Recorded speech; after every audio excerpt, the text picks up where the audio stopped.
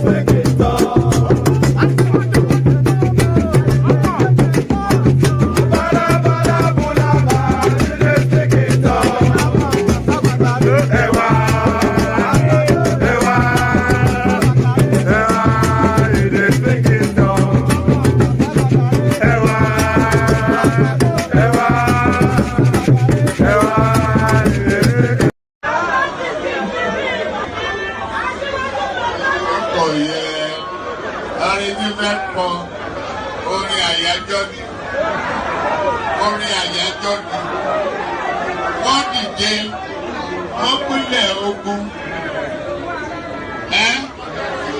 Oyin tí mo rí ká bá mi wá yẹn dà, ká ní kó bá mi wá.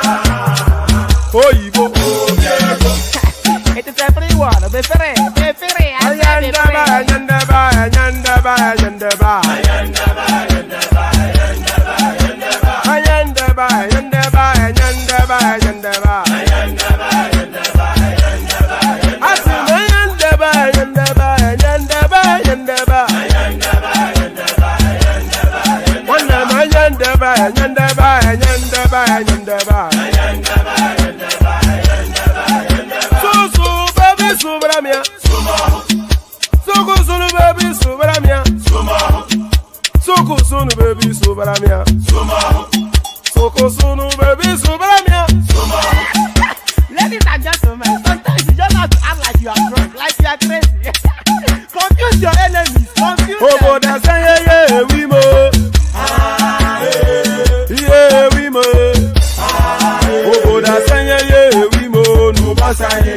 tumo iye di ogugeme. Okwitara kara mi nguru ma mi ga kwuru mu gwo ya baby mo.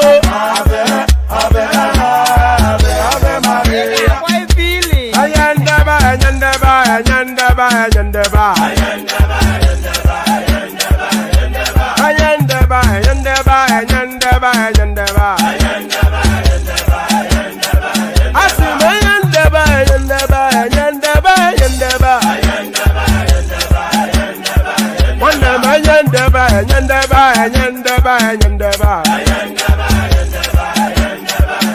Sunu baby subaramia.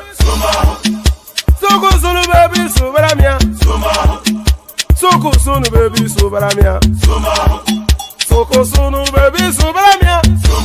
Ase kwa nefo jabani si akuna nyego bamkambasi ozo.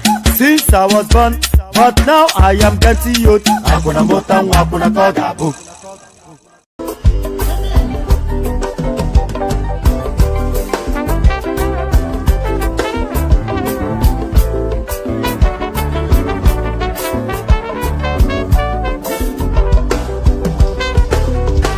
I don't suffer, no be small. But say I get sense. Poverty no good at all. Now it make I join this business. For one night, no be cheap. It's once again, everyone will pay out. If anybody follow Mugu, my brother, National Airport, National Stadium, President, my sister, brother,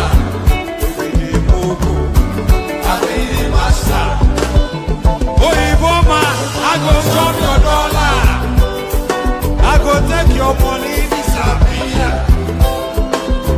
For one time in the bed.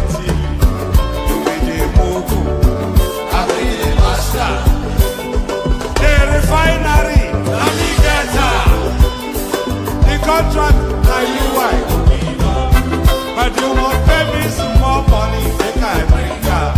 You be the Mugu, I be the master.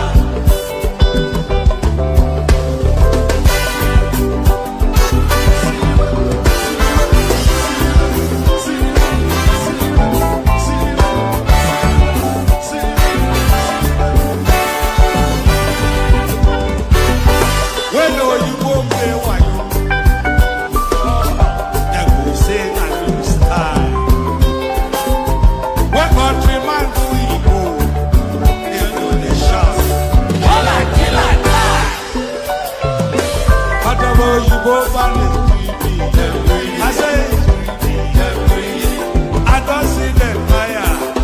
That's why when they ever enter my temple, I will show them fire. National Airport, National Stadium, President, my sister, brother, you be the Mugu, I be the master. Refinery, the contract that you want, but you won't pay me some more money than I bring up. I be the master. I be the master.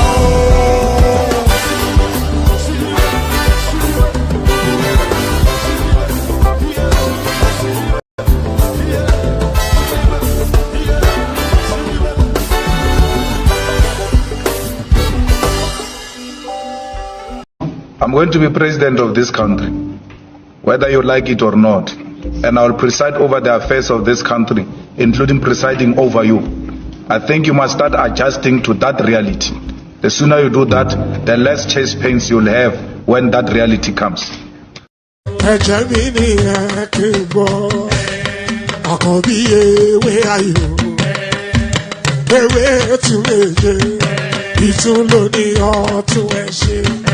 Ìfàlóní kan fàìmọ́ra, àìbínú gbogbo àtàrí, gbogbo méjì ọkà bàbà, gbogbo mẹ́ta ọkà wáṣẹ́. orí ló túmọ̀ ẹnu gbogbo ọ̀nà ní túmọ̀ ẹsẹ̀ akọni ìmọ̀ tú ìmọ̀ ọjọ́ ìmọ̀ ẹni ni wọn kì í dálẹ̀ wọ́n bá lọ mẹ́lẹ́mọ́ wọ́n á fi jóye ẹlẹ́mọ́ akọni wọ́n bá lọ bèbèrè wọ́n á fi jóye ẹlòkó bọ́wọ́ wọn bá tẹ̀lé wọ́n á fi jóye aláre àwọn mẹ́tẹ̀ẹ̀ta parapọ̀ wọ́n wá jọ ń pẹ́ mọ́ ẹ̀ẹ́mọ́ olóko jẹ wọ́n pa Akíntọ́lá ọmọ Ògún wọ́n pàdé ìyọ̀dà ọmọ àtàràbọ̀bà àkọ́bí wọ́n pàdé ṣàtàdàdẹ ọmọ ọba Ìjẹ̀bú Mèrè aṣíwájú odò gbólùkẹrẹ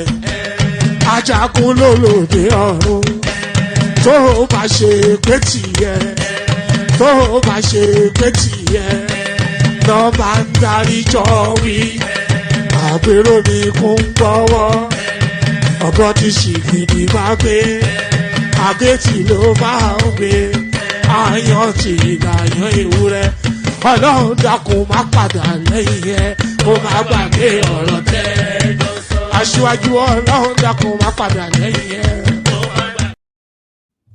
And there it is right there. So that it is right there. Good day to you, good to be your company and all that. Ajagun Lolo de Orun, and there it is right there. Need I say more? You know, there is an anything said after that is really an anticlimax, because that is the summation of the totality of the tapestry of life. So, and I don't even react these things. So, you know, if they were grading people for bullshit, I think I'll get A1. I'm not quite sure there's a greater bullshit out there than myself. But there it is right there. But that is the sum of the totality of it all. Ajagun Lolo de Orun, fortune favors the brave. That's the nearest you get a translation in English. So there it is right there. I'm good to you, good to be in your company and all that. The sessions keep getting later. It gets later and later, but I think we're getting it. If I pan my camera around now, you probably should I even pan it around? I don't think I want to actually. If I switch on my camera and pan it around, you see that the house is starting to come back together, so that will free up a more stable sort of streaming. But then it is Ajagun Lolo de Orun and all that. Apologies for the extremely late start, but it's due to circumstances beyond my control. But hopefully those circumstances now coming back under my control, so we will have somewhat of predictability to the starting times. The aim is still not to start later than 10:45 p.m. UK time, right about 10 o'clock or even 9:45 p.m. UK time will be decent, because that then gives you enough time to do about 4 hours and then round it off or hand it over. But where we are is where we are at the moment. I've even got guests lined up and I keep moving it back. I'm sure they'll get irritated and say they're not coming anymore, but we'll see how all that goes. But a good day to you, good to be your company and all that. Hope you've had a gloriously wonderful day. Cascading into yet another session, one man went to mow. That's a peculiar man that talks in a very weird way. That's me. I'm here again. So all that, the protocol remains the same. Click on the like button just as soon as you hear my invitation to do so. You should be doing it as a matter of routine, but I do it now if you haven't done it at my invitation to do so. So click on the like button. If you're not already subscribed, then please correct that as well. We're looking to push up numbers, and it's an active participation sport. This streaming malarkey is an active participation. It's an audience participation sport. It needs the audience to. So that's Chioma people welcoming her back right there. So it needs the audience to participate, and your participation really, the two most important participation is to be subscribed and then to like the stream. So that propels it then up the YouTube algorithm, and it expands our conversation So when you see people, it's not really just you want to show off numbers, it's you want to hit engagement with. You know, you want to have an expansion in the scope you want to have a bigger audience so that you have a greater impact. That's just how it works. You know, because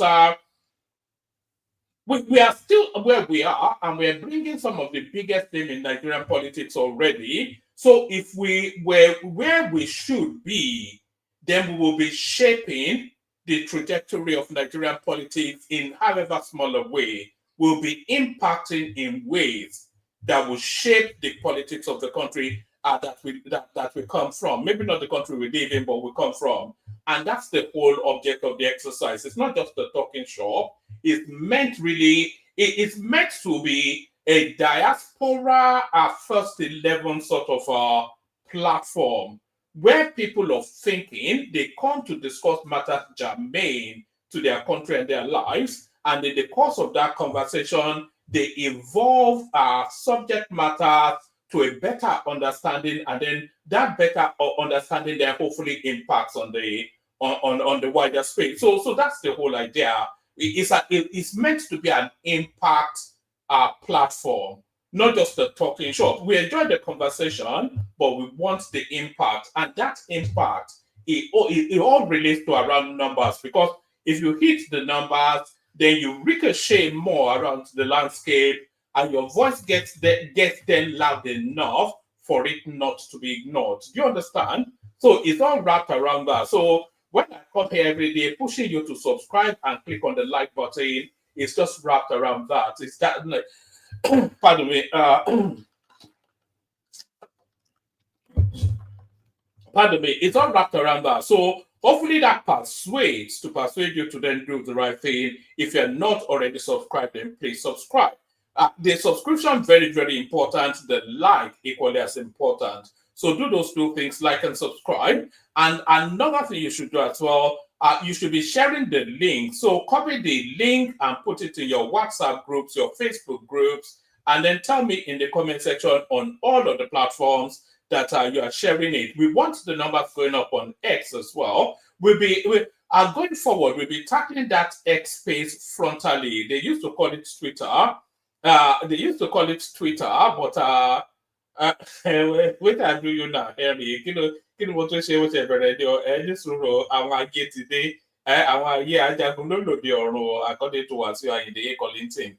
So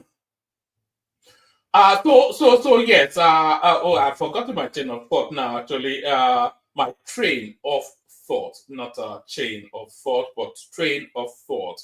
I've forgotten the progression of where I was taking that logic because I was cut short by a comment in the comment section. But yes, people are not happy with you, Chioma, for the way that yes. Let me actually address that. I'd like to apologize to Kulata for the way he was abruptly cut short in the last stream. I've spoken to him off air, but just to acknowledge that I wasn't there in real time, but I was there in latter time, and there was a bit of abruptness that was brought into it. It shouldn't really happen. Hopefully, it doesn't happen going forward. Apologies to Kolata for that. That's what our speech video is speaking to. But a bit of house cleaning right there. It should be done off air, but because it happened on air, I have to acknowledge it. And so all that. Kolata is a big boy anyway. Roll with the punches. Where was I? Yeah. So click on like, click on subscribe, click on the hyperlink that says StreamYard. Share the links as wide there as you can. Super chat towards the stream. That's the lubricant that keeps the wheel churning on the platform. So that's the lubricant. Yes, that's the. I have to keep my eyes off the comment section. It's distracting me somewhat. So that's the lubricant that just follow the example of Boston right there, who even before the stream started, he'd already super chatted. And of course, as soon as he came in, he just volleyed up a stream of super chat. So follow those examples. The platform has to be constantly lubricated. Imagine a car driving. Imagine a car driving with no engine, or the engine gets quickly knocked. So the engine oil that lubricates the platform are the supercharged, as Ayo and Boso understand. So all that. Shall we just get started? Enough of the Bula Balus and the Bulabas. All right, let's just launch straight into it. So to it immediately. Shall we kick it off with the headline piece, or shall we start off on a slow build-up to land on the headline piece? I think maybe we should start on a slow build-up to land on the headline piece. So now, everybody in Nigeria has been clamoring for this. Sorry, hold on 1 second. So now, everybody in Nigeria have been clamoring for this particular headline now that you're seeing on the screen. But will they follow through? That's where the question is. Anti-graft agency EFCC vows to probe allegations against NNPC's former boss, Mele Kyari. So now Mele Kyari has to be probed. There's no question about that. But do you have any confidence in the EFCC presently as it is composed, and especially being headed by that highly incompetent man? It's always on the guy, rather than to be chasing criminals up and down the country, is always on social media chasing clouds, the EFCCs are. So do you have any confidence that they are capacitated to investigate the NNPC? Anti-graft agency EFCC vows to probe allegations against NNPC's former boss, Mele Kyari. So I'm not as subsumed with confidence. I'm not inspired I'm inspired that they feel that the guy should be probed, but I vest no confidence in the EFCC. The EFCC at its pardon me, I think my voice may not hold today, but we'll see how it goes. The EFCC at its headquarters received the petition from a group of lawyers and civil society organizations who on Friday submitted the petition calling for the probe of Kyari.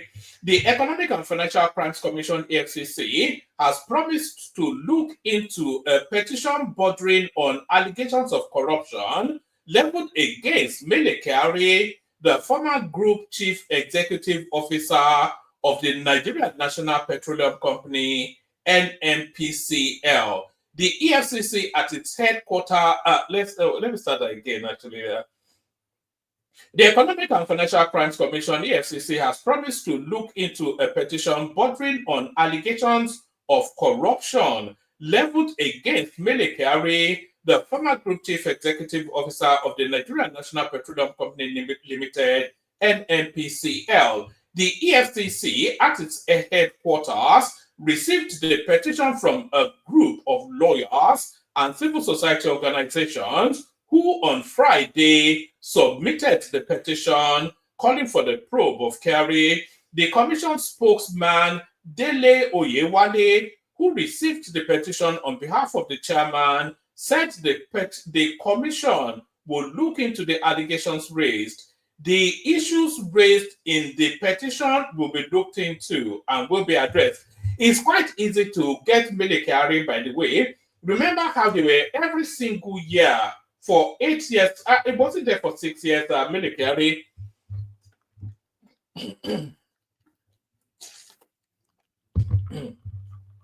Every single year for the 8 years of the Buhari administration, they budgeted $1 billion for turnaround maintenance and repairs on the on the 4 refineries that the country had. And for all of those 6 years, those refineries did not work. So with an $8 billion, how much did Dangote even use to build his own? 20 billion. With an $8 billion spend on a refinery that has now just creaked to work, only because now the administration has changed hands. So that guy almost certainly, without equivocation, he must be probed. But are the EFCC capacitated to carry out that probe? That's where the question is. The Economic and Financial Crimes Commission, EFCC, has promised to look into a petition bordering on allegations of corruption leveled against Mele Kyari, the former Group Chief Executive Officer of the Nigerian National Petroleum Company Limited, NNPCL. The EFCC, at its headquarters, received a petition from a group of lawyers and civil society organizations who on Friday submitted the petition calling for the probe of Kyari. The commission spokesman Dele Oyewale, who received the petition on behalf of the chairman, said the commission would look into the allegations raised. The issues raised in the petition will be looked into and will be addressed, he said. The petition alleged that Kyari perpetrated monumental fraud, tax evasion, economic sabotage, and abuse of office during his tenure from July 2019 to February 2025. According to the Guardians of Democracy and Rule of Law, led by Osika Raymond, Kyari collaborated with certain consultants and contractors to conceal the actual cost of refineries rehabilitation projects and evade tax due to the Nigerian government. One notable example cited was the Port Harcourt refinery, where the group alleged that the NNPCL, under Kyari's leadership, expended $1.2 billion despite initial estimates of $1 billion for the 3 refineries. So just pay attention to that. I'll read that paragraph again. So don't get lost in the figures, because if you pay attention, then you'll see that it's quite a real sleight of hand that's been played here. One notable example cited was the Port Harcourt refinery. So Port Harcourt refinery being in the singular, that's not one refinery, where the group alleged, and these are tracked accounts. These are sort of Emeka. Yes, I'm on there. If you want to jump on Emeka. Hold on. All right. Bear with me one moment. Hold on. Just hold on. Just stay right there. Nobody move. Echoma, hold a gun to them and hold them hostage where they are there. Nobody move. I just need to send. I need to send the links out so that people can come in. Somebody is asking for the link, so hold on. All right, just stay there. Nobody move. Don't even draw breath. Nobody draw breath until I come back. Just give me 1 microsecond. Let me just do this, and then that, and that's that. All right. All right. So where were we? Where were we? Yes. All right. Let me take it from the top again, and we go at speed. The Economic and Financial Crimes Commission, EFCC, has promised to look into a petition bordering on allegations of corruption leveled against Mele Kyari, the former Group Chief Executive Officer of the Nigerian National Petroleum Company Limited, NNPCL. The EFCC, at its headquarters, received the petition from a group of lawyers and civil society organizations who on Friday submitted the petition calling for the probe of Kyari. The commission spokesman, Dele Oyewale, who received the petition on behalf of the chairman, said the commission will look into the allegations raised. The issues raised in the petition will be looked into and will be addressed, he said. The petition alleged that Kyari perpetrated monumental fraud, tax evasion, economic sabotage, and abuse of office during his tenure from July 2019 to February 2025. According to the Guardians of Democracy and Rule of Law, led by Osika Raymond, Kyari collaborated with certain consultants and contractors to conceal the actual cost of refineries, rehabilitation projects, and evaded tax due to the Nigerian government. Okay, so this is where we were. So one notable example cited was the Port Harcourt refinery, where the group alleged that NNPC under Kerry's leadership spent $1.5 billion. So that's $1.5 billion expended. $1.5 billion. So that's $1.5 billion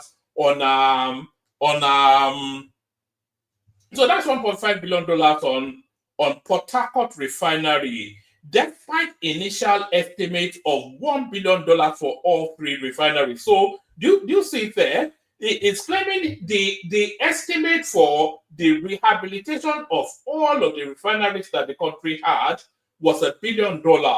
But this guy right here, this thieving Malam, he claimed that he expended $1.5 billion, so 50% more than it was required to fix all of Nigeria's refineries on one refinery. So if you extrapolate and project, then it's going to claim he spent 1.5 billion on all of them, on them individually, and then he walks away with about, so essentially a contract of $1 billion, which is already inflated and corruption laden, is padded, as they like to say in Nigeria. So, which is already inflated and corruption laden, he's still flipping it still to then turn it into a $4.5 billion contract.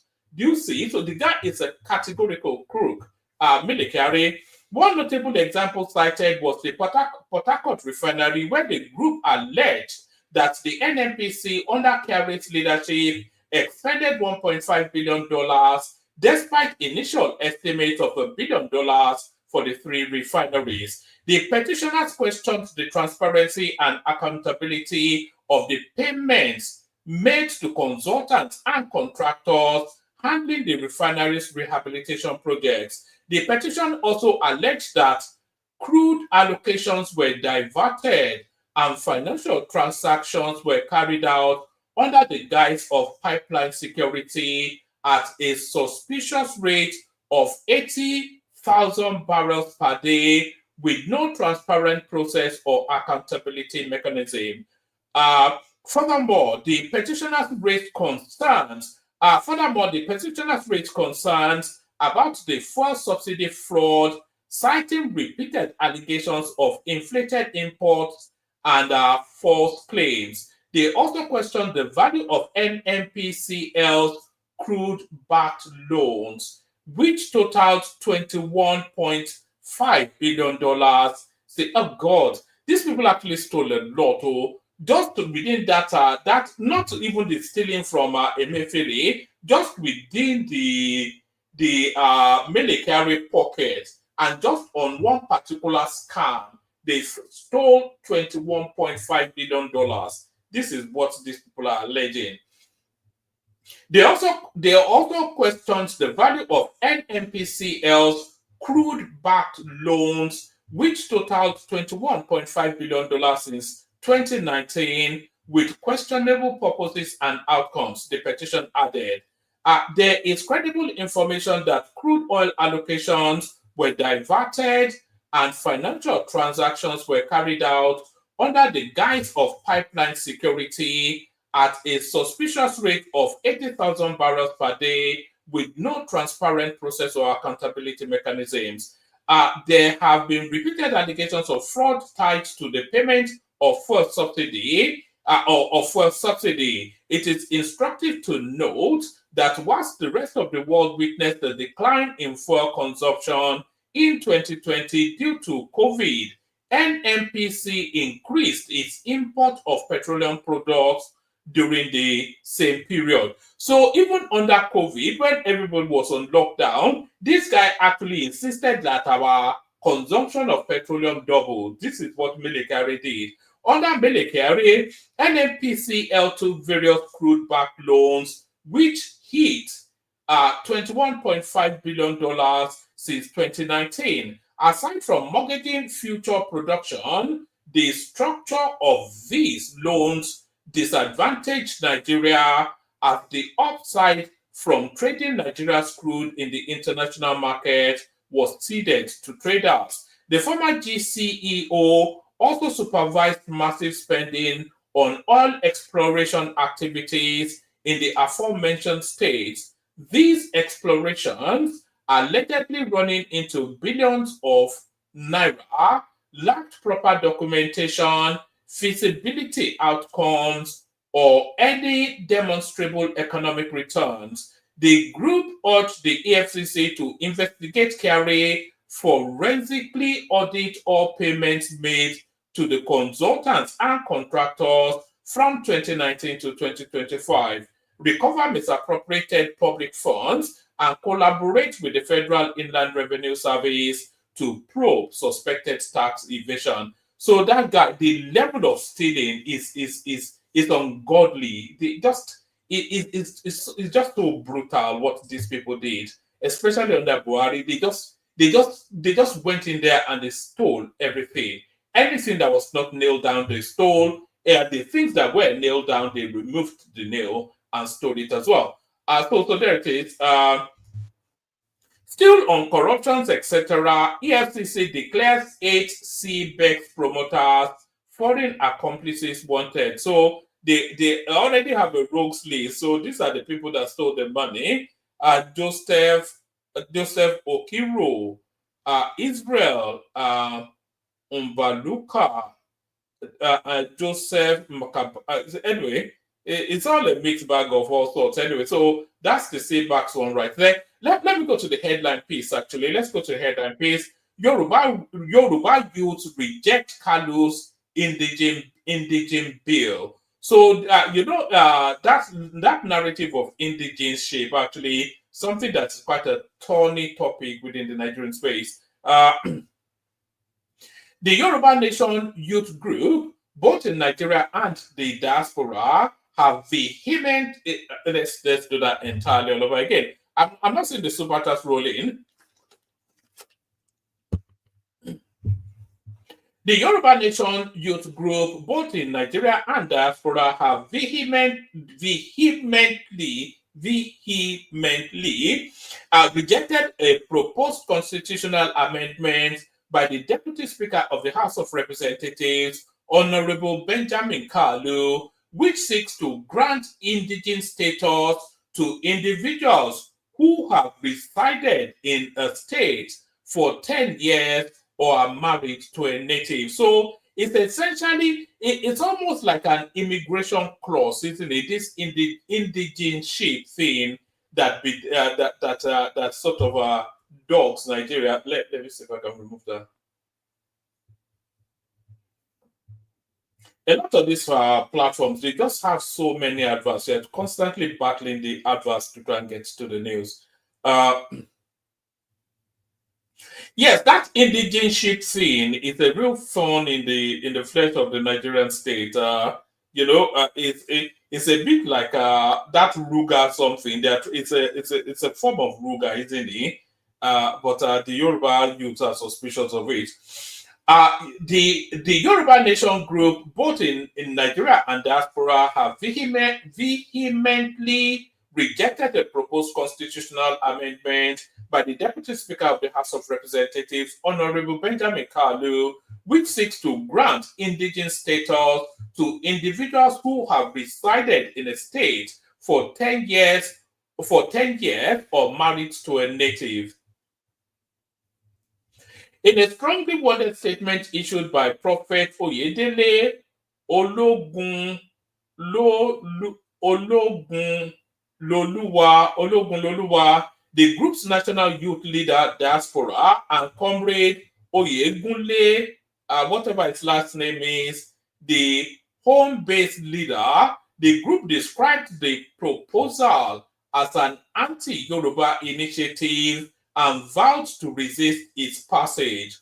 Allowing this bill to be tabled has already ignited dangerous social divisions and poses a serious threat to Nigeria's federal structure, peace, and inter-ethnic coexistence, the statement reads. The group accused proponents of the bill of pursuing what they described as an agenda of ethnic expansion, targeting Lagos, Kwara, Kogi, and other southwest states.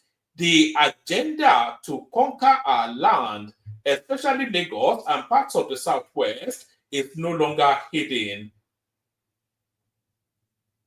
This bill is part of that broader plan. We call on our monarchs, senators, representatives, and governors not to be deceived, the leaders warned. They argued that the bill seeks to redefine Yoruba cultural and historical identity, which they believe is non-negotiable. The Yoruba people deserve respect for their cultural and religious heritage. Any attempt to impose Islam or any other religion without our consent is unacceptable, they said, claiming that the initiative was being driven by elements within the Igbo and Fulani communities. The group urged all lawmakers from the Southwest, Kwara, Edo, and Kogi to reject the bill outrightly, warning that granting non-indigenes the right to vote or contest for office in states that they are not ancestral. I knew I was going to stumble on that. Ancestrally. Stumble with that, I should say. The group urged all lawmakers from the Southwest, Kwara, Edo, and Kogi to reject the bill outrightly, warning that granting non-indigenes the right to vote or contest for office in states they are not ancestrally tied to could lead to serious political and ethnic unrest. If passed, the bill will provoke ethnic tension and possible violence. It could trigger demographic and political shift that would undermine indigenous representation and control over local resources, the statement reads.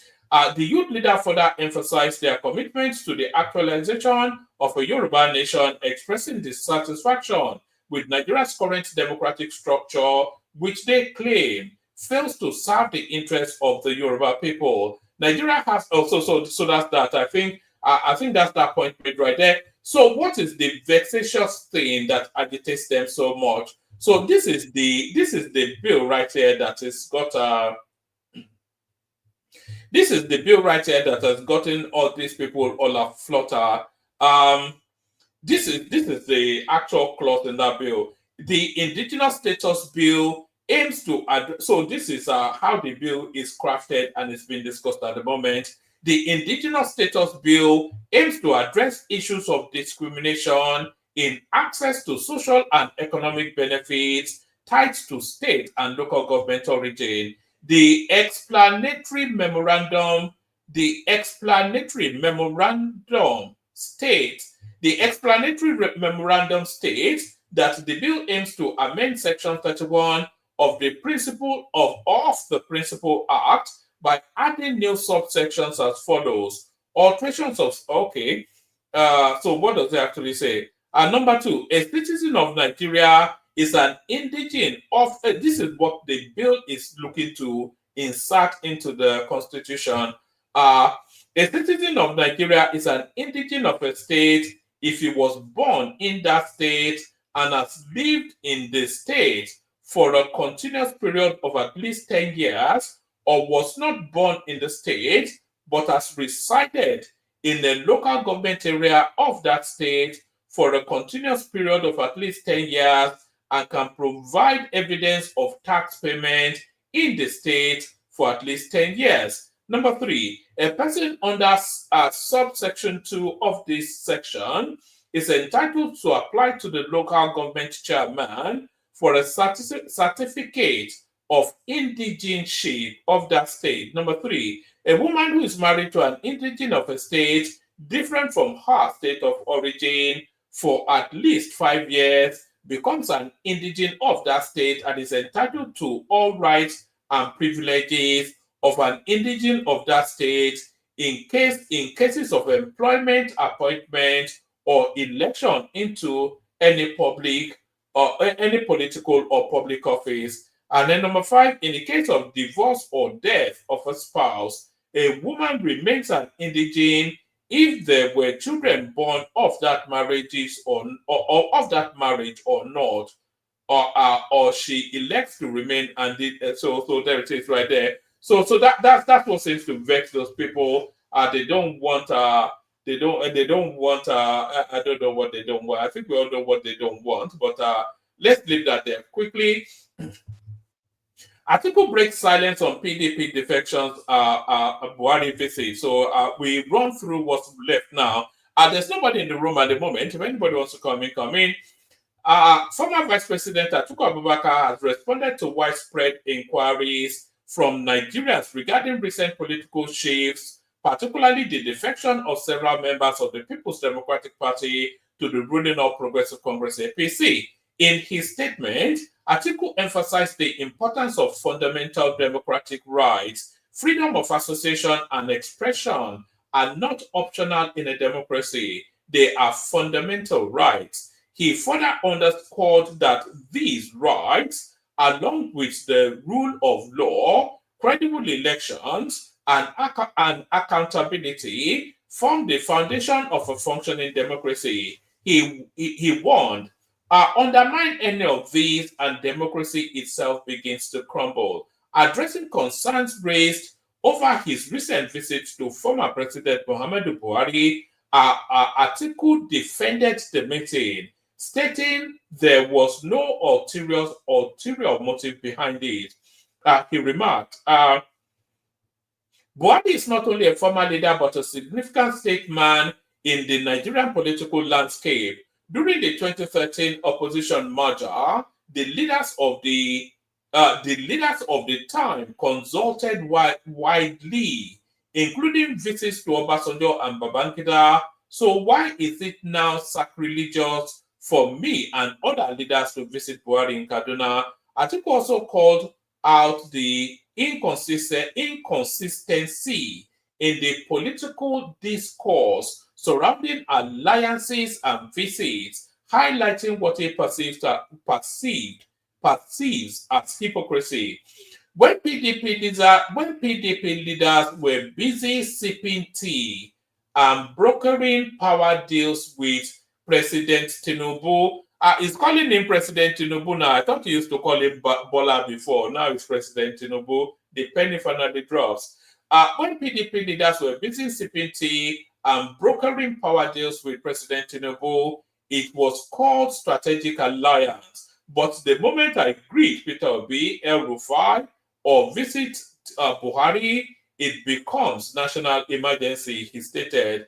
The former presidential candidate then turned his focus to the current political climate, emphasizing that the true struggle is not between political parties, but rather between the Nigerian people and the abysmal failure of the Tinubu administration. He criticized the government's handling of the economy, stating, the economy is in a free fall. Inflation is choking the masses.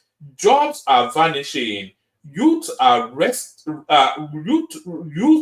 restiveness is surging to a terrifying level. The former vice president called for national unity to address these pressing issues. Atiku urged Nigerians to resist divisive tactics aimed at distracting from the country's real challenges. So that's what he has to say. Let me actually play you a clip that somewhat responds to what Atiku just said there. Let me play you this clip. I was going to save this till later, but I think it slots in right here just as a counterweight to what the Waziri of Abu Dhabi is saying there.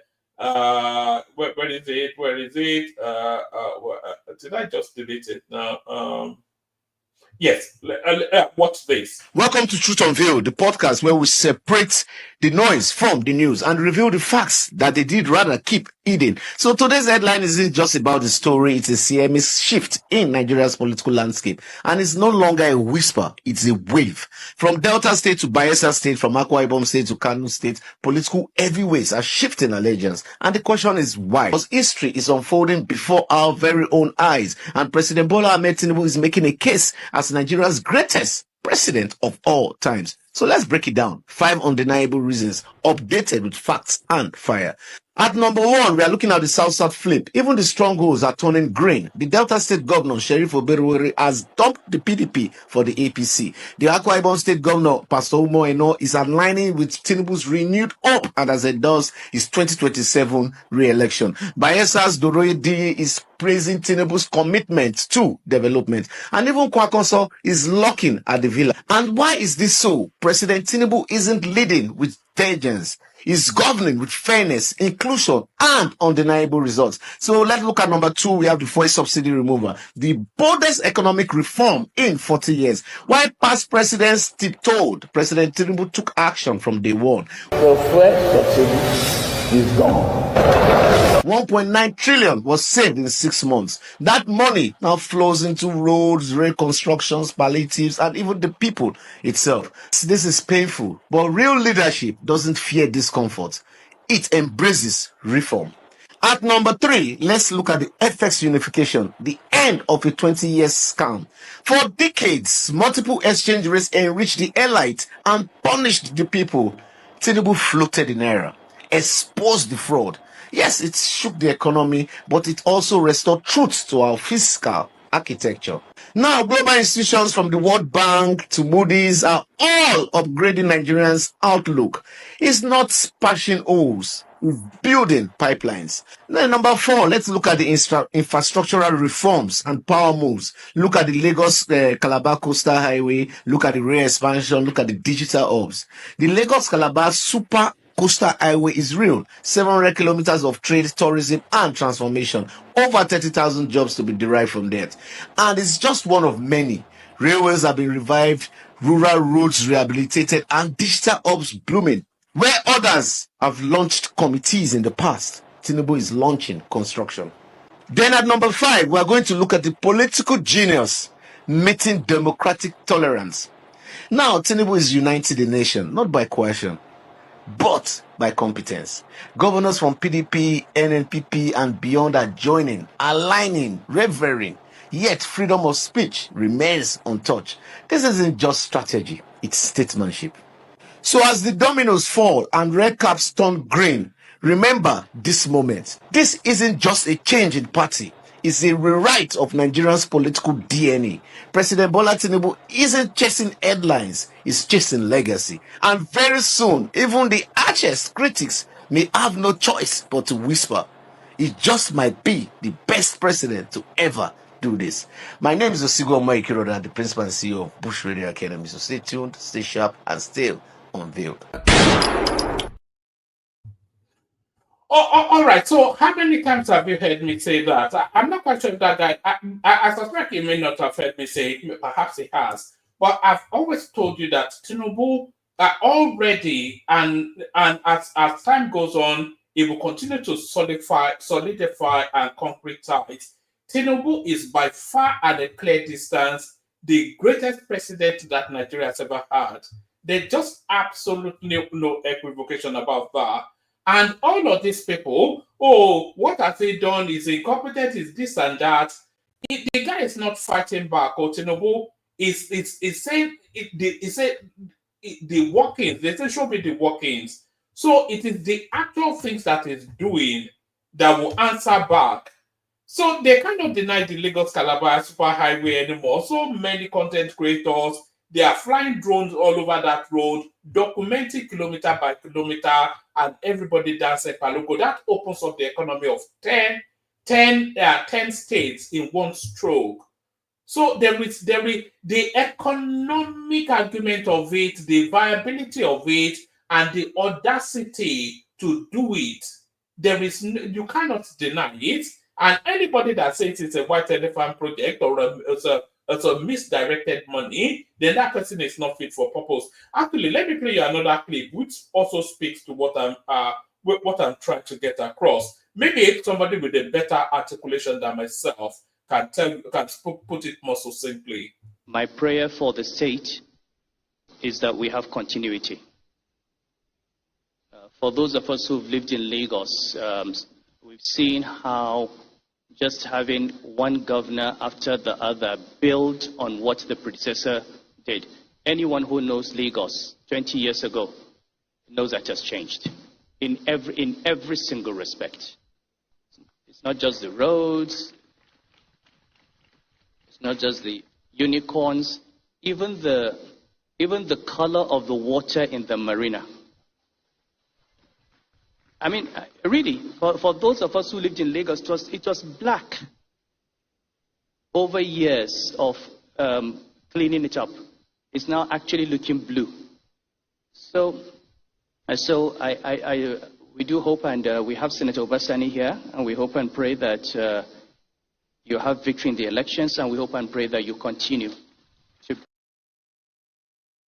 So there it is right there. You know, there is no denying what this guy has done, or you cannot escape it.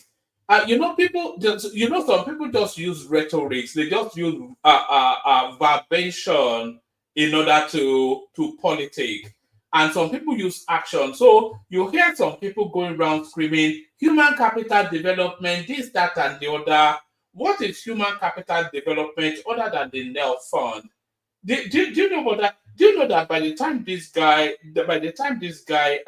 finishes in another 6 years, he would have graduated at least a minimum of about 5 million people just under that scheme, and you are going around starting human capital development.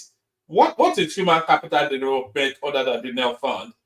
You know, what is infrastructural development other than all of the roads that are, every single road is being rehabilitated? They are, you know, there's a guy, Shegun Olo of Objective Media. He's been documenting that road. David Murphy has just gone quietly to fix it. This is a road that has been like a ferry ground ride for near 4 decades, just quietly fixed. You know, so what's infrastructural development other than that? What is taking governance to the people other than providing the enabling environment for them to thrive, which is exactly what is going on now, and it's documented what is going on. What is development other than the freeing up funds to go to the local government, something that nobody has been able to achieve all within 2 years? So the tax reform bills, etc., and you're asking what he has been doing. And don't worry about that now. If you can see it, everybody else can. So if you cannot see it, every single other, you can. You know, as things carry on, as people continue to see these developments, and it's unequivocal, you can't equivocate it. As it gets to that stage, then people will have to revert to ethnicity, that we just don't like him because he's Yoruba, or we just want our man because he's a Fulani man. So they cannot say it's not working anymore, because it will be impossible for them to sustain that trajectory. So they have to revert back to the dog whistle will not work anymore. They'll have to revert to ethnicity and all that. But we'll see how it plays out. It's just there's nowhere to run anymore. All this is starting to ring hollow. It's starting to ring hollow. 600,000 people have now taken advantage of the NEL fund thing. It's starting to ring hollow. As about close to 100 kilometers already built in the Lagos-Ibadan Expressway. All these are ding dong that you are doing up and down, the screaming and shouting is starting to ring hollow. So you have to think of a new trajectory, because I did say that they should not have. They should have stopped their campaigning in February and picked it up right about now, or in 3 months' time. But because they've been campaigning all the way through, there was no way that they could have maintained that momentum for 4 years, and it's starting to fall flat. It has even now fallen flat just 2 years into it. So it's starting to ring hollow. So that's article breaking the silence on the PDP whatnot. That's another one then that is on a journey to nowhere. So this one right here, it really shocked me. I could play you the clip actually. You know, what you're about to see now happened in real time. So this is a guy that was campaigning around that is claim to prominence is the narrative of what happened to Mohbad. You all remember the Mohbad storyline, and this was one of the leading proponents of Mohbad. Justice for Mohbad and all that. Popular TikToker involved in Justice for Mohbad movement dies during live streaming. So it's not a gruesome death. So maybe maybe we can, let me show you it. Actually, this happened in real time.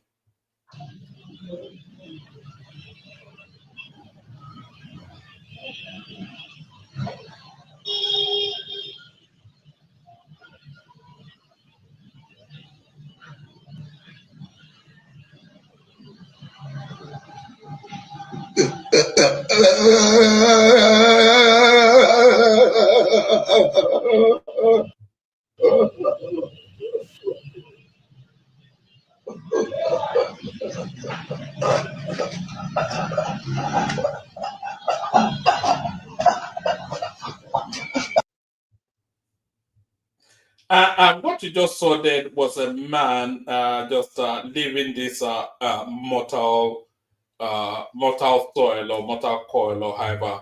A popular TikToker known as Disturbing, who was involved in the Justice for Mohbad movement, has died during a live stream. A video making the rounds on social media shows the moment he suffered what looked like a seizure before passing away in front of the camera. So what you saw there was not that guy playing games. That was the, not to put it too crudely, that was the end of Solomon Grundy right there. Investigative journalist Temilola Shobola shared the viral footage on Instagram. A popular TikToker known as Disturbing, who was also into Justice for Mohbad, passed away some hours ago whilst he was on a live video. He captioned the post. Reacting to the incident, some social media users alleged that Disturbing had been seen vocally cursing individuals linked to the late singer's case, including Mohbad's mother, widow, his brother Adura, and Liam during his live broadcast. The cause of his death cannot be ascertained as of the time of filing this report. However, some people suggested it may be the result of substance abuse or a heart attack. So there it is right there. So that was the end of that man. What you just saw right there, that was the end of that man. But may his soul rest in peace and all that. Damagum, Delta defection shocking, painful to PDP. So this is the chairman of the PDP. In case you didn't know, the party still had a chairman. The defection of Delta State Governor Sharif, I'm not attempting his last name, and other key People's Democratic Party leaders to the All Progressive Congress APC is shocking and painful. Acting National Chairman Ambassador Omar Damagum said yesterday, acknowledging the decimation of the chapter, he said the PDP's faith is in God's is in God's hand. Everybody's faith is in God's hands. Yes, of course. Damagum said to fill the vacuum, the PDP leadership would immediately set up a caretaker committee to steer the affairs of the Delta State chapter. He spoke on the defection at the PDP National Secretariat in Abuja shortly before the presentation of certificate of return to Jude Ezenwofo, the party's candidate for the November 8th Anambra governorship election. Apart from the Delta State governor, key PDP leaders who defected to APC in Delta include Deputy Governor Monday Onyeme, former Governor Ifeanyi Okowa, Senator James Manager, House of Assembly Speaker, etc., etc. So we all know the retinue. So that's PDP claiming to have been caught off guard. Justin, vote of no confidence passed in River Soul Administrator as tensions mount. So that guy doesn't seem to be doing an especially brilliant job. He seems to be getting somewhat carried away with the power that's been bestowed upon him. So let's go on from that to this. PDP, so we've just done that. So that's that one there. Let's go on. What else have we got? I am honored, excited over World Bank's appointment. This is Dangote that has been put into some sort of a think tank within the World Bank. So there's that. All right. I think that's enough to be going with. Let me play you the clips we have. I'll send the link again. If anybody wants to come, if you want the conversation, then you have to come in. I'll send the link again. Anybody wants to come in, come in. I'll play the clips we have, then we'll see if anybody turns up for the conversation. Let's pick it up from. Let's pick it up from. Where are we picking it up from? All right, let's pick it up from here. This guy insisting then that Yemsin Wike is the best minister that Abuja has ever experienced. Never in the history of this country, Nigeria, have we had an FCT minister as competent and effective as Wike. Never in the history of this nation, Nigeria, have we seen a government come into power and the FCT will record so much significant development in less than 2 years. And right now, we're starting to feel like Wike is the first FCT minister Nigeria has ever had. Because I am sure, if I ask you now, who was the FCT minister when Obasanjo was in power, when Yaradua was in power, when Jonathan was in power, when Buhari was in power, I'm sure you'll have to refer to Google. 30-40 years from now, you'll still remember Wike and his impact in the FCT while he was minister. But because some people are determined to downplay the effort of the government under the leadership of President Bola Ahmed Tinubu, they are so determined to demarcate and downgrade the personality of the president just to suit their political alignment. So they pretend not to see this. Instead, they come out and say, oh, the president has surrounded himself with people who have dusty brains, who have cobwebs in their brain. But just yesterday, Isaac Fayose came out to say this. Wow, I no fit sleep. People just they call me from Abuja. Say they won't buy my land. They won't buy my land for here. They won't buy my land for that side. They won't buy my land for this side. I say, wetin happen? They say Wike don open road. Reach my area. the land where I buy for future. Say now next 10 years, next 8 years, I go they sell them. They take am chop. Wike don open road to reach there now. The land where I buy for 20 million now, then they offer me 80 million. Do you know what that means? Making a future plan, something you plan to achieve in the next 10 years, after putting into consideration the government and the pace of development. But in less than 2 years, you are able to achieve that. I'll still tell you this. If anybody comes to you and tell you Nigeria is perfect right now, if not for the fact that I will not give you an advice of violence, I would have said no. But then, as much as we are not there yet, it is obvious and crystal clear that we are taking steps in the right direction. You see, the development is so. Even people that are sympathetic to opposition views, they've come on this platform to acknowledge the development in Abuja. You know, you cannot something that you see physically, you cannot deny it, and this is what this guy will campaign on in 2027. So it's all about achievement. Show me the workings, they say. He will show you the workings. And then all this jam, GBD that they do all over the place, it starts to ring hollow. Talking about gibberish and ringing hollow, let me play you this. This is a throwback clip that I came across just when I was looking for things that to present to you guys. So let's watch this. And speak to the road to recovery, because we've been through. Oh, where's Governor Peter Obi? Has run away. You should go and bring him for me. I need to talk to him about a few of those. Go and bring him.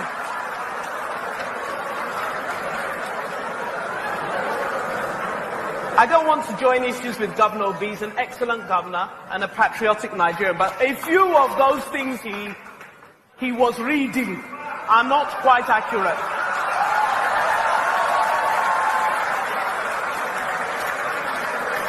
Thank you. Don't run, sir.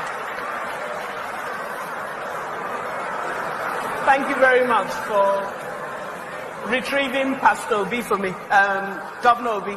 So thank you very much. So I'm going to spend a few minutes talking about the Nigerian economy and answer the questions that I know you've all been asking, but I won't join issues with Governor Obi, but every now and then I may stray, a bullet may hit him. But So it's all about building a productive economy, and it's really the road to recovery. But in order for us to understand where we're going, there are a few things I've got to be able to answer today. And that's about the past, the present, and the future. What happened? How did we get here? What happened? Everybody's asking the question. And we need to understand it, because to the extent that we understand...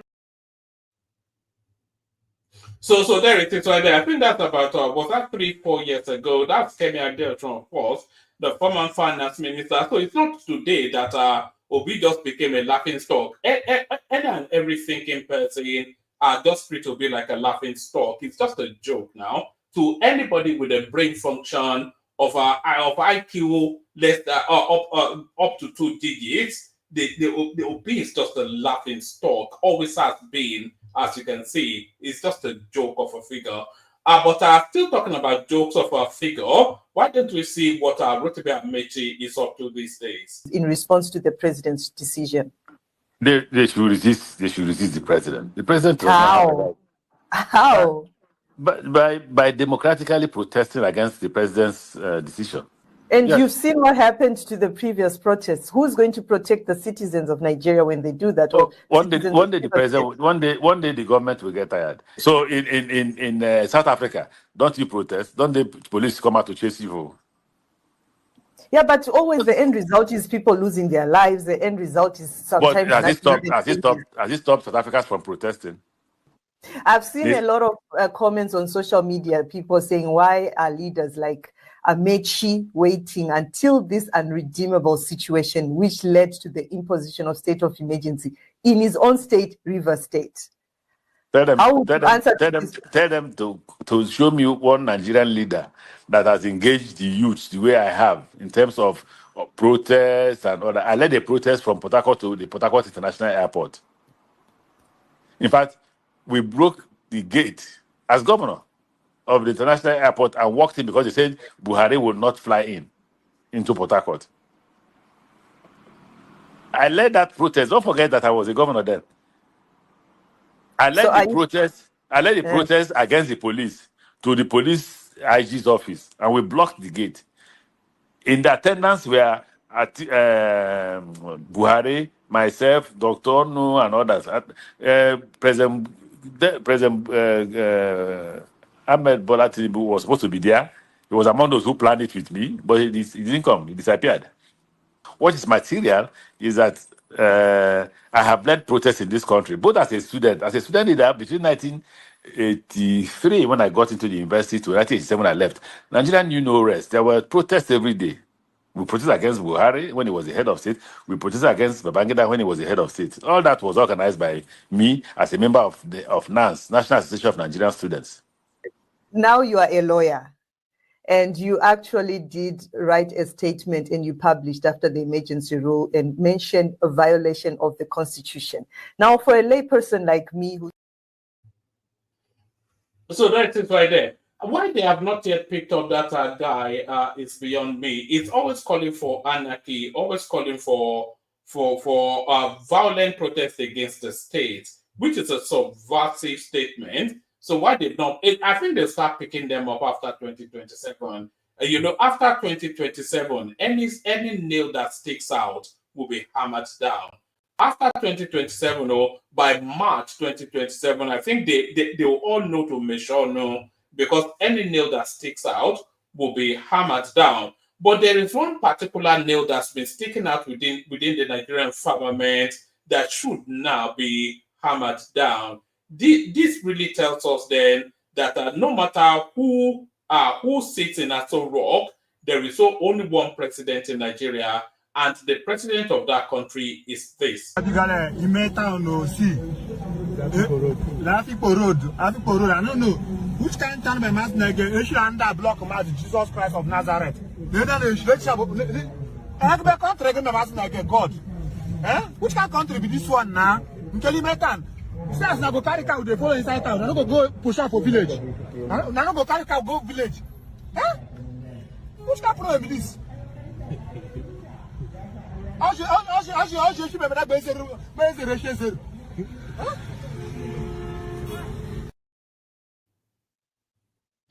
My instinct is that whenever they roll out those cows, the indigenes of that place, they should slaughter every single one of those cows, all of them, and leave them on the road right there. If they come into your farm, then the area champions, they should go into that farm and slaughter all of those cattle. Let's do it that way, and then we see what comes. There'll be clashes, of course, but then what comes out in the wash after that? How can that even be? You can try that in Ghana. Ghana has won them, by the way, that anybody that any cow they see on their roads, it will be slaughtered and fed to the prisoners. So it's unbelievable. But that's the president of Nigeria right there. Forget whoever is sitting in Aso Rock. The president of Nigeria is a Malu. Malu, or the President Malu. Look at that. That's the person that's the entity that we're bowing to in Nigeria, or the Shatan Bonnie. Yeah? So that's the entity we're bowing to in Nigeria. I'll play the Kegaite music, see if anybody turns up for the conversation. First, the Kegaites. Water, only water, where they see my water.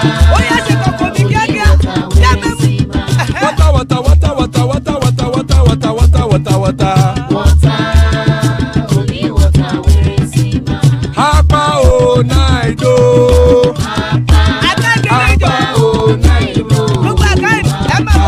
Hapa you don't come o.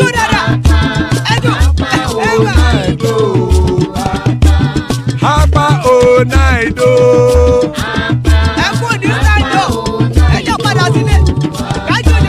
Oro kẹ̀kẹ́ ẹlẹ́mù yé o. Ilé sọ́ni àkẹ́kẹ́ rẹ̀ ẹlẹ́mù rẹ̀ o. Bọ́bí Master kẹ̀kẹ́ rẹ̀ ẹlẹ́mù rẹ̀ o. Chief Wáìlà tí kẹ̀kẹ́ rẹ̀ ẹlẹ́mù rẹ̀ o.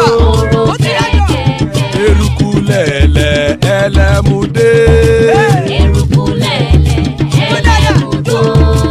Eruku lẹ̀lẹ̀ ẹgbẹ́ ẹlẹ́mù dòde ojàre o. Eruku lẹ̀lẹ̀ Ghana ti dé ẹgbẹ́ bọ́dì o. Ọmọ ẹlẹ́yẹ ẹyẹ o ó dìlé o. Odúyẹ̀lá ẹyẹ o ó dìlé o. Petrosonana ẹyẹ o ó dìlé o. Petrosodúnkẹ́ ẹyẹ rẹ̀ ó dìlé o. Ẹlẹ́kọ̀ ọ̀run mú ìní o.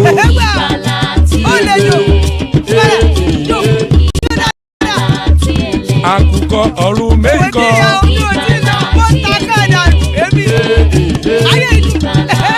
Ikú kò ní ríwà gbéṣe o.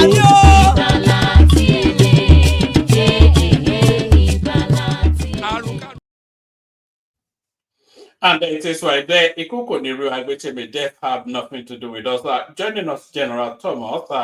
Been a moment since, excuse me, been a moment since we last had Thomas. A delight always. Of course, your favorite voice, Baba. That's Baba right there. So that guarantees another epic session. Zita is in the house. Don't call her a witch, or don't call her the witch from Tromso. Certainly not. There's man of prestige right there to go and give us a little bit of a diet of the Bula Balus and Bulabas that Tinubu is not working. And that's a rational mind right there to tell us that all of it is a mirage. And Oshiloma Kokurombe. So that's the assemble so far. Still plenty of room. Anybody that wants to hop on. As vast if anybody from the north is listening, we'd like you to hop on.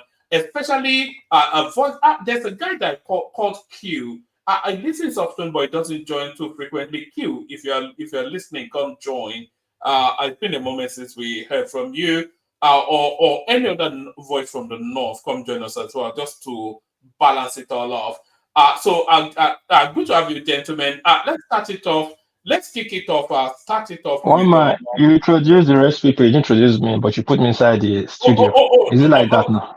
I beg your pardon. That's War Peace. Konnichiwa, our esteemed guest. Yeah, one man. Sorry, before you go ahead. I don't know. 2 days ago, what happened? Probably it was miscommunication. Sometimes you might have two moderators who don't really use moderating. The stuff that went up between Choma and Kolata, that wasn't really, really nice. Probably you have to speak with your moderator sometimes, you know. how they handle people on the platform, dropping people and all that. Sometimes you just you have to balance things. I understand she was trying to balance the conversation, the room, but there was no need dropping Clutter like that. Even people said you should let Clutter speak and all that. I have to leave. I have to step out from the space that day, not to disrespect the space, but I think you need to talk to your moderator sometimes. Thank you.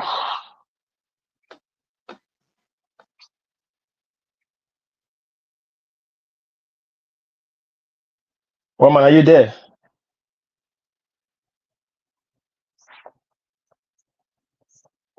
One man. Can anybody hear? I can hear you. I think maybe it dropped. I don't know. Yeah, maybe General he Thomas, dropped. can you take over, General Thomas? I don't think Thomas is here too. Okay, Okay. Rational Man, you Okay, continue the room now. thank you very much. I'm actually here. And Are you the second co-host? yeah, I'm a co-host, so I can. If one man is not there, let me just try to Okay, Patoski, take over, please. until it comes back. Yeah, so yeah, you've heard the topic of discussions. So let's start rolling with Man of Prestige. Man of All right. Prestige. Thank you very And much. any other thing you want to bring in, you can also raise it. Where's Baba? I wanted Baba to be here. That's my Baba body. is here. I think Baba, hold on, let me check. bring Baba back. Me and him, even I thought we disagree on many things. I like Baba. But anyway, Yeah, Baba is, don't worry. okay. So I'm gonna greet everybody. Okay, besides I say Baba, I'm just poking the. But I like Baba. Hi, Patoski. How you doing, Miss AI? Greeting, word peace. Rational Mind. It's been a long time. I've not seen you. Although I don't come here quite frequently, but I do listen. But it's nice to have everybody here. So another good evening. So let's make it a banger. So where do I start? Let me start from the topic. I didn't start listening from beginning, but I'm going to start with one of the topic that rattled me. To the extent that I was so mad. But hey, this is politics. One man was talking about, and some other commentator, I think two people that just came and spoke from Nigeria, the sycophancies that Tinubu is the best president, the greatest president Nigeria ever had. What a nonsense that. What greatest president to me is probably the worst president Nigeria ever had for his incompetence. He may be a political wizard and all that kind of mess, but he's not a leader, and he's dangerous. Just nothing good about Tinubu. We're talking about the president government. And people will come here and talk about how great Nigeria is. Look at the report that just came out from the World Bank. Even I thought they are borrowing us money. Didn't they borrow us about 16 billion recently for poverty alleviation? And after that, they indicted our economy has been, depreciating to the, lowest level. By 2027, the poverty level will increase. So what are we doing with all the home money, we borrowed, investment? We come here. Nigeria is my country, okay, but it paid me to do that. So other people can come here and utilize about how great Nigeria is. That's okay, but I'm going to have a decent opinion. So maybe they are listening, but are they going to do anything with what we are saying? Probably not, but that's not going to stop me from speaking. Nigeria is not in a good shape, because some other African countries are better. Because I did my research the other day, common Botswana. Anybody know Botswana in South Africa? Did you know that Botswana has free education from primary to secondary school? To university. Google it. Google. If anybody fact check me, they have a free education and they pay people in their school 160, I think $165 a month, and they feed them. They pay the student to go to school. They used to do that in America before when I first came to this country. They pay them to go to school. So when we come here, we try to compare ourselves. Look at even a small country like Mozambique. Mozambique. If you go to Maputo, their capital, their infrastructure is, it's look at their road and everything. And we're gonna come here, and talk about, Nigeria. We all so much depend. Sorry. Oh, I'm glad you're here because it's you that I want to talk to. Sorry, my system dropped for a moment. What's the population of Botswana? I run is less than Lagos. That's beside the point. It doesn't matter beside the point. That's exactly the point. Did anything I say was wrong? I mean, did you fact check me if I'm wrong? No, my system dropped, so I only came in at the tail end of what you were saying. No, I was saying that I was making a comparison with your nonsense you just said about Nigeria. Buhari being, what's her name? Tinubu. Buhari and Tinubu, there's no difference. So let me call it Buhari Tinubu. But there is a difference now. What difference between Tinubu and Buhari? Tinubu started where Buhari stopped, and he has taken it to a different level. Tell me the difference, one man. Well, Buhari just ran a corrupt system. And what is Tinubu running? Tinubu is running a foundation building system. What foundation? Nigeria is worse than when Buhari left. But so what is so fundamental about what he has done? Of course, it's not. Buhari was Buhari was running a fuel and a dollar subsidy scam, which Tinubu ended. Buhari did very little infrastructurally. Tinubu doing a lot. Buhari could not untangle the finances. Tinubu has not done it. Tinubu has, in terms of infrastructure, he hasn't done it. How can you say Buhari has done there's no verdict. There's no verdict for what he has done yet. As of today, you have to go by completion. Buhari is better than Tinubu in terms of completion.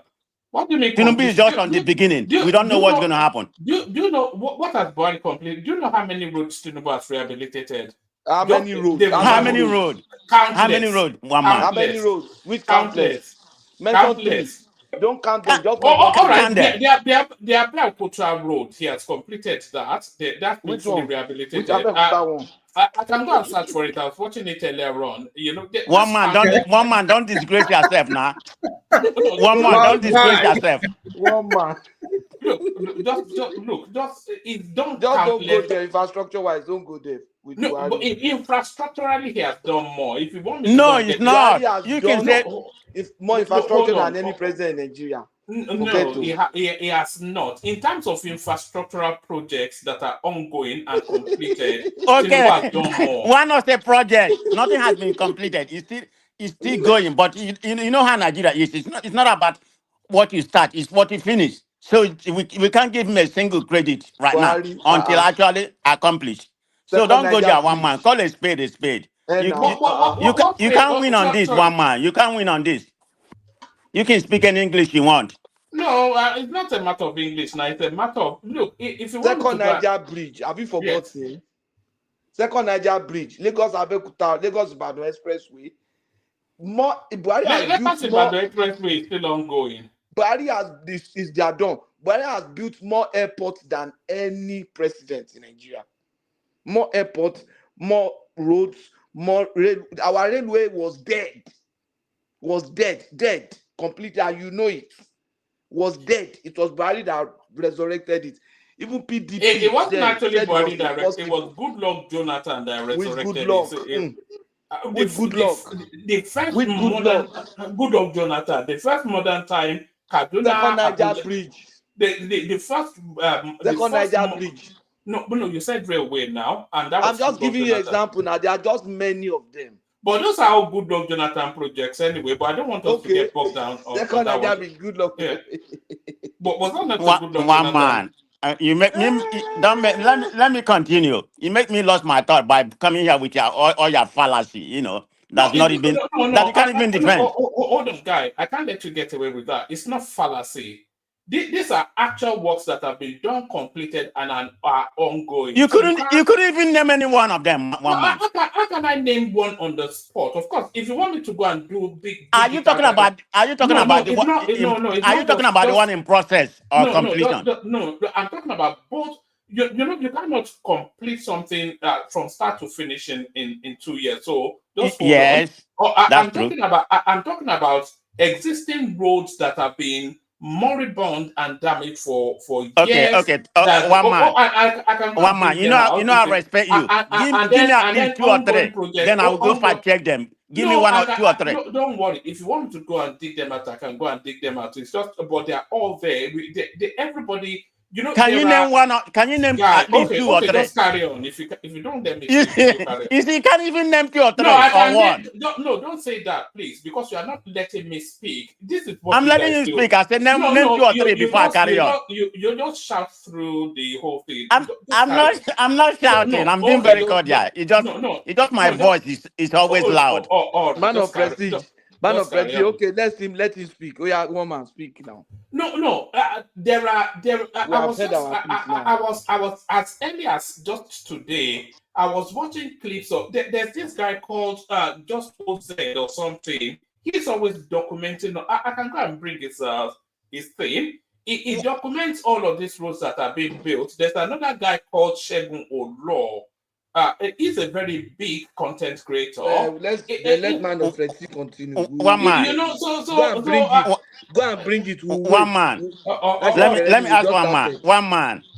You know, if my brother. When people do all those content creators, do you fact check them or you just believe because they are sick of fancy of the president? Do you fact check them or you just take it for Well, when they are filming it, they are flying drones over it, and It could be AI generated. One man. You are too smart. Come on, You are too don't be smart to say that. ridiculous. What do you mean AI generated? You Okay, are too smart. I don't know. Sometimes I don't know Please what kind of Kool-Aid you be drinking. One man. Sometimes. let me say this. One man, yes, we're not saying Tinubu is not doing like according to you, according to my president, Tinubu is doing project, but it's not yet finished.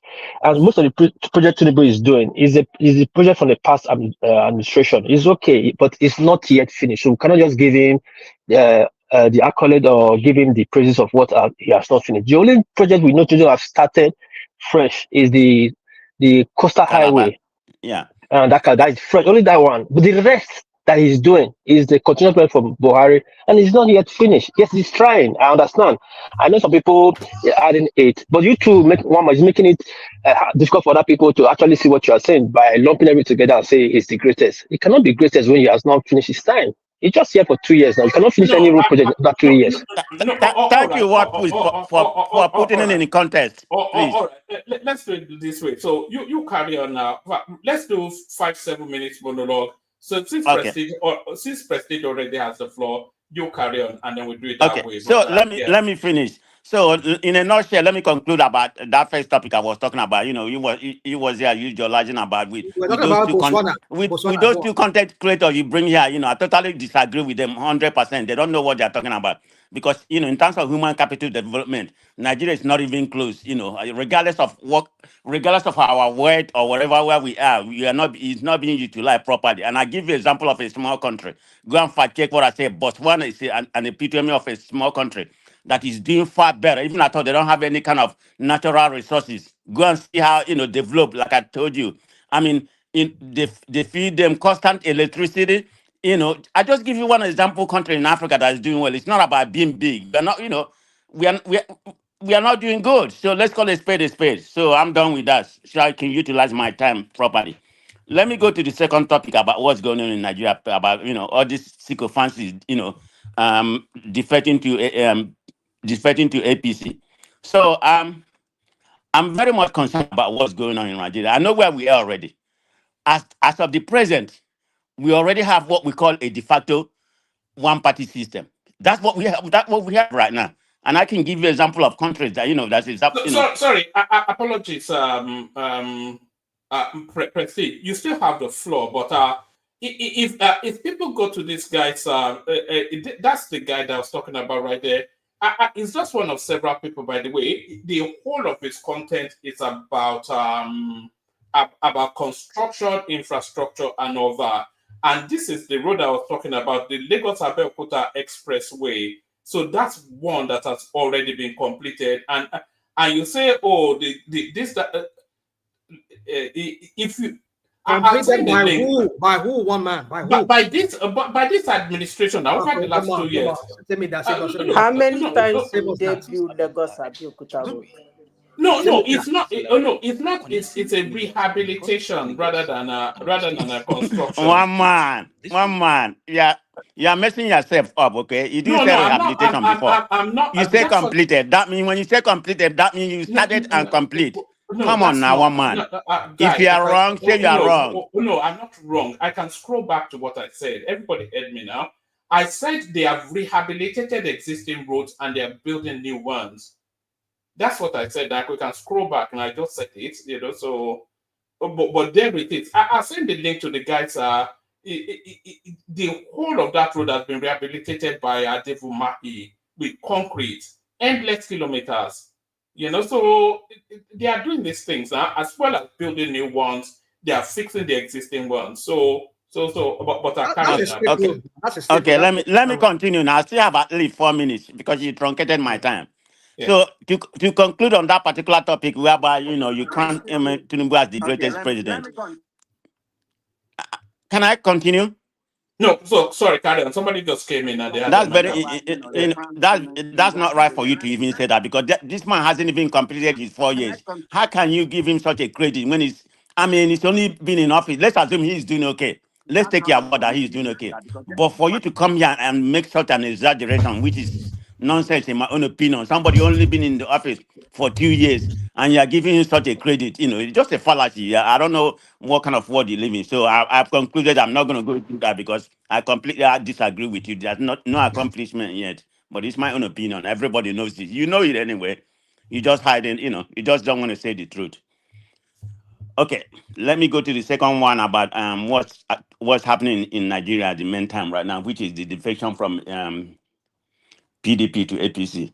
To be honest, to begin with, I don't really blame APC because any other ruling party we try to conquer other party, even in this country, they will do that, they will try to. So I blame the incompetence of the opposition. We don't have any opposition. Having said that, it's not going well for our country, okay? Because as of today, right now, we have what we call a de facto one-party system.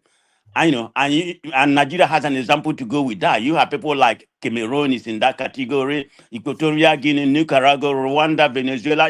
They're all what we call a de facto one-party system.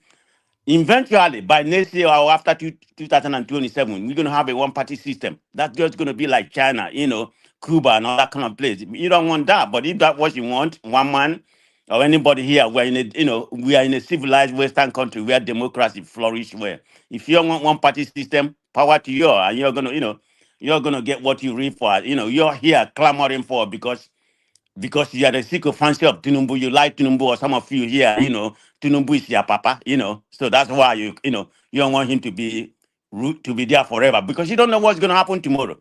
I mean, nobody. Tinubu is an old man.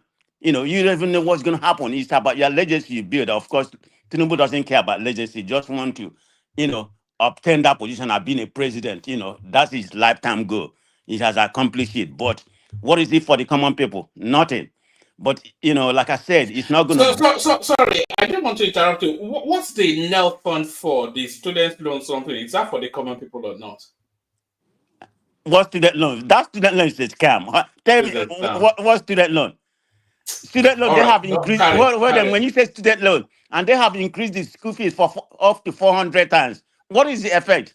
You're not even talking about financial aid. And I just told you that Botswana give their student grant free education. Botswana, and you talking about student loan, but and you're proud Botswana of. has a population of It doesn't matter, but you are proud of that. Why would you even mention such a pedestrian stuff as something to be proud of? You're giving me a loan that I'm supposed to pay back, so it's something for me to be proud about. One man. Talk of when there are no data to deal with it. All How do you think of students loan?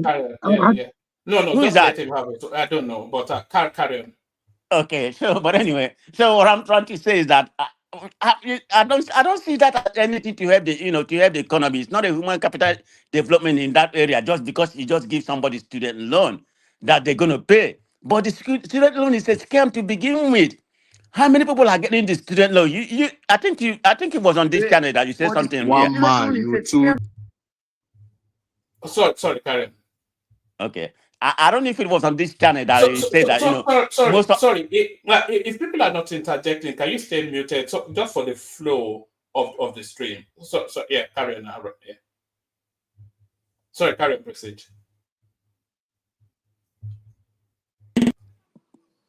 Can you hear me? Yes, we can now. Carry on. Okay, sorry, I got interrupted. So, but anyway, like I was saying, the student loan is you're talking about, it's a scam. It's not helping the country. How many people are utilizing it? And moreover, they inflame it and they took half of the money going on. So I don't really see that as an achievement, because when we come here, we say something that doesn't even make sense, like what Wike is doing, just because And he's building bridge. the tax reform is not an achievement. Well, that's okay. You see, you always say something that's in process. That has not been accomplished yet.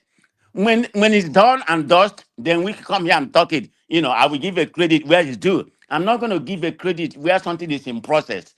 In process is not complete. What about the restructure, the reformation of Abuja that is being completed? They are commissioning almost 10 roads. We keep building all this building he building. He can't even pay. He can't even pay the state workers. You see them going on strike.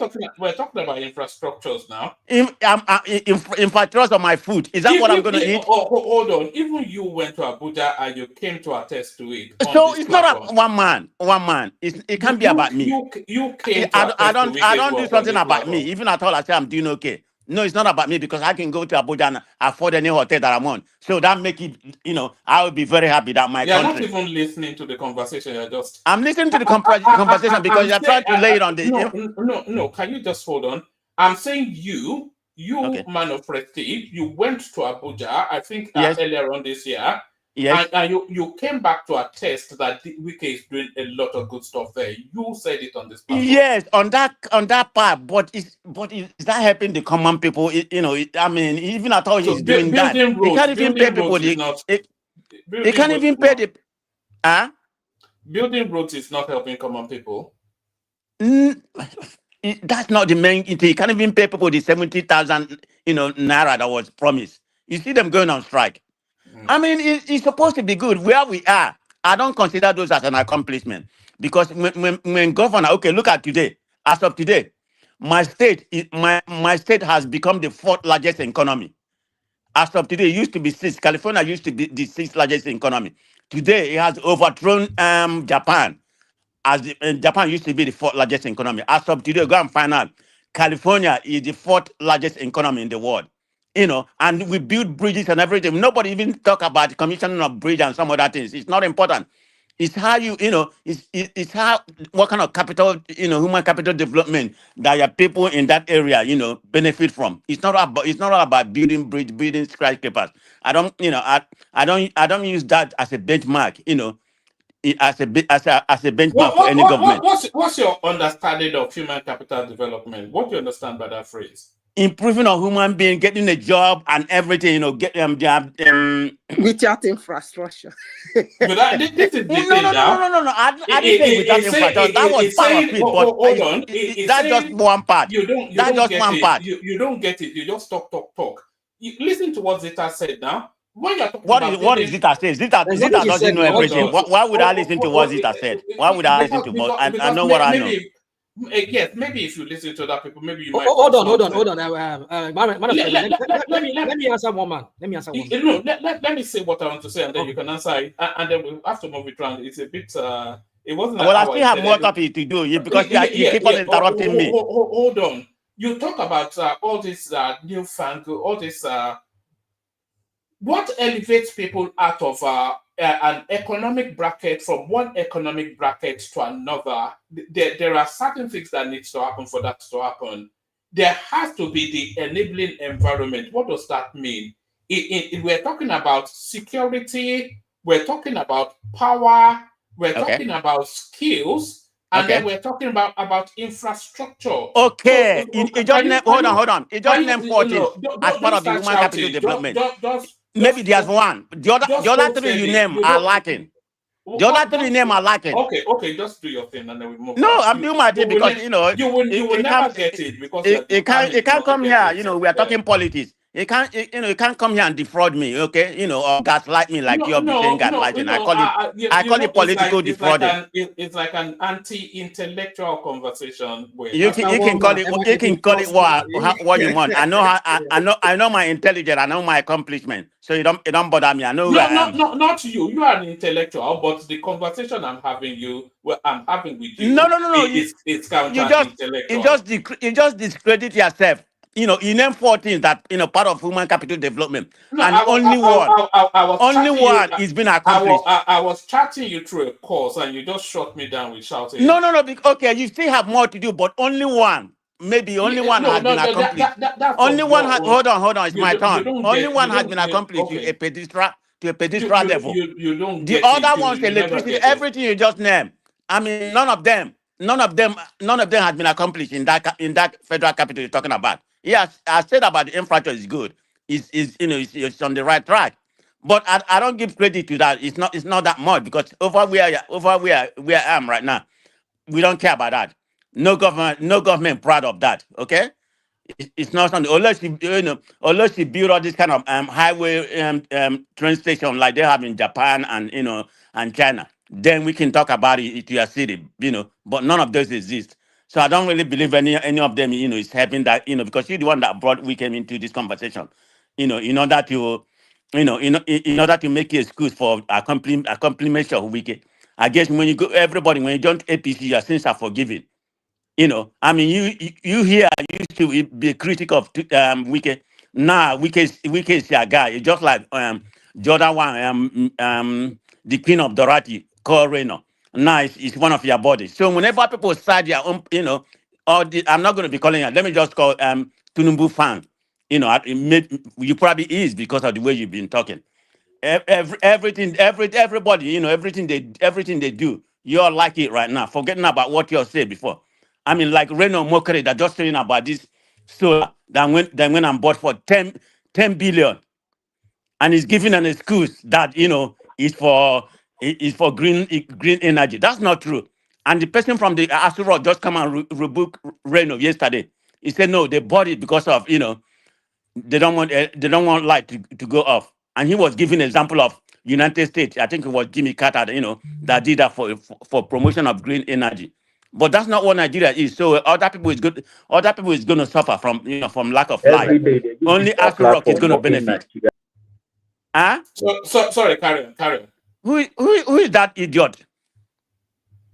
No, don't call people idiots now. But why the person keep on interrupting me? I hate that. I'm sorry for that. But carry on. Anyway, what other topic? I'm done with that because you keep on interrupting me. I'm losing my thoughts. So I don't know why you do that. You probably don't want me to. You probably don't want me to to bash you. That's why you keep on doing that, interrupting me. You said when I was saying you are more educated than I am. I concede that, but this conversation, some of the conversations sometimes can be counter-intellectual because when you try to intellectualize it, you are just run over with no. But I welcome that. I was trying to chat you through a course. We're talking about, because you guys go around, you say human capital development, this, that, and the other.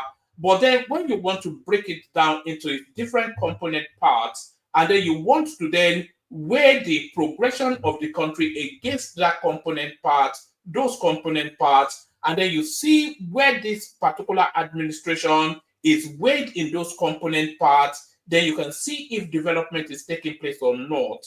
That's just what it is.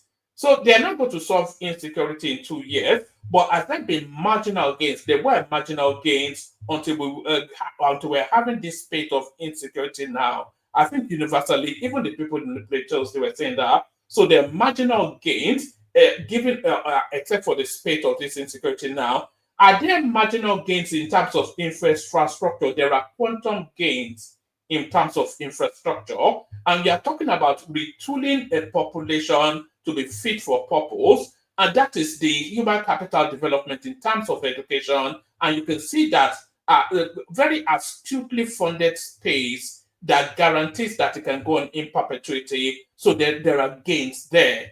So these are things that are happening. Is the country being recalibrated in terms of its functionality? Then you're talking about the tax reform bills that is going through its final reading to be assented. So that's a quantum leap. If you are talking about the uncoupling the local governments so that the fundings can get immediate impact to the local people, that's a quantum leap. So these are things, these are the building blocks of development.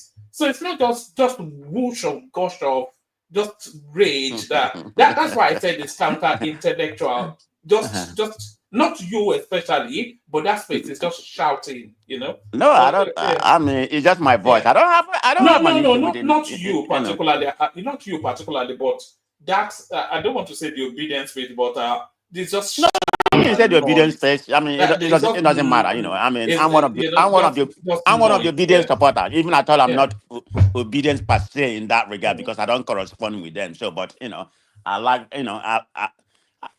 I like that tenacity when it comes to for the betterment of that country, and I like where they're coming from. But other people may disagree with that, but that's strictly my opinion. But anyway, I've been speaking. I'll let other people speak. Okay, so but I'm going to be Omar, let me speak. Let me go after. No. Sorry, I want to go to Emeka because he's not been here for a moment. I think. Woman, I have not spoke on your platform for the past 1 week. I'll be coming. I'm going out. I didn't say anything, and I have things to say, and I'm pulling out. I'm going to my yard. I don't have much time. Emeka will speak. Emeka is not a stranger here. Emeka is as old as I am here. Please let me speak. All right, you go first, and then from you to Emeka. Yeah, so thank you. I was talking to you the other time when you pull out of the platform. I said, please talk to your moderator. I understand they're trying to balance the shows, but sometimes we have miscommunication when you have two moderators on this platform. We don't know who we're taking orders from. And what happened between Plata and Choma the other time? Please talk to both parties so that they calm me down. I have to leave the platform that day because it was not looking nice. Some of us are fathers here. We work. We pay workers. We don't come to the platform to get insulted. We don't do it alone. We need everybody. We need people. So please make them understand that. It's all respect. It's reciprocal. Now I'm done about that. Then about Tinubu infrastructure being the greatest president is all political. We should not whine ourselves about that. He's continuing from where his predecessor stopped. They are building roads. He's continuing the roads that Buhari was doing before he left office. We must give Tinubu kudos for that, for continuing it, because the bar is so low in Nigeria now that we have to praise any president that is doing road. First of all, he's not doing the road with his money. That's what he's trying to vote for. He has the funds. Nigeria have one fundamental problem: management. We can't even manage what we have. Not like he's borrowing, bringing money from his pocket to make the roads. He's using Nigerian money, taxpayers' money to make the road. That is his duty to the people. So we cannot be praising him for what we deserve. It's what we deserve. What we negotiated is different first from him. He has not even started what we negotiated from him. So, but continuing the roads he made, yes, we must thank him because the bar is low. We must praise him so he can continue. And he's doing Coastal Highway Road. That is very good. And some other few roads. The both side is being propagating is too much. He's not the greatest president as for now. Maybe in the next 3 years or 4 years. Sorry, please. Who is the contractor building that road? Julius Begabi?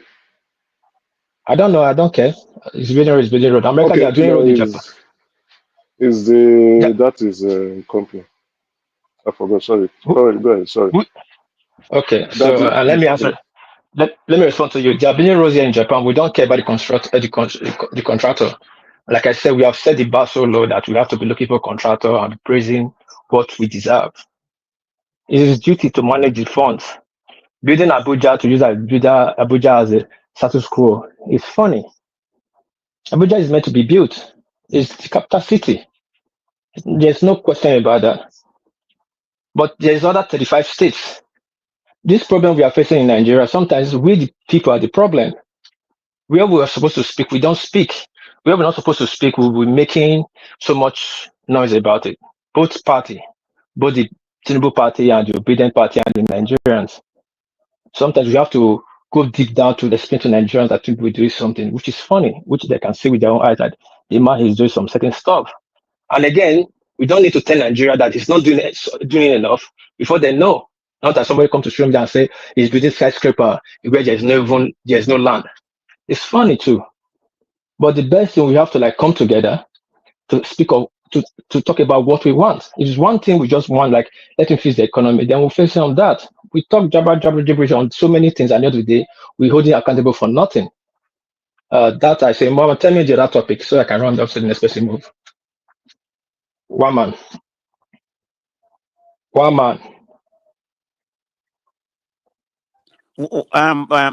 What piece? I think the other topic is the defection from APC to PDP. You know, Yes. what's the effect to the country? Yeah, we were also talking about the indigene shape as well, and then I'll talk about those two. They want to probe military. Yes, thank you. Those are three good ones. I regret that's what brought me in. Now, first of all, like people don't even learn from history. PDP was once a one-party. Nigeria used to be one-party system under PDP, Nigeria or Passenger now. And they were even boasting that PDP will rule for the next 20 or 30 years. But what happened? That one-party system exploded from in and out. There's always a danger to one-party system because the cake will now become small for everybody to divide. There's a reason why major countries have two-party system that people can move back and forth. But when you put everybody in one party system, then you make sure you are going to practice kind of a system that suits one party. As far as our system does not suit one party, yes, it's for a while, but how long can it go? They will put everybody in one party. Then everybody will bring out their sword to cut from the cake. It becomes a problem. That what happened just 16 years ago. At one time, Obasanjo make almost every state in Nigeria one party, apart from Lagos. I think Lagos now one that state. Lagos was AD, and another one that state. I think every state was PDP, and they were boasting, saying that they will rule Nigeria forever. But what happened when time came for 2029 presidency, 2027 presidency? Problems started everywhere because everybody wants to become a president because it's one party. But it was like 2 or 3 parties that time. This problem will not be at this much. Now, if you are putting everybody into one party because you don't want to have a opposition, this is what politicians always do. They always look for shortcuts. They don't like competitors. They always look for shortcuts. Don't get it wrong. It's not because APC is doing that we are saying it's bad. If Labour or PSAB have the opportunity to, it will do it too. It's just a Nigerian African mentality. We don't have that. We don't have that ability for challenge. We cannot accept challenge from other party. Let's challenge ourselves to see our greatness. Rather, take a shortcut to start saying we are great. Now, if everybody goes to APC, good for them. I'm not even worried. I'm not bothered. Depend how long the party is going to last. But one is going to applaud from in out because everybody start vying for presidency, vying for position. That's just one position for so many people. So that's it for one party system. I don't have much to say about party system. Then about Melia Kari, it should be probed. And I don't know why Tinubu is not probing Malami and the rest others. And that lady that was someone in what's that sector? That lady that stole billions. Now that this guy they removed this guy from. I don't know why Tinubu are not probing them. These people are supposed to be probed. They have so much money in their hand to cause unrest in the country. But it's okay. Mulakari need to be probed. So many shenanigans went down under his time. Then due to that citizenship, I give kudos to whoever killed that bill. That bill is not what we need in Nigeria right now. I don't understand why some people start pushing indigene ship or how they call it system in Nigeria. It's place of origin. We are all traditional people. We are clansmen. To be clever by half does not make sense. This bill does not make sense. But Mama, let me floor. There's so many people. Thank you so much. But can I interrupt? Can I interject before you go? Okay, go ahead. So you don't think if you let's assume I'm in Lagos I was born in Lagos and I'm from the southeast. I shouldn't have any say in what happened in a pay tax in Lagos State. I shouldn't contest for anything. You don't think that's a good bill? Contesting is different. If the people accept you to contest, it's free. There's no problem. Why wouldn't that be a constitutional right? No. Listen, it's your constitutional right. That's what people don't understand. There's no law in Nigeria that restricts you not to contest in any state. Is there not ABGA in Lagos? There's ABGA party in Lagos. Every year they bring up candidates. That's why I said people try to be clever by half. But There you is see what happened with the so-called Chinedu in Lagos because they feel like he's not Yoruba enough. Man of prestige, you are too intelligent for this. As far as Nigerian Constitution allow of wait now, let me land. As far as Nigerian Constitution allow every party to participate in any state of their choice to present candidate, and nobody go against it. You don't have any right to be start saying that it's not enough. ABGA produced Igbo candidate in Lagos. If they choose to produce Igbo candidate, they produce it. ANPP produce answer candidate in Lagos. Even in my state, they produce answer candidate if they choose to. Is then everybody has the right to contest in any state they want to contest. If people vote, it depends on the people. If people vote them, then they win. If people do not vote them, it's their luck. If the party does not give him ticket, But it's the if party this is problem. We know it's party promoted, problem. that would No. destroy This the is the idea same thing of you are. tribalizing any kind of thing. That's my point. No, the same thing you are pointing out to tribunal. That's what you are doing. This is being tribalism. You are doing. We are How am clans I being people. tribalism? Yeah, I'm this promoting what matter I call is democracy. Wherever okay. No, we are wherever not you are democrat. We born, are you not. have a right to contest. It shouldn't be Yes. about what tribe. How am I promoting Okay. tribalism? Now, I'm the man of one prestige. promoting what we call democracy. You're the one that kind of. Man of So what prestige. are you talking Man of about? prestige. Man of prestige. We are clans people. It I doesn't don't like matter. use the word You need tribe. to get No, away from that archaic idea. This is why your country is suffering right now. No. One prestige. Let me land this. Man of prestige. We are clans people.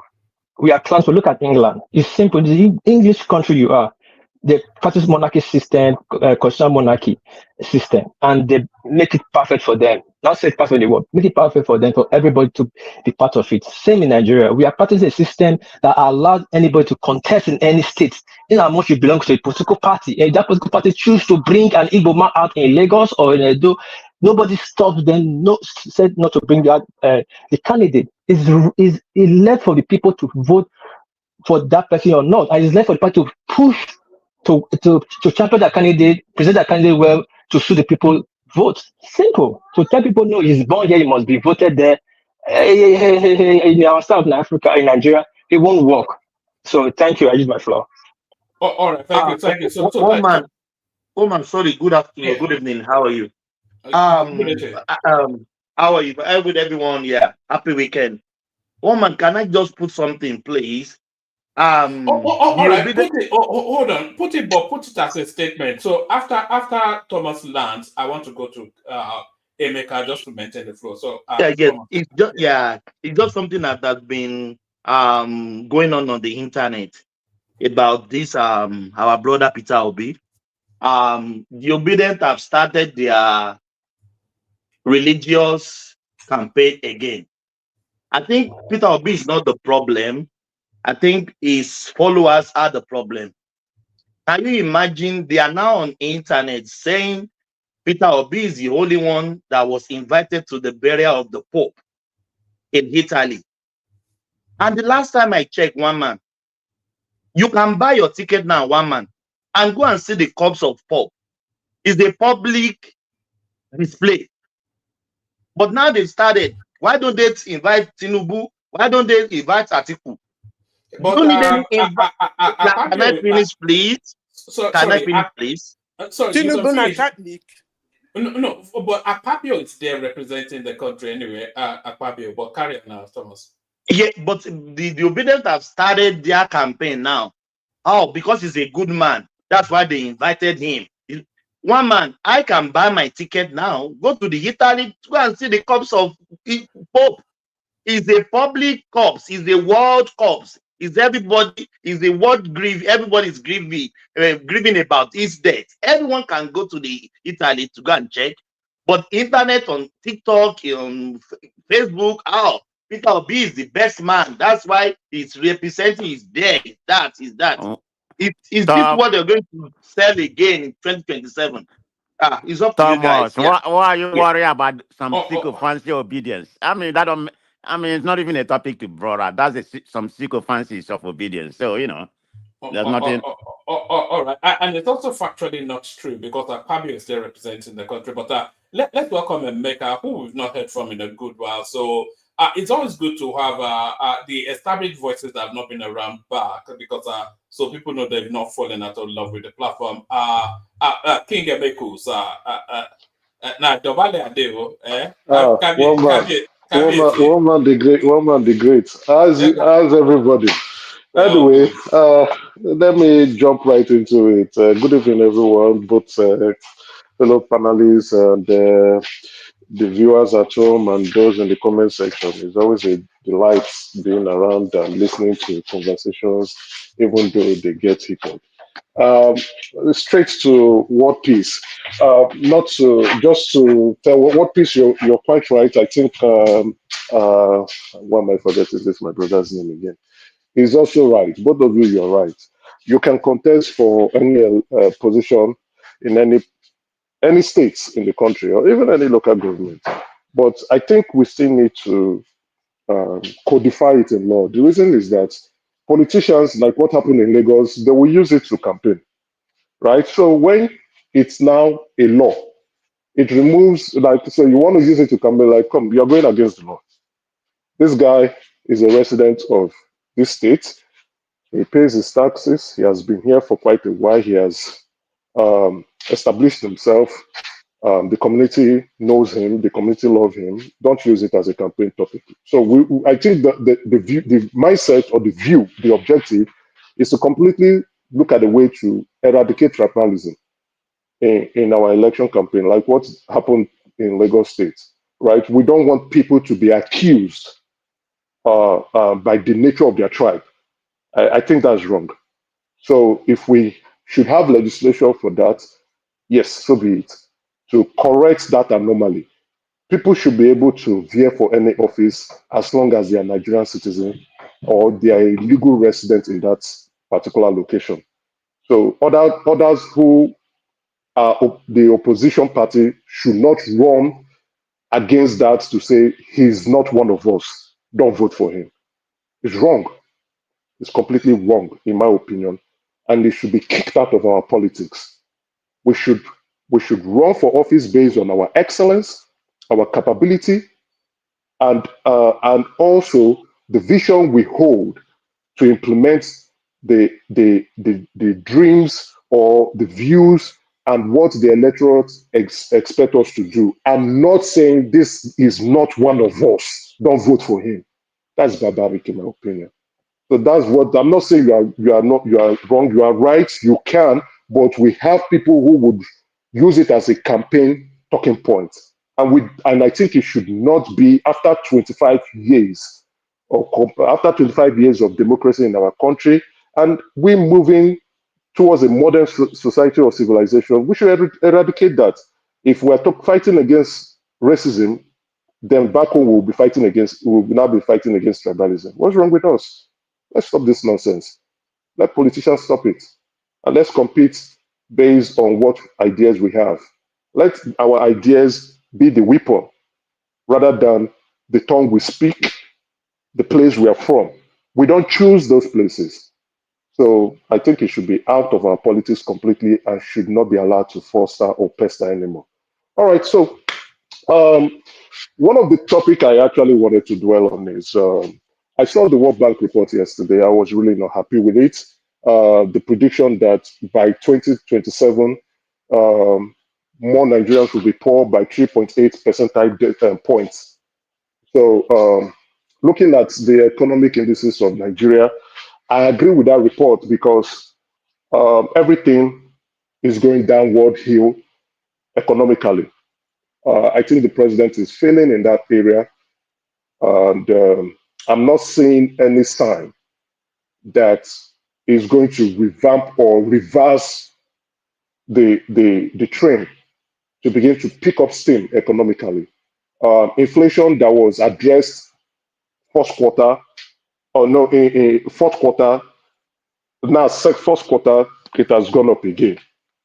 So now I've been monitoring the Naira for 2 weeks now. When I mean monitor, I was monitoring the Naira against the Canadian dollar. And within 2 weeks, the Naira has lost value from 1,040. It's taken quite a beating recently, isn't it, the Naira? Exactly. And even when the Canadian economy is feeling the heat from what Trump is doing, it's still the naira is not still able to gain some strength against the Canadian dollar. And it shows. Can I ask them something? You've been an economist. What is causing the dollar? Because the dollar has been weakening in recent almost about 3 weeks or a month right now. Why our naira still depreciating against dollar when the opposite is from dollar? Why are we having that? We don't have enough reserve. The demand for dollar is higher than the demand for naira. People are demanding dollars more. So once there's more demand, the price of the dollar will go up against the naira. That's what is causing it. So we don't know if it's artificial demand. We don't know if it's real demand, but it looks like more of artificial than real demand, right? You go to parties, you see people spraying dollars. You go to events, you see people spraying dollars. Events, not and it's not production activity. These are not production activities at all. These are Emeka, don't people who forget to are up. talk about the people that be arrested at the airport with dollars every day, on millions of dollars at the international You, airport every day. you can imagine, right? We're dollarizing our economy. You have realtors, real estate, or property developers putting their properties in dollars instead of in naira. So the demand for naira, the demand for dollars is just going up. And when we are the ones creating the problem, and we are still shouting for us to solve it. I'm not saying the government is not doing enough because they themselves are also using these dollars. They are using the dollars. Our preference for dollars usage in the country is abnormal. It's really abnormal. We are not producing. It's wrong. Now, by 2027, there will be more poor Nigerians, if not worse. I think that prediction is probably just trying to be a little bit conservative. I think the percentage points might get to 5% or 10. More Nigerians are going to be poor. There's nothing that's going to happen. So with what the president is doing or not doing, it shows that this. Did they give a reason? The IMF or was it the World? Did they give a Yes, they reason? did. The World Bank gave reasons. Our continuous reliance on oil and oil prices going down. So, which means our revenue in oil is not substantial enough to create sufficient foreign reserve for us. I think another example again is we are not producing. We're really not producing. So that is one of the main points. But then again, it also depicts the hypocrisy of the World Bank. They are also responsible for our economic collapse, right? They themselves, pushing us, giving us conditionalities, and at the same time writing reports to embarrass us in the international community. So Let me interrupt you again. Let me ask you a question again. So why is this all these non-mineral countries like some other countries are thriving, their economy is growing? We like Nigeria, like Congo, we are predicted to get worse. When we solely depend on that's natural a very resources. fantastic But the other question. ones, they don't have natural resources. They're That's a supposed to very progress. that's a very beautiful question. Why am I forgetting your name again? Sorry. You don't even know my name. I'm not going to tell you. Forget it. Prestige. One of Prestige, yes, I remember now. Fantastic question. Yeah. The Western world, for those countries, African countries that do not have natural resources, the Western world do not pay much attention to them because they don't have what they need. For countries that have natural resources, they pay more attention to them because they have what they need. And to the Western world, those countries must continue to be in poverty because they can get those resources at a cheaper rate, if not free.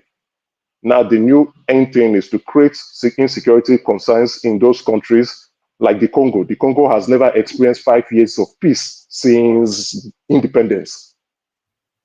From one crisis to another crisis to another crisis. That country is so rich in natural resources that it is now a blessing, it is now a curse. Who is enjoying from it? The West, taking those resources for themselves. Engineering other African countries like Rwanda to go in there and create more issues.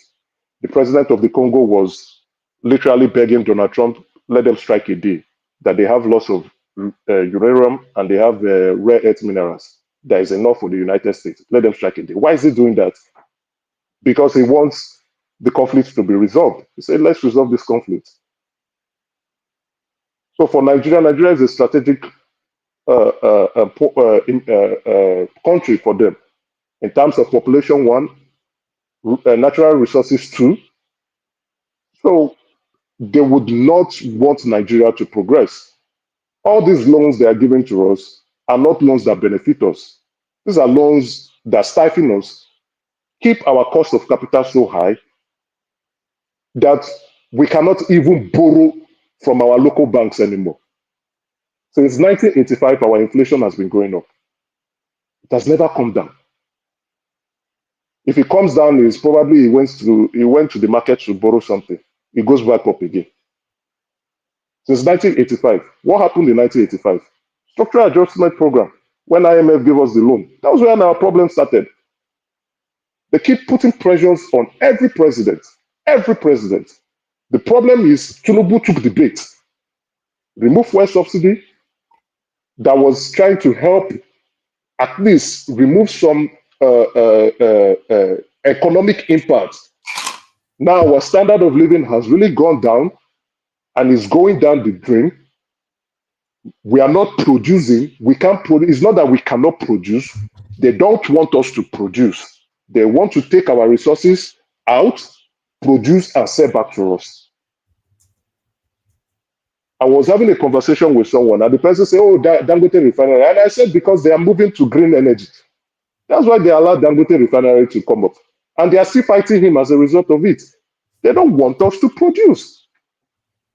And the only way we can escape poverty is to produce. I heard you, man of prestige, talking about infrastructure, talking about some of us talking about roads, some of us talking about education.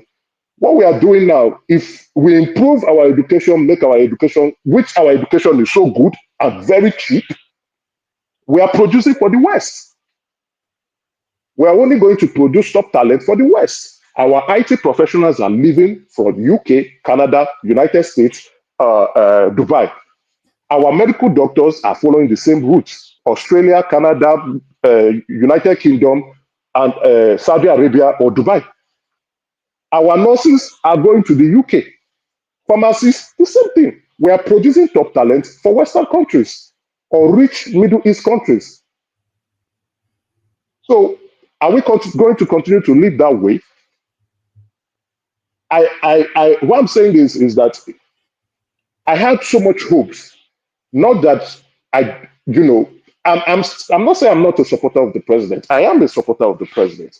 When he came about saying he wanted to create a $1 trillion economy, $1 trillion economy, I was overjoyed because I knew what that would happen, what that would mean to transform Nigeria completely. It makes Nigeria poop. And once Nigeria begins to grow, Africa is going to feel the impact. There is no way 20% of Nigeria escaping poverty that Africa will not feel that impact. We consume a lot. We consume a lot. So Africa will that wealth will spread apart from 20%, which is 47 million people escaping poverty, direct production on its own. Forget the indirect. That 47 million people, their purchasing power parity will increase. They'll be able to spend more. They'll spend more on the Nigerian economy and likewise spend more in other African economies too. Would the West allow it to happen? I don't think so. They don't want that. They don't want the Nigerian market to bring up people who are going to be wealthy. They want us poor. They really want us poor. So your question is very relevant. I didn't want to go towards that angle, but that's the truth. We pay more attention to external stakeholders than Nigerians in Nigeria. And what is currently happening with the economic policies of the president is a transfer of wealth. A transfer of wealth from poor Nigerians to external stakeholders. And then the little pie being spread across the 10% of Nigerians. Yeah, I'll probably just say 6%, or say 6%. The politicians and the bankers. That's what is going on. We're just making Western people more rich. They bring their funds, they invest, they don't manufacture, they don't want to bring production to Nigeria. They don't want to invest in long-term infrastructure or long-term capital or foreign direct investment. The highest they would rather want to do is 1 year. They will more or less invest in treasury bills, commercial papers, take these funds, take the returns quickly, because at 27%, the stock exchange will be giving you a returns that will be high. You make a killing. Go to investment houses. In Africa, Nigeria is the destination choice to make quick money. Go to in the United States, go there, go to New York and sit down with these guys, hedge funds. If they want to invest in Africa, Nigeria is the destination point. They go to our stuff like they just take the money. We're just making them rich. Discussions was had with Elon Musk, who was looking for lithium. Okay, establish a lithium processing plant in Nigeria. No, he just wants the raw material to process somewhere else. What now happened? We got the Chinese to do that in Nasarawa. Same thing with gold. We don't have a gold processing plant. We don't have a copper processing plant. I think we have one in Lesser gold processing. Okay, I'm not aware if that is maybe they are taking siphoned, but I know the gold in the northeast is being siphoned by the Chinese let me call their name, United States and France. They are siphoning our gold. One man, Sir Gilola. Sir Gilola, yes. They are transferring our gold. So these external stakeholders have a strong chokehold on us. I see. At least I know Tinubu a bit. It's not like he's dumb, no. It's not like he's frail. Yes, he's old. It's not like he's frail. His brain is still sharp. But there are things we can't implement because of the conditionalities that the World Bank and the IMF, through the Western powers, are influencing on us and keeping us down. So I heard one man talking about taxes. Oh, tax reform. Yeah, it's good. But we're only doing taxes to fund our deficit in the budget.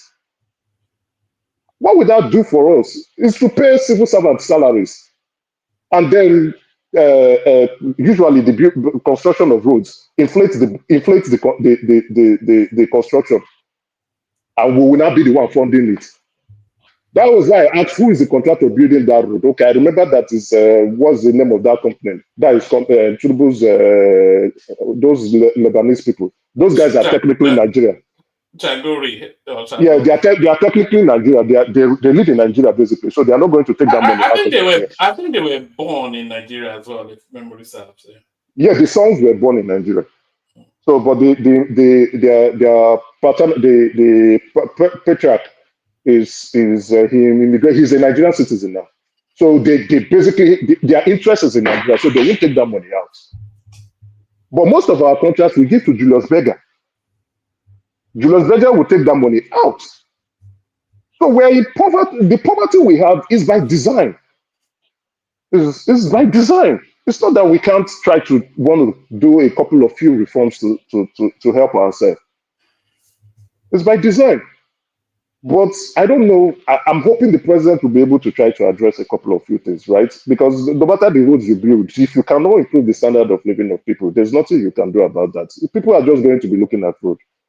What are they going to use the road for? Yeah, they will be excited with roads, but they can't eat, they can't feed. If by 2027, which is the election year anyway, there are more people who are poor, a lot of people will be very angry with the Tinubu administration. The voters apathy will be so high, right? So I think the president needs to really sit down and probably have some discussions with these external stakeholders to give us some leeway. We can't continue to have more poor Nigerians. It's not good for the African continent. That's the way we can position the proposal. It's not good for the African continent, having more poor Nigerians every year. We need to look for specific economic reforms, let them give us some leeway so that we can try to reduce our cost of capital and see if our local banks can lend to companies who we want to try to produce. But my best bet is if we could try as much as possible to lobby some people to come in. We could lobby the Chinese I don't know why we are not doing that. We could lobby the Chinese to bring in their capital.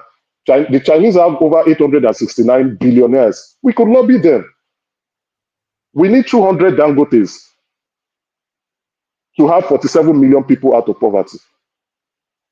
We need 200 Dangotes. And if we do that times 3 for every household, we have 155 million people that will be out of poverty.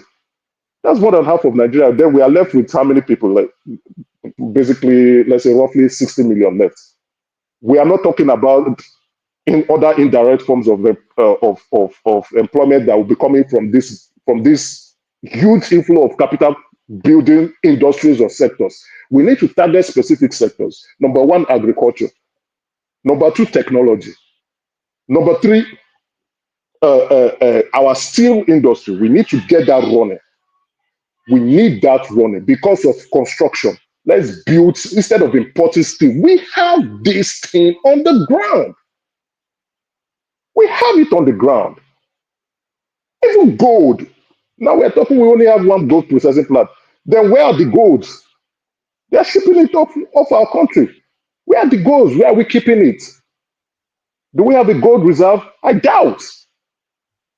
We have copper. Copper is a huge resource. Okay, We have it. How much hedge fund investments has gone into Nigeria since whenever?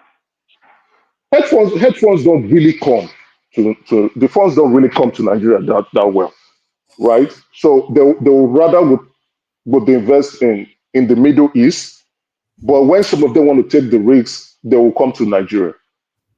And they are not. That's They are not. asking how much. You said Nigeria is the destination for hedge fund Yeah, managers. Nigeria. No, for Africa, right? You want to make a good return. Nigeria is the destination. Okay, Nigeria is the in which destination. area are they investing? How much has gone into? No, they're just only investing in our securities. They're not investing in any. So like with hedge funds, right? They could build companies. They could invest in startup, right? They could invest in agriculture. They could use that fund for anything as long as they can get some returns in a couple of years. But what they do is they just go buy some shares and they invest in most of our banks. Guarantee, Zenith, First Bank, Access, and UBA. After a year, they pull out or they buy some of our Euro bonds or treasury bills. That's what they do. They don't really go into proper physical investing where they can say, okay, look at the population of Nigeria. Yes, this is what we can do. Let's invest in agriculture. Hedge funds are not charity investments organizations. Of course, they don't care about you. No, they are not. They don't care, but they can. They are always after their returns, right? Like in Africa, they would allocate specific budget resources to go budget. Like, okay, this is where we will invest. This is how much we invest in Africa. This is how much we're going to invest in Nigeria. I'm only asking the question to see if there's a real discernible impact that from the hedge funds managers. No, it's just our securities. I don't think it's any. No, it's just our securities. They're just after short-term securities. All right. Emeka, speak to us a little bit about the defections that is going on at the moment, and then from there we go into rational mind. Oh, I've listened to everybody. Nigeria is not a one-party state, and so the governors who are defecting are doing it by choice because they want to win an election, right? So they feel they are not strong enough going into the election under their current party, and for them is a means of survival. So Nigeria is. So when we keep saying Nigeria is a one-party state or becoming a one-party state, that is not true. You are allowed to create hold on, Emeka. Why would you say that's not true? We are a de facto one-party system. No, we are not. I mean, what do I mean by that? Because we have APC. So, they won't let other party function properly. I mean, they may let them register and everything, but in actuality, they're not going to be able to contest against them. We are not there. We are not in a one-party system, but we are going there. That's what I mean, and that's a fact. Why would you say that? Prestige, who are you blaming? Prestige. Who are you blaming?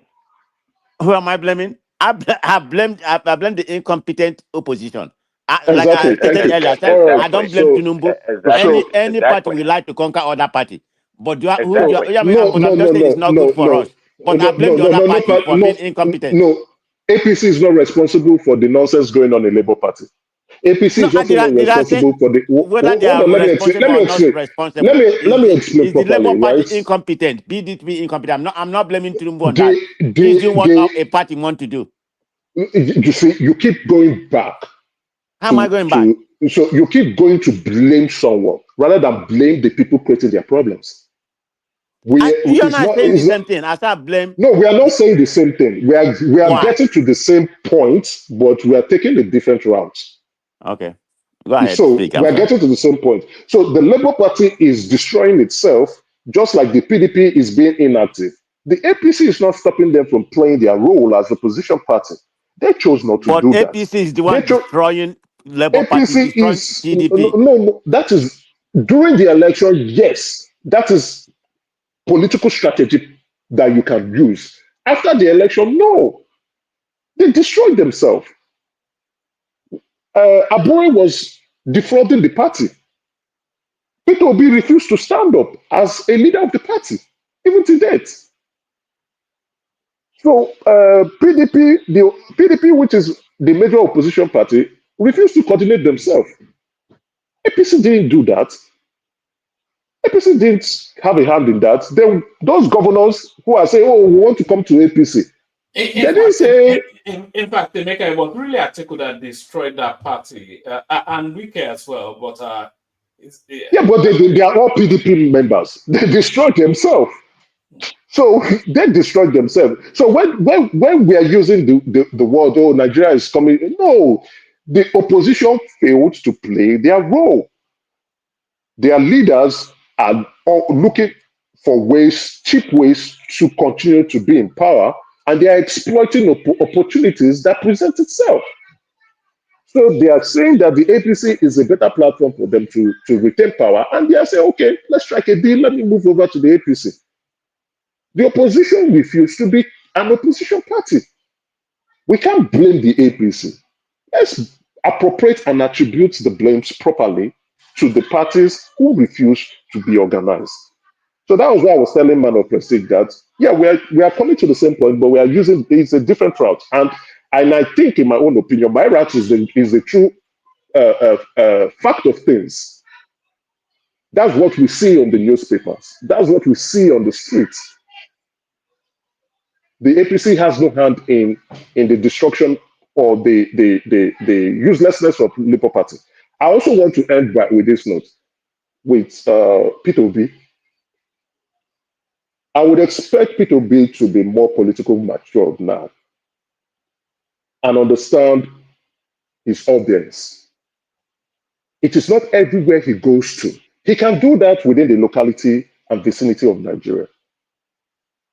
But outside the shores of Nigeria, it's not everywhere you go to. Yes, you can do that with Nigerian students in Harvard, Nigerian students in Oxford, Nigerian students in Colombia, Nigerian students in Hong Kong. You can do that on Nigerian residents. But where the residents are not Nigerians, that is not the time or the place to begin to talk nonsense about Nigeria. No. So, Emeka, are you speaking in reference to the recent visit to Johns Hopkins University in Maryland? Is that what you're speaking about? Correct. That's why I said P2B should know his audience and choose his topic properly. It's just like me and you, Man of Prestige, which we do sometimes. We fight, we curse out each other, but I don't expect myself to go to a white man to say, Man of Prestige is a very stupid man. I like beating him every time. He's so useless. He's a very stupid man. He's an obedient. Obedient people are stupid. I don't need to tell the white man that. Then, not again, when that white man is responsible for us fighting.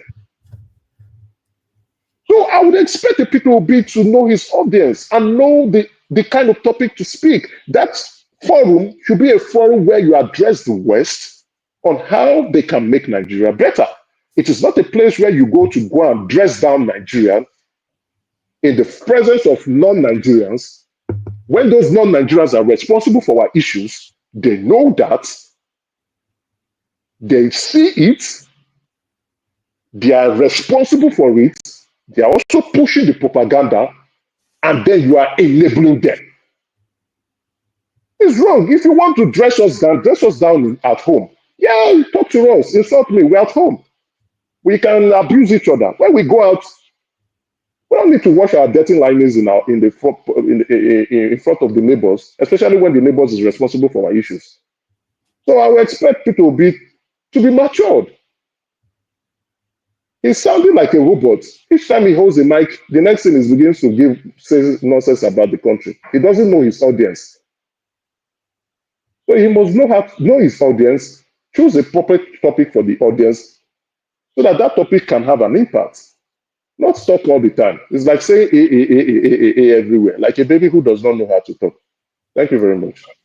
All right. That's the excellence that is a baker. It's a king, you know. And by the way, just for the purposes of when the maker puts king and maker in it, it's not just some funk. It's an actual real royalty. You know, we have about 4 real. We have one person here that is a solid upper class royalty. But I mean, we have 2 actually, maker and One man. Who wants to know? Nobody cares. No, Okay. it's to speak to the quality of persons that we have here. So what? He can be emperor or whatever. Nobody You, wants to know. Okay. you know, if the American lands in the southeast, it will be on the high table. Now We're gonna ostracize him. We don't know him. You know. We go burn his house. You will be with the commoners. America will be with the princes. Yes. So from the prince of the southeast to the prince of Bel Air. A rational mind. You're up next. Rational mind, though. Let's work on me.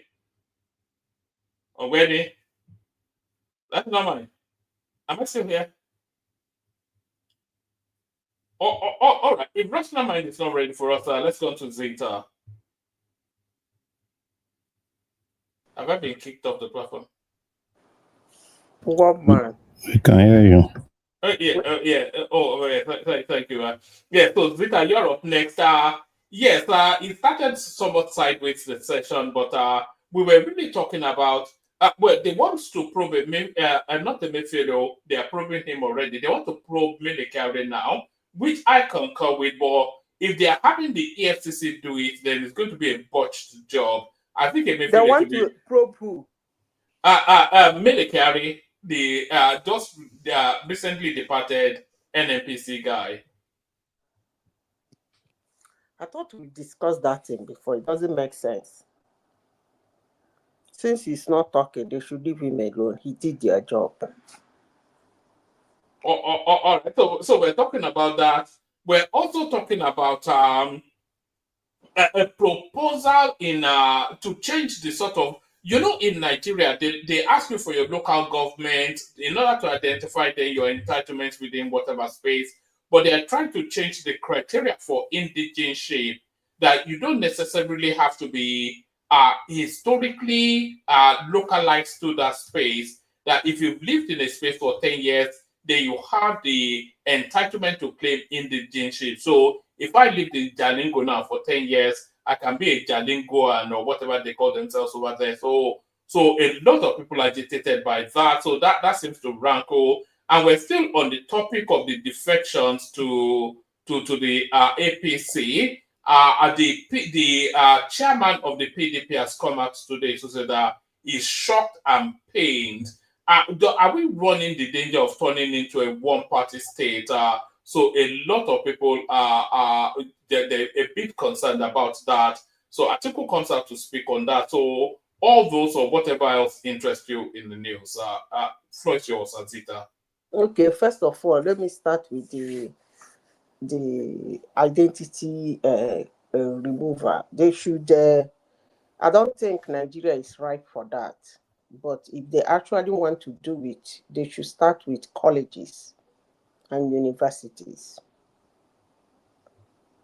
Because if they can do that in colleges and universities, whereby you have to ask somebody, where are you from, before you know where the person is from, then those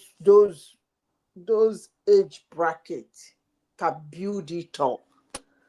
But don't just waking up and say, you should remove, I am from this place, I am from this place in government. I don't think they can't handle it. That's all I can say. They can't handle it. They can't handle it. You can do it in a very small. But do you not think that this indigeneship thing is anatomy to a one nation, one nationhood? We're either all Nigerians or we're not. So why can you be, but I'm Nigerian, but I'm a Kano man, so that entitles me more to Kano than somebody from Ekiti, you know? Okay. Is it that we're one nation under one citizenship or not? No, it doesn't work that way. Are you going to remove their names? Most of us carry our native names. It's only very few people that don't carry their native names. So are you going to remove that? Are you going to tell Nigerians not to answer their native names? Are you going to tell them, now Igbo man should answer a Hausa man's name? Because when you say this, you can. No, it's not remove their name. What we're arguing is So that an Hausa man can also be an Igbo man. That's what we're saying. Okay, hold on. You can be Mukhtar from Hold on. Abakaliki. Yes. Let me tell you why I said they cannot handle it. They cannot handle it based on the mindset today. But if they can start from colleges, from high school to universities, to clean it up and start from the younger age to build that mindset over the years, probably they can handle it. Let me explain. If you remove ethnicity from colleges, like you are applying for college, there is nothing like ethnicity. High school, secondary school, primary school, there is nothing like ethnicity. Going to the university, there is nothing like a university. You are free to apply to any university you want to apply and make it blind so that if you are qualified, you go to that university. You build it up from that place.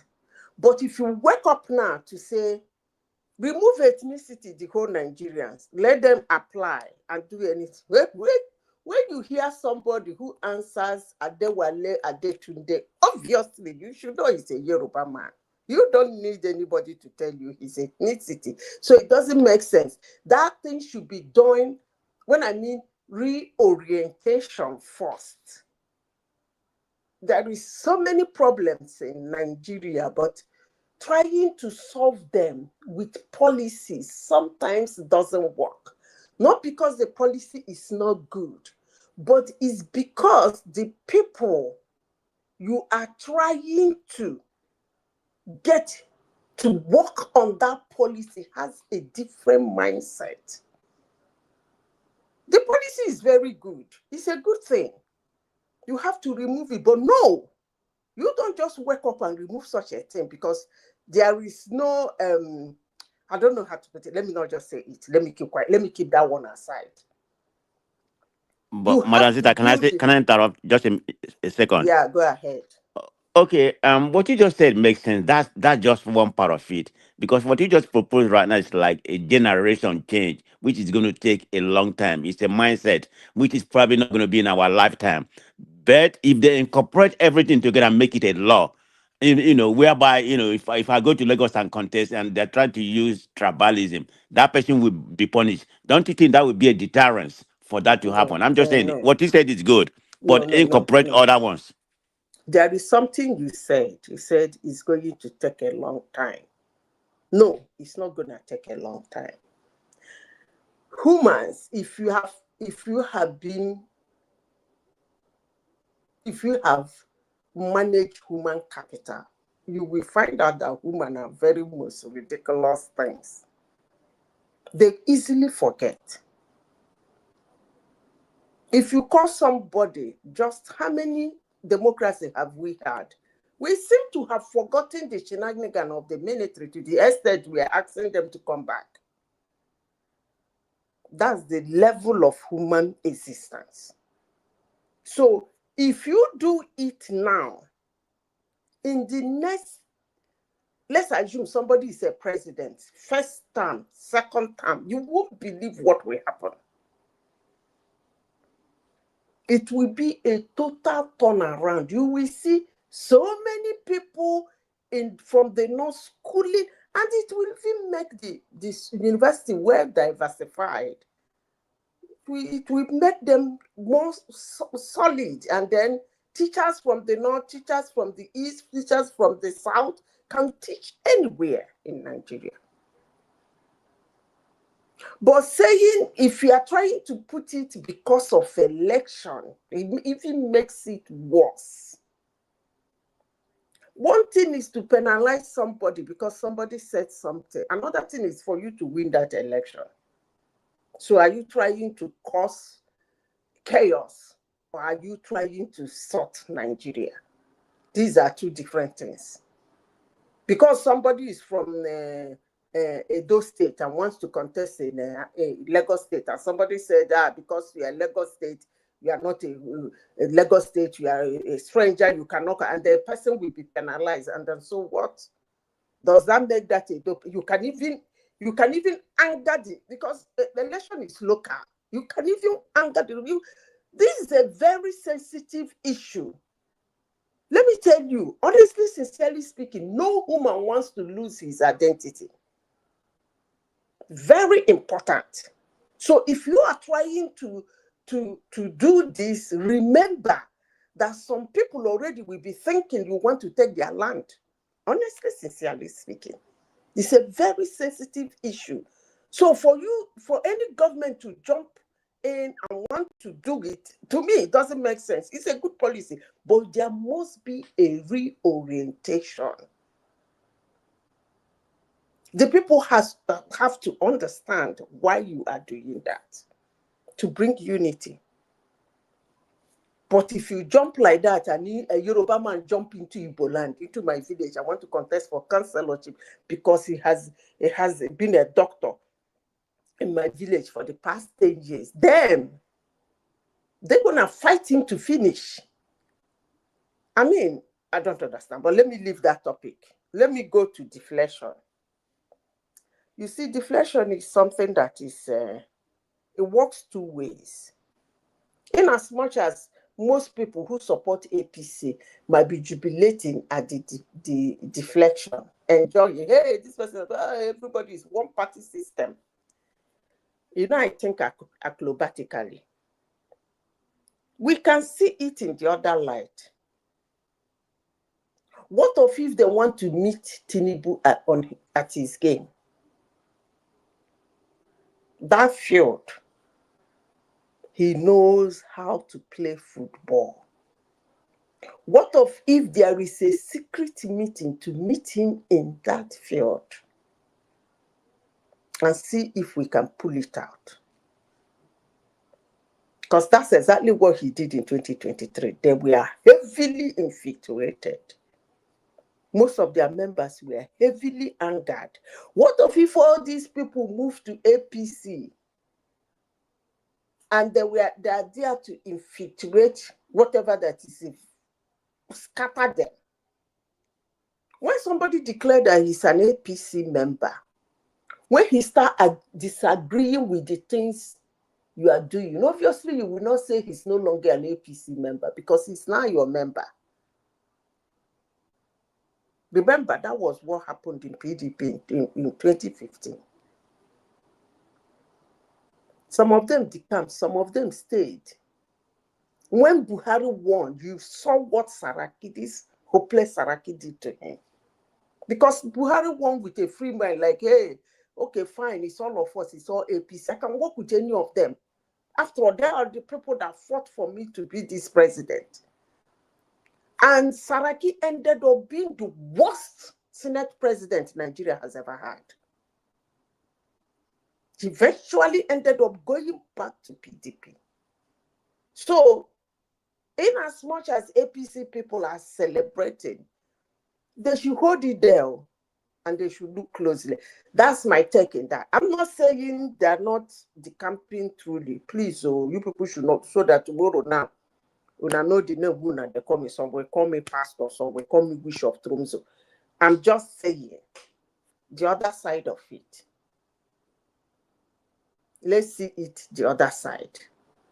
Because you don't know politicians. They are one heck of human beings. This is a game Tinubu knows how to play well. He sits down there, he doesn't talk much. He's a man of few words. He's planning, looking at you. You do all the talking, he will do all the thinking. What if they have decided to handle him that way? You know what you just said there? That's exactly right. You're saying it's a man of few words. But if you look at it, all these people throwing Agbada all over the country, going from somebody's house to doing photo opportunity, telling us they're doing coalition. And then suddenly yesterday, Tinubu just gathered a whole bunch of opposition people to his camp. So that's coalition, isn't it? Not running to Buhari and taking photos, but actually getting people to align with your worldview.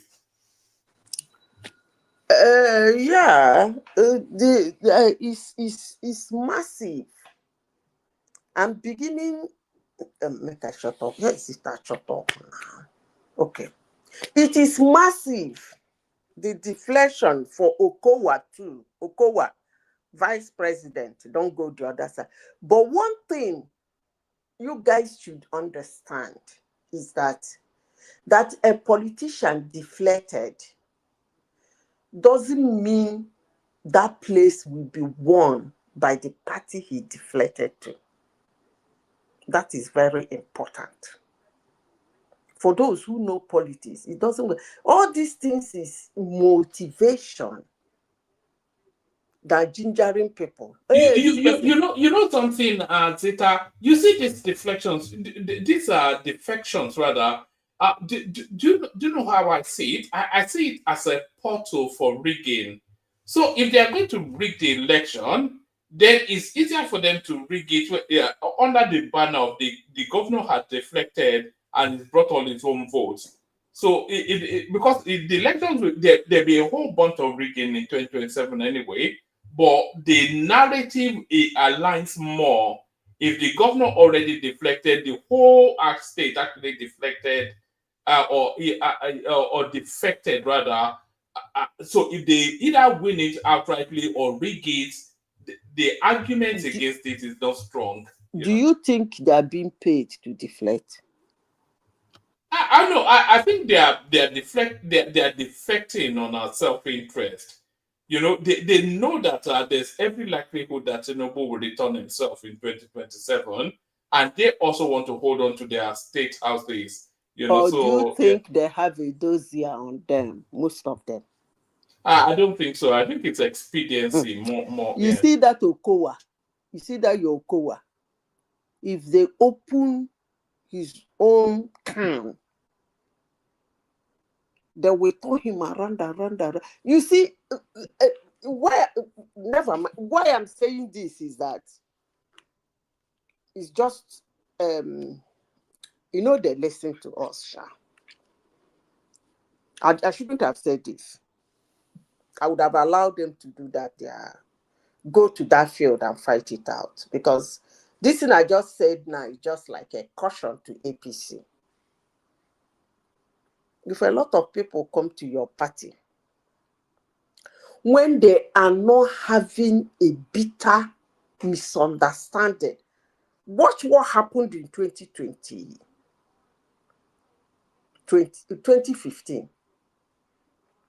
Those people that deflected had something. It was a war, already existing war between them and Jonathan. Jonathan shut down Port Harcourt, 2-point-something million people. I'm not joking. He took away everything, including electricity. So on that note, they deflated in anger. And they fought with everything they have. For people who don't understand what happened, I will always keep saying 2015. Because most Nigerians seem to have forgotten. At a point, Amechi went for what they call, what did they call it? I've forgotten it in Catholic. He was the one that carried the cross. He said it now. Everybody was shouting, "Do the Reverend Father allow him to carry the cross?" He carried the cross. He said that day he prayed and told God, "If you don't want me to die, make Jonathan lose. Because if Jonathan wins this election, he's going to tie me." And Jonathan would have done that. So that is the extent of the fight in 2015. So, but these people are deflecting. There is nobody that angered them. If the anger is, there is an anger, it should be on the other way around. Because everybody is shouting, things are hard in Nigeria, people are suffering, blah, blah, blah. So why are they going into APC? Don't get me wrong, there's a way I think. I'm not a straight thinker. I might be wrong, but I'm just saying, hey, watch it. It might not actually be what you think. Because Saraki's words, when I read Saraki's words, I know them one after the other. I wasn't too comfortable with his utterances. It wasn't like a real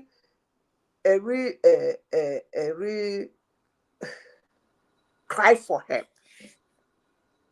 Even Atiku's own, it wasn't a real cry for help. So APC should be careful. That's all I'm saying. But if they think I'm wrong, they can celebrate for all that. I don't even care. I'm just saying, just my opinion. They can celebrate for all that. Zita, I picked up on what you're saying as well. Was it not resignation though that we were hearing? There was even the chairman of the party, Damagum, he's come out as well. And you don't see that fight in their narrative. It's almost like a resignation to the fact that their governors defected. Okay, let me say another thing. Another thing might be Atiku's interest in 2027. Actually might be probably what angered them. They said, okay, make we leave this party for this man. Maybe. But when you are a party, a lot of people are deflating into you. You have to guard yourself very well. Don't see it as a winner. No. Because remember, Kowa was vice president to Atiku. You wouldn't tell me that. Okay, let me give you an example. During the 2023 election, there were 4 candidates, Atiku, Obi,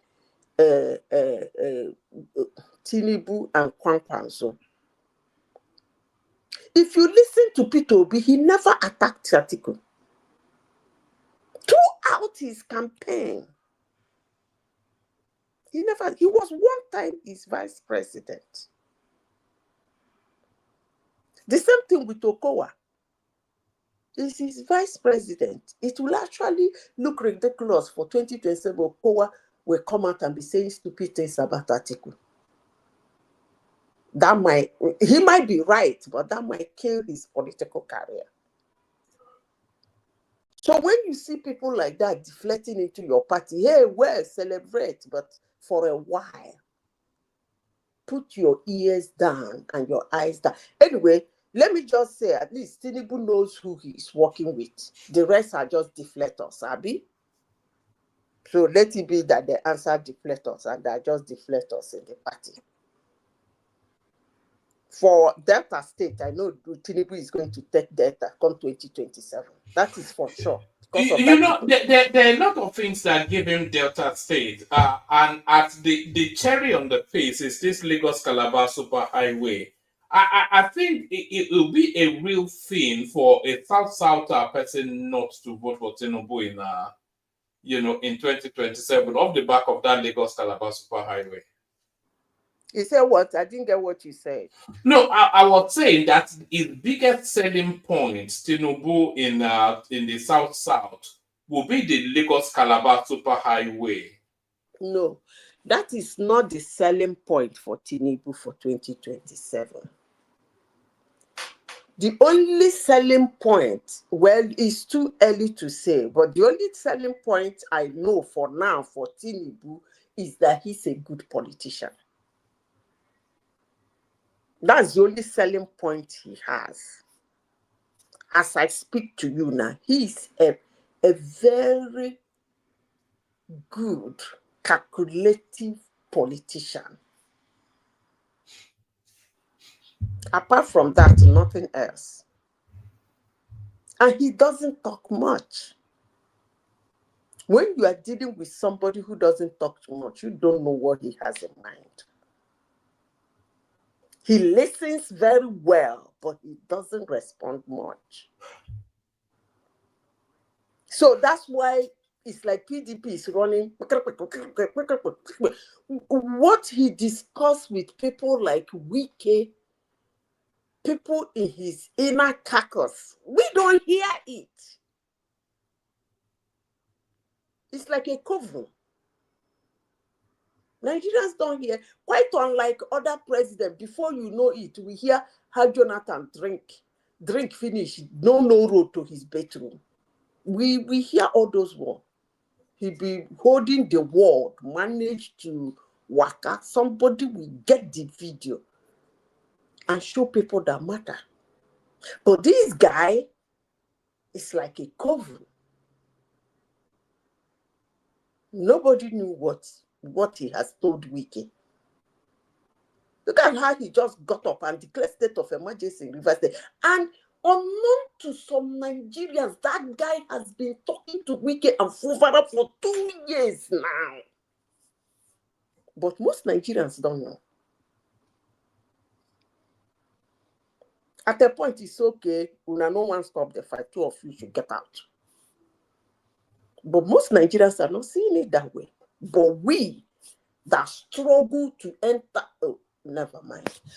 Is there any other topic? I don't talk my own. No, they can deflect for. There is nothing like one party system.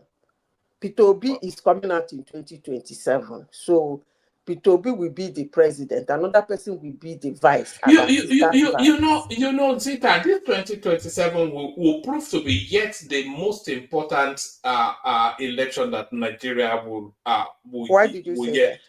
Because 2027 is going to be a paradigm shift in politics. After 2027, 2031 is going to bring in a new crop of politicians that will be completely, not completely new to the space, but will be that final breakdown from the old guards. I think Tinubu may well be the last president of the old guards, and then we face in a new phase of different type of politicians. You are very funny. So who will be the? I don't think so. Because the names we'll be looking at in 2031 will be people like Prince Adewale, Adebayo. Never. We will be looking at him because he's been selling himself. Never. But why never? Okay, let me tell you. If you even want to think of that, you should be thinking of the children of the present politicians. That are supposed to be the young guard. Yeah, but they're not in play now. So how can they be in play in 6 years' Listen, time? let me tell you. They've not established their name. It doesn't matter. One day begins a story. Let me tell you. Africans don't. How will I explain it? Africans don't jump into. They don't transit into time. I'm sorry to say it, but no offenses. They don't transit into time. I shouldn't say in time. If I say in time, I don't think I will be making sense. Into, they don't. There is nothing like natural transition in Africa. Africans don't do that.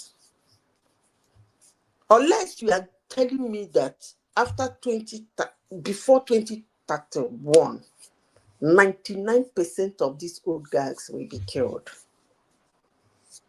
If you say that, yeah, you might be right. Then the young ones will be. You know, But if you are telling me that it's going to be a kind of transition, you know, when we're talking about old guards, in 2031, Peter Obi will no longer be in play because power is going to the north, and not even he can push that. So he will not be in play. Atiku will not be in play. So all those people. And then El Rufai will also not be in play because he has played his politics badly now in the build-up to it. So what we'll be looking at in 2021 will be names like Kashim Shettima, Nuhu Ribadu, Prince Adewale Adebayo, who will still be and those ones are new guard. No, they are not new guard, but they're a departure from you know. To be honest with you, names like Ribadu, Shettima, Adewale Adebayo, etc. They are new names to Nigerian politics. The stalwarts of Nigerian politics are Babangida. They are now. They are relatively new. The old guards in Nigerian politics are Babangida, Buhari. You know, these people have been passing that country around like a baton from one hand to the other for the better part of 4 or 5 decades. Yeah, very funny. Rubendo that contested for the president of Nigeria. Yeah, but it's a new guard. Of course, it's a new guard. He is a new guard. If you are looking at him, from the prism of people like Babangida, Buhari, Tinubu, Atiku, then it's a new guard. It's a departure from those sort of names. As is Kashim Shettima. Woman. I don't know what you mean by new guard, but if you say the very old ones will be too old to contest, then we are talking. But if you are saying these names you are calling a new guard, no. I'm actually talking about a mindset. I'm talking about a mindset. I think Tinubu is the. Yeah, so I'll just make this and then you come. I think Tinubu is the last stance of a particular mindset, but Patoski. Yeah, you see, when you say old guard, I don't know, and then you talk about people of new guard, then you are talking of people like Adewale Adebayo or something. All those people in the Senate now that have been in the Senate for years have amassed money. Where do you want to put them? If they enter the same party with Adewale Adebayo, you think Adewale Adebayo can get any ticket? That one that he got the ticket in SB because people are not really running with him. Now that Erufai and the rest are going, you'll be surprised that he will not get that ticket. You'll be shocked that all the people he thought he knew in SDP, they will vote against him. That's the point. Those guys in Senate, they have been there. All these Abdulmumi Jibrin, all these boys, young boys in Senate, they are maturing into that. Those guys have started their politics at grassroots, honorable, House of Rep, Senate. Some of them are now invited. We're now having younger governors. By 2027, some of those guys will become governors. And then you see somebody that is not even run any election. He will contest against those ones. Now lie. One man. I think what you would have said is that people like 80 years, like Atiku them. Atiku they would have gone. They will go. If you said that, you might be right. Naturally, they won't have that stamina to jump from one rally to the other. It's when people say age is number, just a number. I will tell them that number do have consequences. That time they will be too old to run around. that doesn't mean that you are going to bring fresh people to come out. Anybody who has contested for presidency in Nigeria is not a new guard. Please, that person is not a new guard. All right. Please wants to come in, and then after Please comes in, Zita, with your permission, we're going to Rational Mind if it's ready. If it's not, then Patoski, Prince, etc. Just to move it around a bit so that people are not waiting too long. Prince. Yeah, thanks, Roman. If I understand what you meant by new guard, I would say more so from the selection of the voters, from their perspective. That's the way I understand it. I think these new voters will be more interested in new candidates, perhaps like Prince Adebayo and some other new ones. This Erufai, Buhari, and all these other people, that's, I guess, the people that we know and we're used to that have been on the scene for such a long time. Yeah, this other candidate you're talking about, they may be new guards because why? They may be in politics for a long time, maybe 20 years, but nobody knows them. They're not like Tinubu or these other people. So, and I think it's going to be a pivotal point in Nigerian politics, really, for these new candidates that are going to come about. And maybe just like Zita said, maybe some of the senators that we don't know about, they may have a lot of money or weapons in their war chest, and they may emerge and still be new guards because again, apart from all these old dogs, Tinubu, Buhari, Rufai, Atiku, a lot of people, even Kwankwaso can even still emerge as a new guard.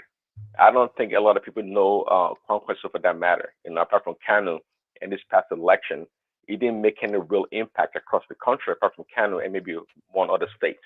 So he may be in play actually. So I think I may understand from that perspective.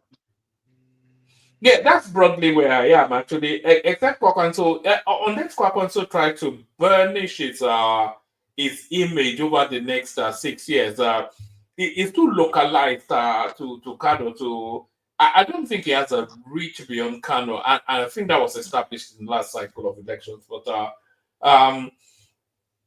so like I said, Zita, with your permission, we move the conversation on. Let's take it in the direction of Patoski, if Patrick is ready to take the floor. Patrick, then please, Daddy, and then you move it around a bit. Pat, are you ready? No. It's Rational Mind. I thought it's Rational Mind. No. I said Rational Mind, but it's not indicating like it's there fully yet. No, let Prince Daddy continue. All right. Prince Daddy takes over, but as Prince Daddy takes over, let me bail out. It's 4 a.m. where I am. So let me call it today. Hand over to you, Patoski. Super chatters are your again, and then it was actually Bosun that came in first, but Ayo came in separately. So that space is still open. That super chat. There's 2 people. We need 3 people more super chat into us to stream. Thank you, everyone. See you tomorrow. Patoski takes over. Thomas is there. Ola is there. Patoski, half the space are still not spoken. You have Midwest people. Please, Daddy. Yourself, of course. Ola, the star is there as well. And the makers there to keep you 100. So thank you, everyone. See you tomorrow. Over to you, Patoski. Whenever Rational Mind is there, is ready, just he takes the floor because it was there all the way through. Prince Daddy, floor is yours. All right, thanks, Roman. Hello, everyone. Patoski want to guide me. I didn't listen from the onset, from the beginning, what the topics are. But I heard though that a lot of PDP or other candidates from other parties deflected to APC, including Okowa, if I heard correctly.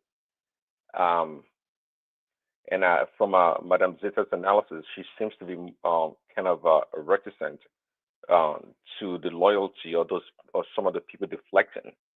And I think I may agree if someone like Okowa, just a recent VP for Atiku, is now in the APC. I'm not sure. These people may be building some kind of a mutiny from inside APC, who knows, to circumvent Tinubu comes the election in the next coming election. Um, yeah, I wouldn't trust these people too much because they're deflecting doesn't mean that they're loyal and they will do right by Tinubu when it comes to the election. They may actually create more chaos than trying to help Tinubu in the next election.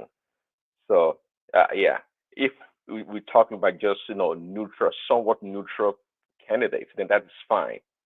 But Okoa and his dirty politics and anyone that's closely related to Atiku cannot be trusted because Atiku is not a trusted person, as far as I'm concerned. So that's an interesting one. Um, and earlier, I think we were talking about there's no real opposition in Nigeria anymore, and that's a testament to the arrogance rather of the PDP party, because I heard it said when they first took power a few years or around about that time that they were going to rule Nigeria for like 60 years, and before any other party could take power. But of course, I think they only did it for 16 years or less. They're not very strategic, and I think that they are the bane of their existence really maybe Atiku actually, because Atiku has been trying and forcing for a very long time to become the president, and in all this machination and shenanigans, I don't think it gives them the real um, opportunity to plan and strategize holistically and look at other candidates and see how they can strengthen their party. They don't do that. They throw money here left and right, and boom, Atiku emerges. So we all know what is going on. And that's why PDP, as big as PDP is struggling. It shows that it's not always about money. Money is, in politics, is extremely important. Maybe number one, of course. But apart from money, you have to plan. You have to strategize. Yeah, it almost goes hand in hand. And of course, you can't do nothing without money. But PDP, if it's all about money, APC has money too. They can throw money left and right. But Tinubu is a master strategist. He thinks, he's patient. He works with other people, and he knows how to play the game. The other day we were talking about what were we talking about? Is it can't remember if it's Wike and Fubara or two other people we were talking about, and I was trying to interject, but the point I was trying to make was that look, Tinubu is the glue in any situation. It's not so much if Fubara will give way to Wike or the other way around, but it's Tinubu's ability to come in the middle and bring people together in order to iron out the differences. That's when you know you have a leader at the helm of things. We can't say the same for PDP, of course. Uh, Atiku, my understanding, Atiku may actually not be part of PDP come next election. We don't. I can't really tell who was the true leader of PDP. Is it obviously Wiki is still there and he hasn't left, but he's so closely aligned with Tinubu and the APC party. So who is leading the PDP? That's a big shame. At this point in time, we can't say who's the de facto leader, or rather the number one leader of PDP, if the person is a presidential candidate or not. We can't say that. So it shows how poor these people are in planning and strategizing. It's really a shame. And of course, Peter B is shown himself is not a leader. He doesn't believe in grinding. Tinubu is a grinder. Obi doesn't believe in that. He jumps from one party to another. He just wants things well prepared. You just want to come in and eat and leave. And that's not the way to do it. I mean, it works. It worked for him as a VP candidate, and that's why he was able to get a VP candidate with Atiku last time. But if you want to be at the top, it's beyond just jumping up and down. You have to do something. Another classic case would be El Rufai. El Rufai he doesn't have a clue himself. And I'm glad. I was trying to watch something earlier. I think Arise Television, and Prince Adewale was talking about I guess the ideology or the philosophy of SDP and how people come into the party, ideology, the ideologies do not match that of SDP, and is beginning to change its tone, which should have been his response from the onset. Instead of trying to have an open arm and it's so flowery in his recognition of you know El-Rufai coming to the party and all this shenanigans. Adewale may be too nice, but I think it's getting tougher. It's getting tougher in his demeanor and his pronunciations because it knows because he was about to get ejected from the party, you know. But now he's trying to assert himself as a formidable leader in the party, and anyone that comes there, she's trying to align with the party's philosophy. But of course, that can only go so far. Money talks in Nigerian politics.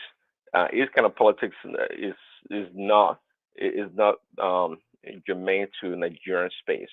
They don't do ideological politics. It's all about you know jumping parties and the other shenanigans things that they do. So I'm glad that the prince is getting assertive, and I think he's a good candidate. Just like one man said, he may be one of those future candidates to reshape Nigerian politics right after Tinubu. Yeah. Petoski or anybody else? What is the other topic? Let me remind you of this kangaroo indigenship, or what are they calling it? Because that thing, as people were saying it, I was just saying, oh my goodness. It's like people were getting carried away. They are not looking at the fundamental problem in that country. So will you support such kind of bill?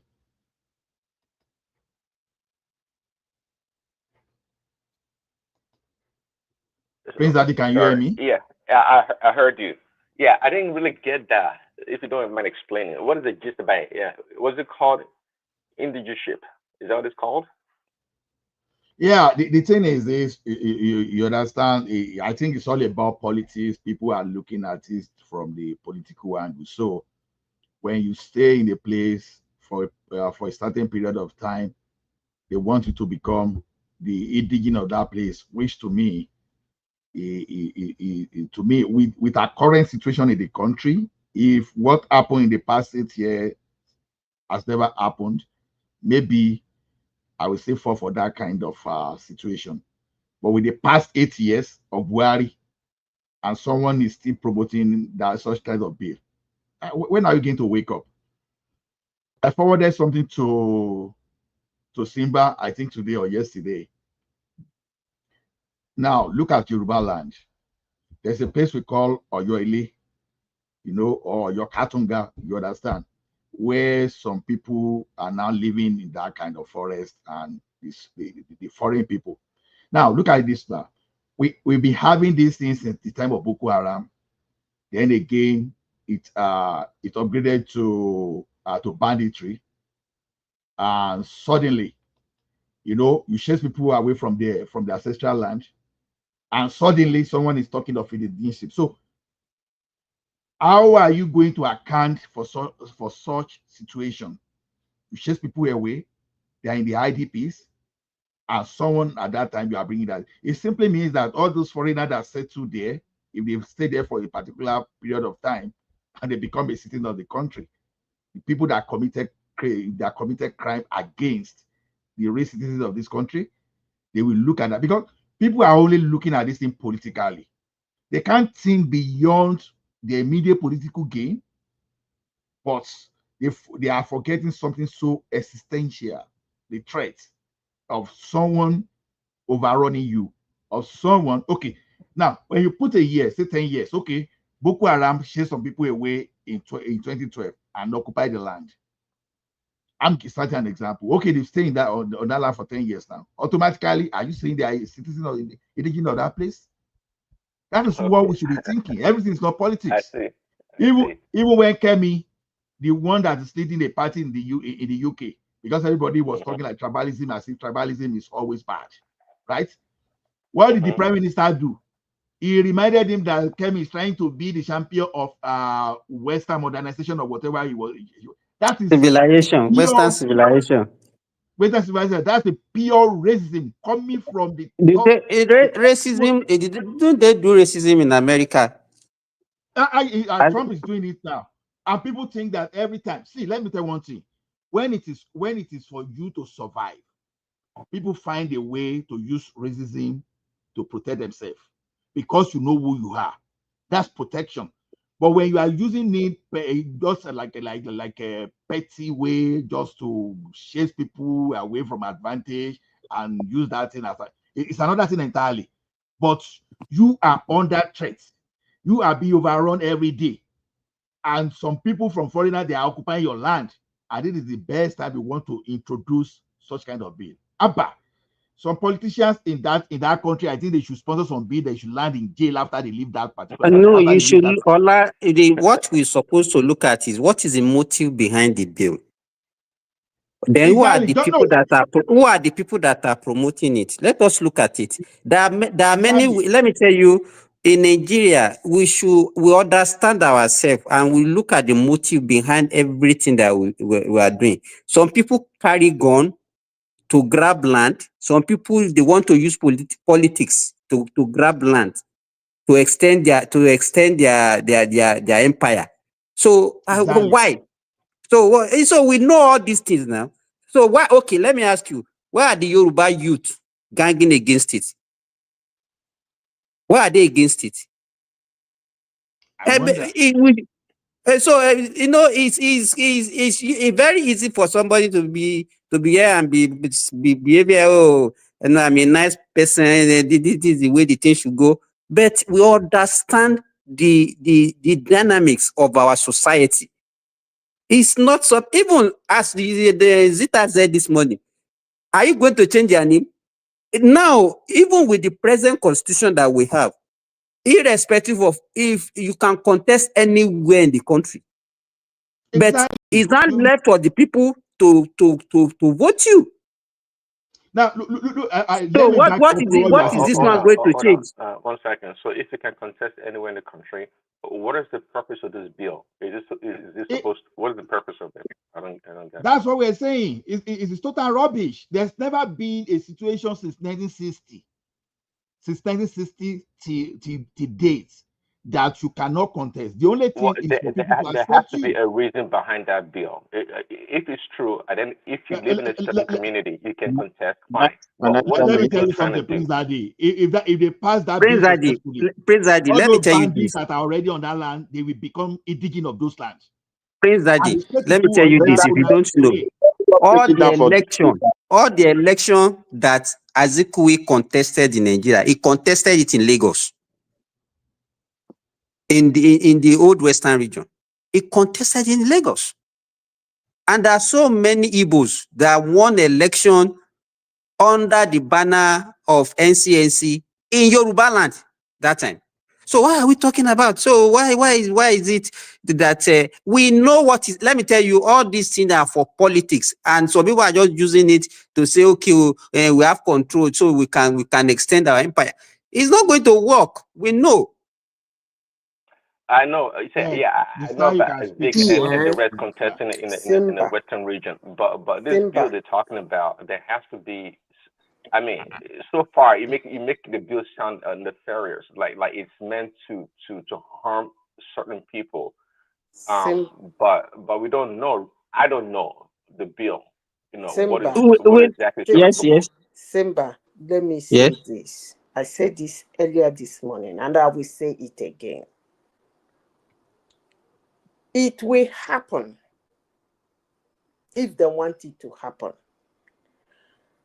But the way they want to start it will cause problem. As I said before, you have to do what is called reorientation. It becomes a welcoming situation by every citizen of Nigeria. How can you do that? Start from primary, secondary, college, and universities. Remove that ethnicity. Any child can go to any school anywhere. Remove the ethnicity. Without saying first quarter, 50% of it goes to indigenes. Remove all those things. And let people who want to go to that school go to that school. If you start that way, you reorientate those people. In the next 8 years to 10 years, they will be more accommodating Okay. on removing them. Let me give you an example. Hold on. Is trying to destabilize Nigerians and strip them off their Let me identity. finish because we are all in AI, just give me a minute. Can I finish, just give me a minute. before I lose my You will thought? finish. Just give me a minute. You had it. See, until recently, many people that are following Eyo in Isaleko, that are just putting all those Eyo, all those costumes. Some of them, they were just born in Lagos. They were not original Lagosian. Nobody discriminated against them. So we'll be having a situation whereby they accept people within our community without discrimination. It is only when some people want to impose some people, foreigners, and they want to settle them in the country. They started from Ruga. Ruga was not going. Now, they are now looking at indigenship or whatever jargon they are calling. People contested in Lagos, they were not Lagosian, and the state assembly. Why that law? Why is it so important? Hold on. You see, this is actually the problem I have with Africans. And that is why we seem to be very underdeveloped. We don't listen carefully. We are all in a foreign land, well accommodated. Most of us gained citizenship in that country. Contest in the land of the people who own the land, with an election and rule over them. Why is that possible? Because of the orientation that those people are giving. They seem to be very accommodating. They now have this mindset that even if you're here as an immigrant who has now naturalized and you are ruling in this land, you won't take my land. So when you talk about globalization and assimilation and naturalization, you should also understand that you too have a land. And some people will want to naturalize there. We have always had this mind that when somebody comes to live in our land or rule us in our land, it's like he's going to move us away and take the land. That is the orientation we have.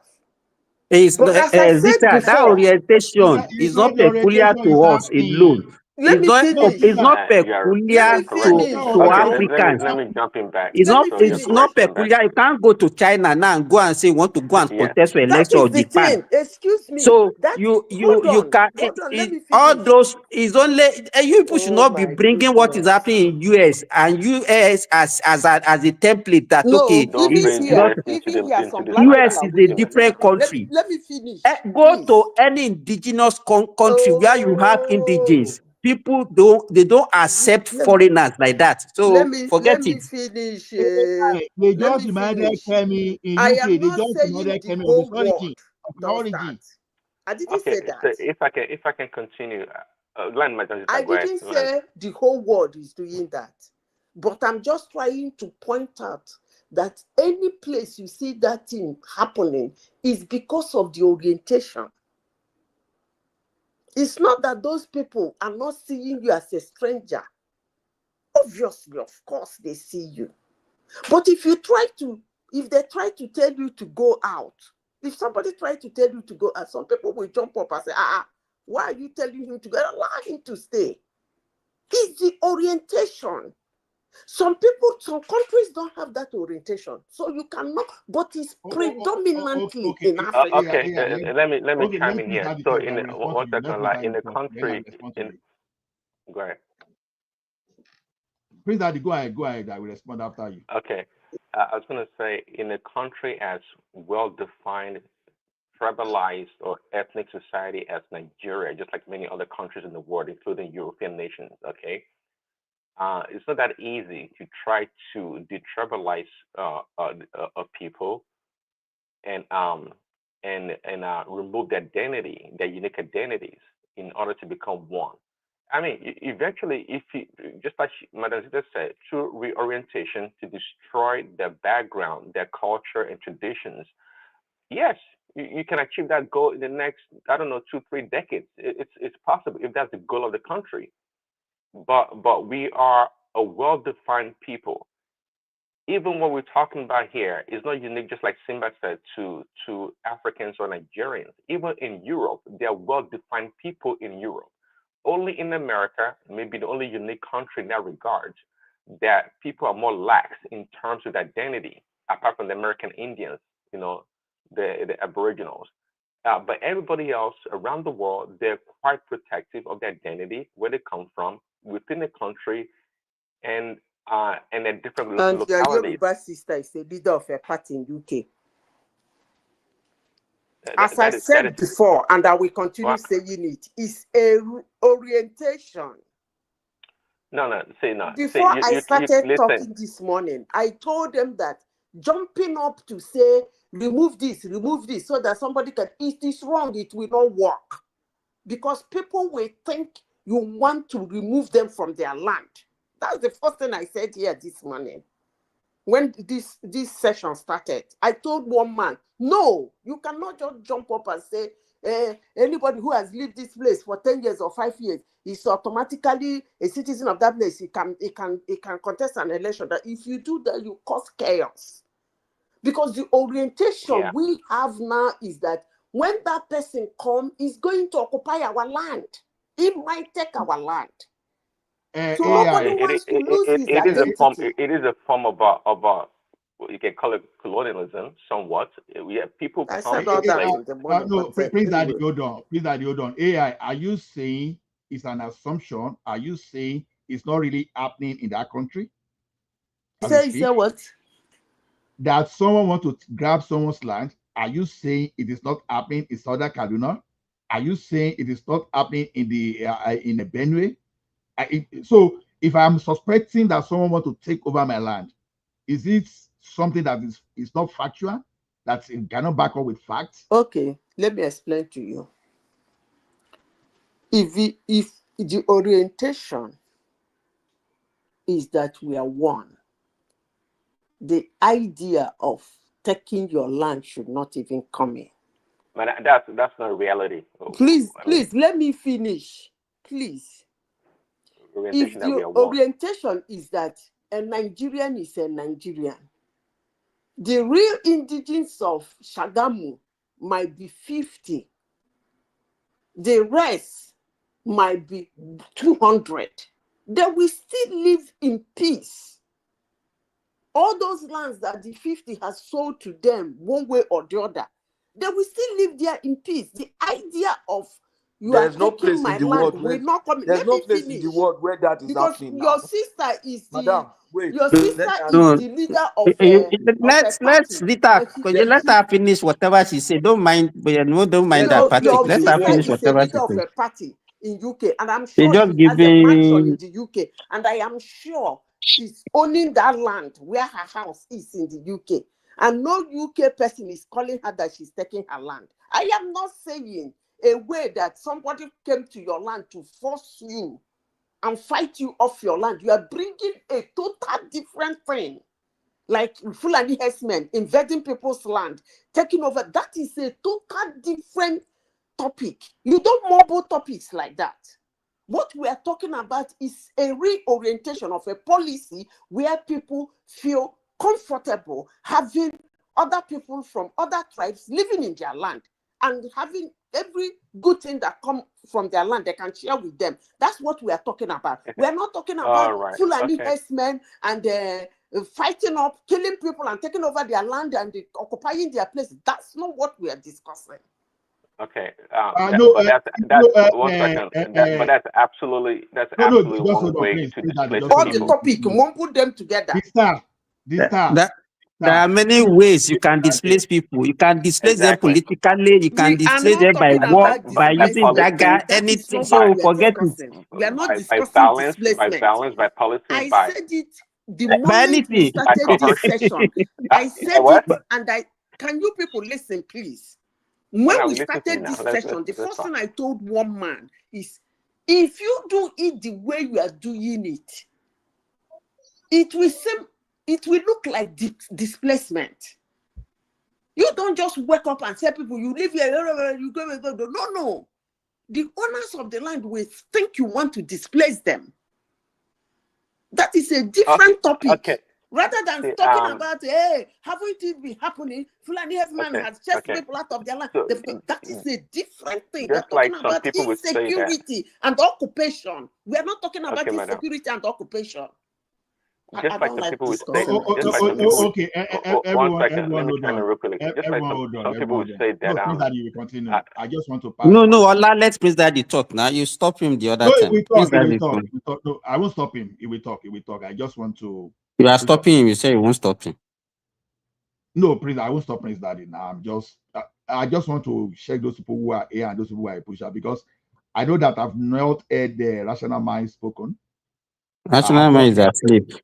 I've not heard rational mind speak. I've not heard the stars speak. So if the two of you are here, please just say I. Otherwise, I will kick you out so that another set of people can come in. Prince Daddy, rational mind, are you there? Okay. Prince Daddy. I'm here. No, I mean rational mind and the star. Rational mind and the star. Sorry. If they are not there, if they are there, speak. You can even kick Thomas out also. Kick Thomas out. He's not here. Okay. Prince Daddy, please continue. Yeah, thanks. Say just like we said earlier, Sima, there are different ways to displace a people or to take over people. Just like we say, some people like Erufai would say that, the presidency should go to the most qualified. It should be based on merit.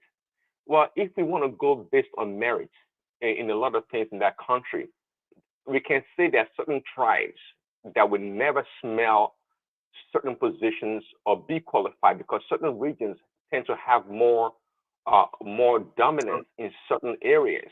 That if you want to go strictly on merit, then again, some tribes would not have the opportunity to serve in that country. You see, so the same thing about trying to detribalize people or strip them of their culture in order to become one country. Again, just like I said, in a country like Nigeria, our identity is unique, and people know their origin. Okay, it's not that easy to try to pass law in order to displace a people, because that can be done. There are some places or some communities or certain part of the country that have a lot of resources and have the leadership skills, and they have a whole lot of things to offer, that they can go to certain places in that country and displace the people because they are more qualified, and they have the resources, and they can take over the communities. If we want to put things based on merit and resources, some communities, some ethnic groups don't stand a chance. So at the end of the day, just like I said, even in Europe and other parts of the world, their identity are quite unique, and they protect their identity to the core. So again, poor people or people without resources, even the people that have resources but they don't know how to manage their resources, can be displaced. There are ways you can use laws and policies to displace the people. Boko Haram or the terrorists, they're already doing it through violence. They come to a place, they displace the people run away, and they establish themselves, and they can rule over the community. In fact, they actually do it. They do it. They correctly do it. They go to these villages, they take over, kill their leaders, or the chiefs or whatever, and they took over the community and they passed that Sharia law or whatever law they passed, and they rule over those people. So now we have policies. Now policies now somebody goes from, I don't know, from Lagos to some other parts of the south and establish themselves, have the way to finagle themselves into their policies and politics, and boom, they are in charge, ruling over the people. Yeah, in Nigeria at this point in time, I don't think it's something we should promote or try to support. I don't think so. We are a unique people. I believe the differences in our background is what makes us unique and a great country. Um, Trying to reorient the people through education, that to do that is to have a revisionism as part of our educational system, that, oh, this tribe doesn't exist, this ritual and culture don't exist, so we all one, and just trying to create something that's a monolith in order to rule over the people. I'm always quite wary of policies or leadership or government that does that. It's dangerous at the end of the day. It's a way to control people. Once you strip the people of their identity, they can do whatever you want to do to them. Oh, Okay, Prince Ola. Daddy, I love that your analysis, because when we try to compare, we compare America, that is actually an immigrant land. We compare Canada, but if you go to Spain, if you go to Germany, Netherlands, and all those European countries, they are mostly homogeneous in their identity. So, like I said the other time, will be the third time I'll be repeating it. When Kemi was even saying something, they reminded her of where she came from. So it's telling you that this idea of racism and all this thing is at convenience to some people. So just imagine now, because of the name of indigenship, and someone is coming from Mali now to come and replace him in Ekiti. It's not going to happen. I'm not going to accept that. Ola, let me even bust your bubble. Do you know that just yesterday in United Arab Emirates, they banned non-indigens from wearing that their white cloth, that their white jalamia that they used to wear. They said is unique to them, that non-indigens should not be wearing it. That is ordinary clothing. Exactly.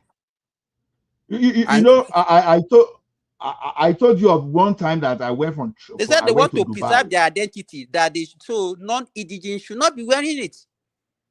I told you now. I went to then Dubai. We will just be throwing everything away in the name of modernization, civilization, and that's where we are. We don't even know where we are going. We don't even know what we want to do.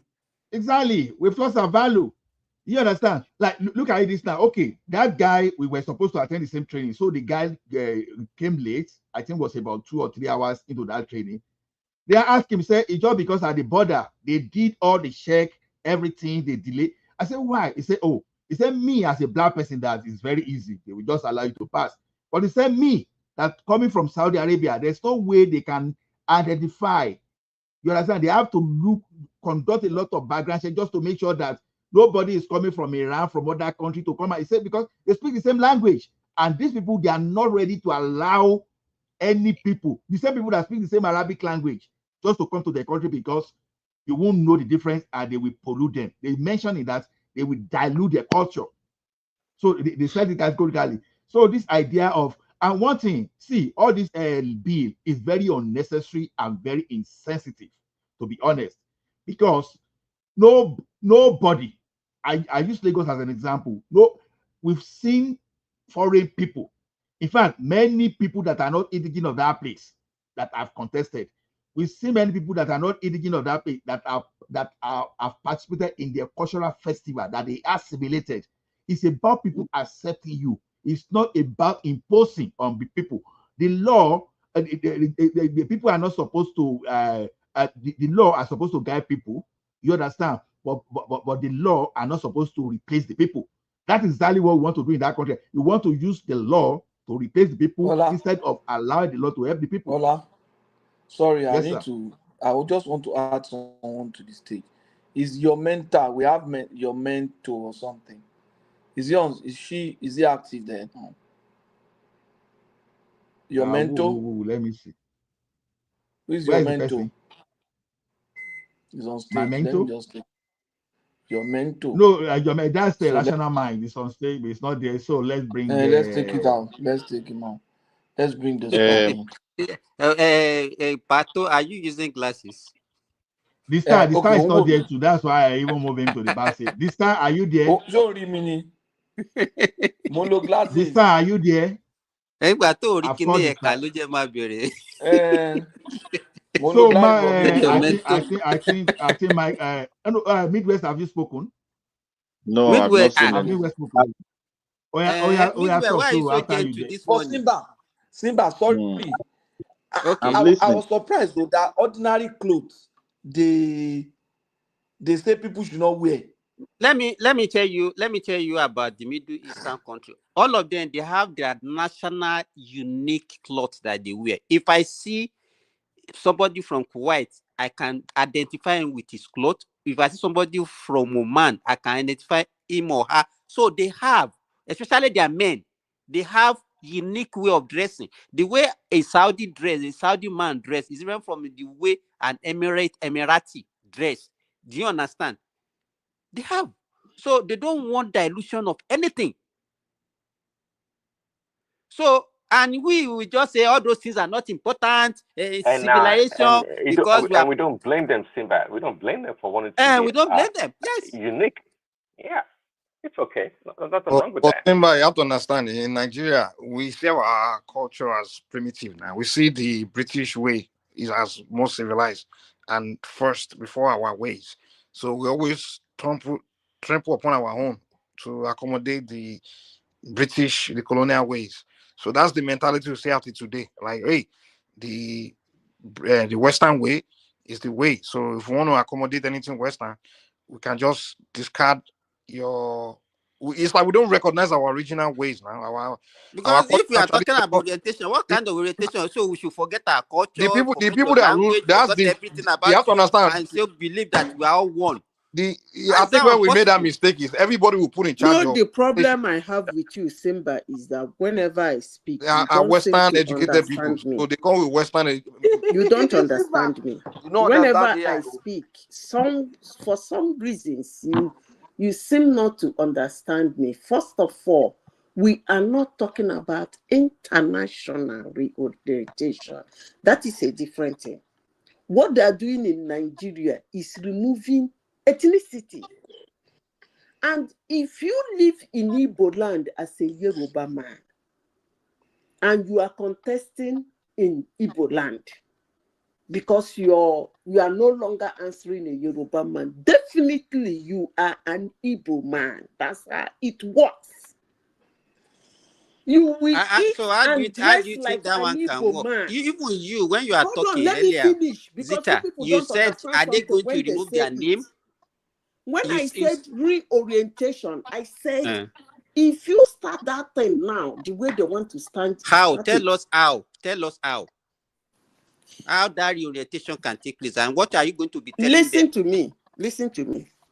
When you relax your mind and see an Igbo man or a Yoruba man in Igbo land as somebody, according to Igbo man, they said, Njepo Amaka, as somebody who come to stay with you, not somebody who come to take your land or take your identity away from you. That's the orientation I'm talking about.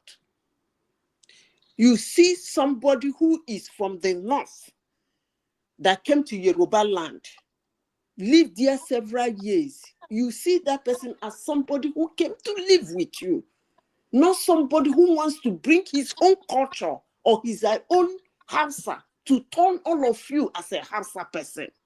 That is the orientation I'm talking about. And when that person comes, he will wear the Yoruba dress. He will eat the Yoruba, even speak your language, to the extent that if a foreigner comes, let me finish, he won't even know that that person was not originally from there.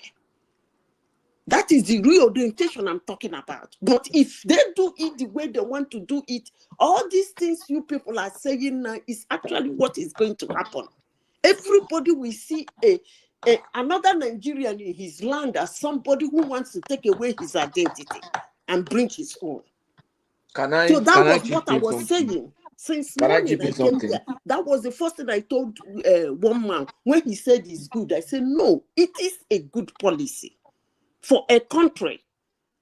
A country should see themselves. I'm not talking about foreigners coming into Nigeria. You people are doing it as if it's an international something. You have even given an example how Saudis are telling foreigners not to wear their dress. Yes. No, we got your point too. No, They are it's not because Saudis. You you shouldn't be are too wearing their soft. dress. You are not No, them. you are too soft with it. You Can are I too chip soft in with it. That's something? why some of us with Agidi, Can I that's chip why in we bring something? our own Sorry. Agidi into it.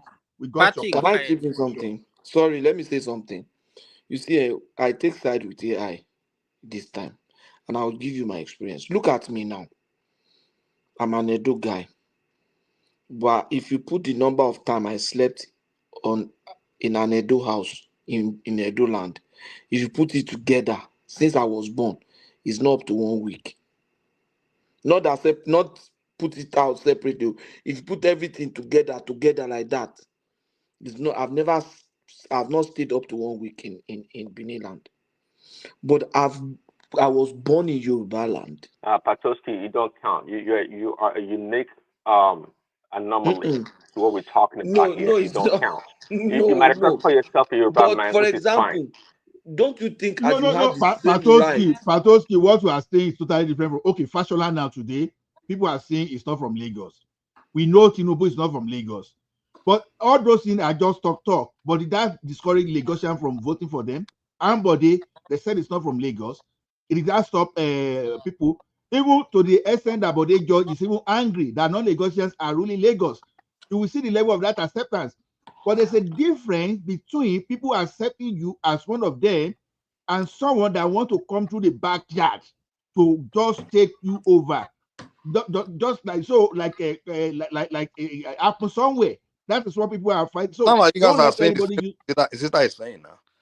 Like if the No, I people, know. That's why I'm that's what saying she Sita meant. was just Like too the person is gentle. not coming to take over. It's That's very not coming to take over. For someone like me, I should be allowed some privileges like Patoski, Babaki. I You don't know, even know you are not to Patoski, use your mouth to let me talk. tell I you, should have the if you want same. to contest in Ogo State now, I'm very Mm. sure that nobody will raise an eyebrow. But by the time No, your but no. Edo people start know that you are an Edo guy, and they They'll started start chatting, coming. oh, it's our person, oh, this, this. So, They will what spoil do you my think chance. will happen? Eh? They will then spoil my chance. Hey, we spoil your chance now. Can Let me Patoski also speak his local dialect? He would just be like that, he go dialogue. I no, can't even speak my local dialect now. nobody even know that Patoski is even a Edo person. You know Patoski what? speaks They will Yoruba. come out. They will come out. Even He speaks what you Yoruba don't have better in your than mind. many people, many Your Yoruba. people Okay, come and say, okay, Ola, oh, you are now Ola, feeding don't you our think it's own. solution? Ola, don't Can you I think the come? solution? Ola, can you hear me? Don't you think the solution would be that if they create a law that okay, if the traditional ruler does agree, you understand that the person is a confirmed, welcome and authenticate, or qualified to run. You know, and that will kill that whole debate about whether it's You just want to empower the exactly, no, doesn't mean so. traditional. Yeah. He's exactly. always looking to empower traditional. No, I'm just saying, Traditional. no. The traditional I ruler, don't no. I don't mean traditional. I I mean don't agree traditional I with ruler. I think that. mean it should like it, no, it should any solution. happen naturally. It should Let happen me say what I naturally. was trying to say. Anytime trying to put love behind it, to me is not a good way. Someone like Prince Daddy, Patoski's hold example. on, wait. Look at it this way. Look at it this way. If the Nigerian state were smart, they wouldn't have relegated the traditional rulers, the local traditional ruler, right? Like they would have give them some level of power in terms of the political decision, in a sense. I'm not saying them ruling, no, but saying that for you to be a governor, a king of that region must approve that okay, this guy is qualified to be at least kind of like endorsed. So if we have that situation where a king endorsed, like, okay, this guy here named Tochuku, I know him, or this guy named Patoski is I consider him one of my sons, and I endorse him to run as a governor of Lagos. You understand? And the people will say, oh, if the Oba has already endorsed him, it's our son now. You understand? If the king No, has already endorsed him, but in the case of Nigeria, they relegate Right. the What king. do you mean by What mean by endorsement? Okay, let No, me Now, what try I to mean, say. with what we have now, sorry, but please, that whole trust issue will go away now because they know that the king know the person, and you understand People, what they I'm can saying. be corrupted. But in a They can be situation where nobody know, no one can know if that person is. We don't know his intention. We don't know the person. The person is just telling us that, oh, I'm one of you, but we can't trust you. But we need some kind of validation to say, okay, Well, hey, because to me to be personally, I one don't of the think. people, to be Yeah. one of the people, you must have been in that community and naturally grow and progress. That people will accept you for who you are.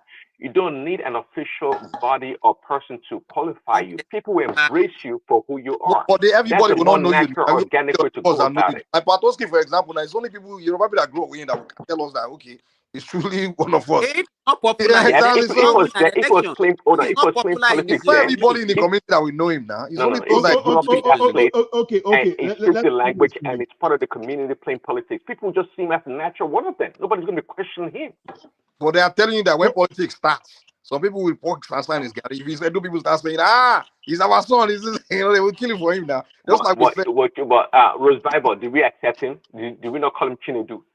Exactly. Why did we start doing that? It's not because the Southeastern and Lagos were all jumping and he was playing dumb politics, doing all that. So that's what led to it. Because the problem was that because the Southeasterners in another man's land, so to speak, was trying to uniquely identify him as one of them and pushing him forward. But if you back to embrace him, hold on, if you back to embrace him as one of them and push him forward, that's a different ballgame. Prince, that you know that governor of Osun State, Ademola, is same category with Bruce Vivo because he's it's also from, but nobody cared. Nobody cared about him becoming governor of Osun State because the Southeastern and Osun State didn't start. Because the Osun people are the ones that supported him. He even speak Igbo very well. The governor of Osun State. He's one like Igbo. He went on interview speaking Igbo and everything, but no one cared in Osun State. Because it's the Yoruba people that push him forward, not some Igbo group coming to push him forward and say this is the candidate that we want. That's a totally different ballgame. So it's part of their culture. That governor is no different than any other Yoruba from that state. It's embraced, it's part of them. They don't make any distinction. But in the case of Reviver, it's a group of people trying to push him forward to be a leader in another. And the Reviver didn't really embrace the Yoruba culture too. And that's a big problem also. He didn't embrace the culture like Adeleke. And Adeleke's father is a traditional person. He's the Balogun. So they are the real indigenous, really rooted in their tradition and their town. But Reviver's father is one Oyinbo speaking grammar, and then the mother is say, I am the when they interviewed the woman, he said, I'm the mother of the incoming governor. Let me tell you something I've noticed in Lagos. One thing I've noticed in Lagos is this. Lagos will not discriminate against you as long as you know your boundary. They won't even know how to. One thing I discovered over time, you know that some head of area boys in Lagos are not really Lagosians. And if you see the way they command, people just respect them. Now. You understand? Yeah, so I've seen many Ajagungbale in Lagos. They are not Lagosians. Some of them are from Ekiti. Some of them are from Ibadan. And people respect them. Because when you know your boundary and those people there are able to accept you, no problem. But if you want to force yourself on the people, oh my goodness, that's a recipe for crisis. You don't impose yourself on the people. Naturally, you let the people accept you. You know, of recent, I was talking of Nika Quadri. It took time for people to even know that it's not a Lagosian. You understand? That guy, they used to call him Babalowo. He's from Kwara State. But right from Isaleko there. Yes, now. Yes, now. Right from Isaleko there. People were respecting him. Even the Baba that appeared with Adelov and the rest. Most of these popular, they are Kwarans. You know, this guy was, when they were doing your this guy, they help them, they carry all those your thing. Even then, you saw until people can say, Baba, you don't grow past this stage now. That's why you know they follow. Nobody even say he is calling himself a Lagosian and nobody's having. Not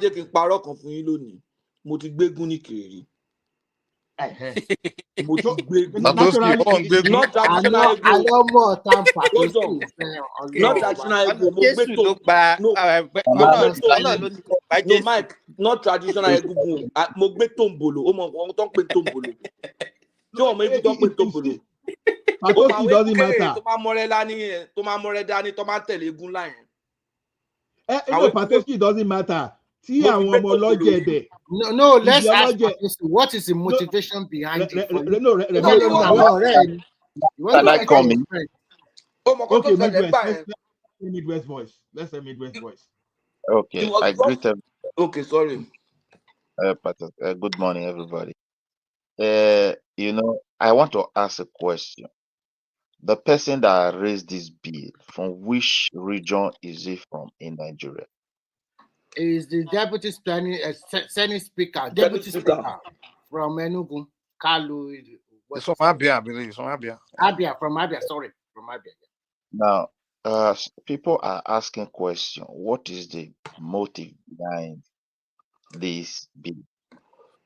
The motive behind the bill is expansionist. No, don't say that. No, it is. Please, this is my own Let word. him talk now. That is his own opinion. Let us hear him. My opinion. Sorry. Yeah. If you look at Nigeria very well, to be honestly speaking, the question you should ask: how many people that goes to where that man is from? You look at it from proportion of Nigerian migration from other tribes going to people's place, settle there, and live and mingle with indigenous people, living freely, and why they accept you. Now, to be honestly speaking, where that man is from, nobody goes there. It's like an evil forest when you look at the history of the country. Even when the British make it capital city for 45 years during colonization, people were not interested. Even rather, they were leaving this country. Now, let's just come to the modern day life. We're talking about somebody from Kwara going to Lagos. Why is he working? Cultural similarity and understandings of the people as one. If you take the Germans, after 10 years in France, because we're talking about European Union, I say, okay, you have spent 10 years here. You are now one of them. And they are high in population as a German. There will be problem in that place. Because they don't behave the same way, but they are European. Except there are laws, rules to guide them in that very particular, because they obey laws. Now, if you look at the situation we have in Nigeria, anybody who is a Yoruba can move in anywhere, go to any place, settle for some time, and it will never create problem. Like that guy that he said, if I want to contest, and then people start shouting, yeah, he said, do song, the best, very intelligent people, the one that married. How are these Yoruba people going to feel? So for many years, people try to turn blind eyes to we are one. But it's not working.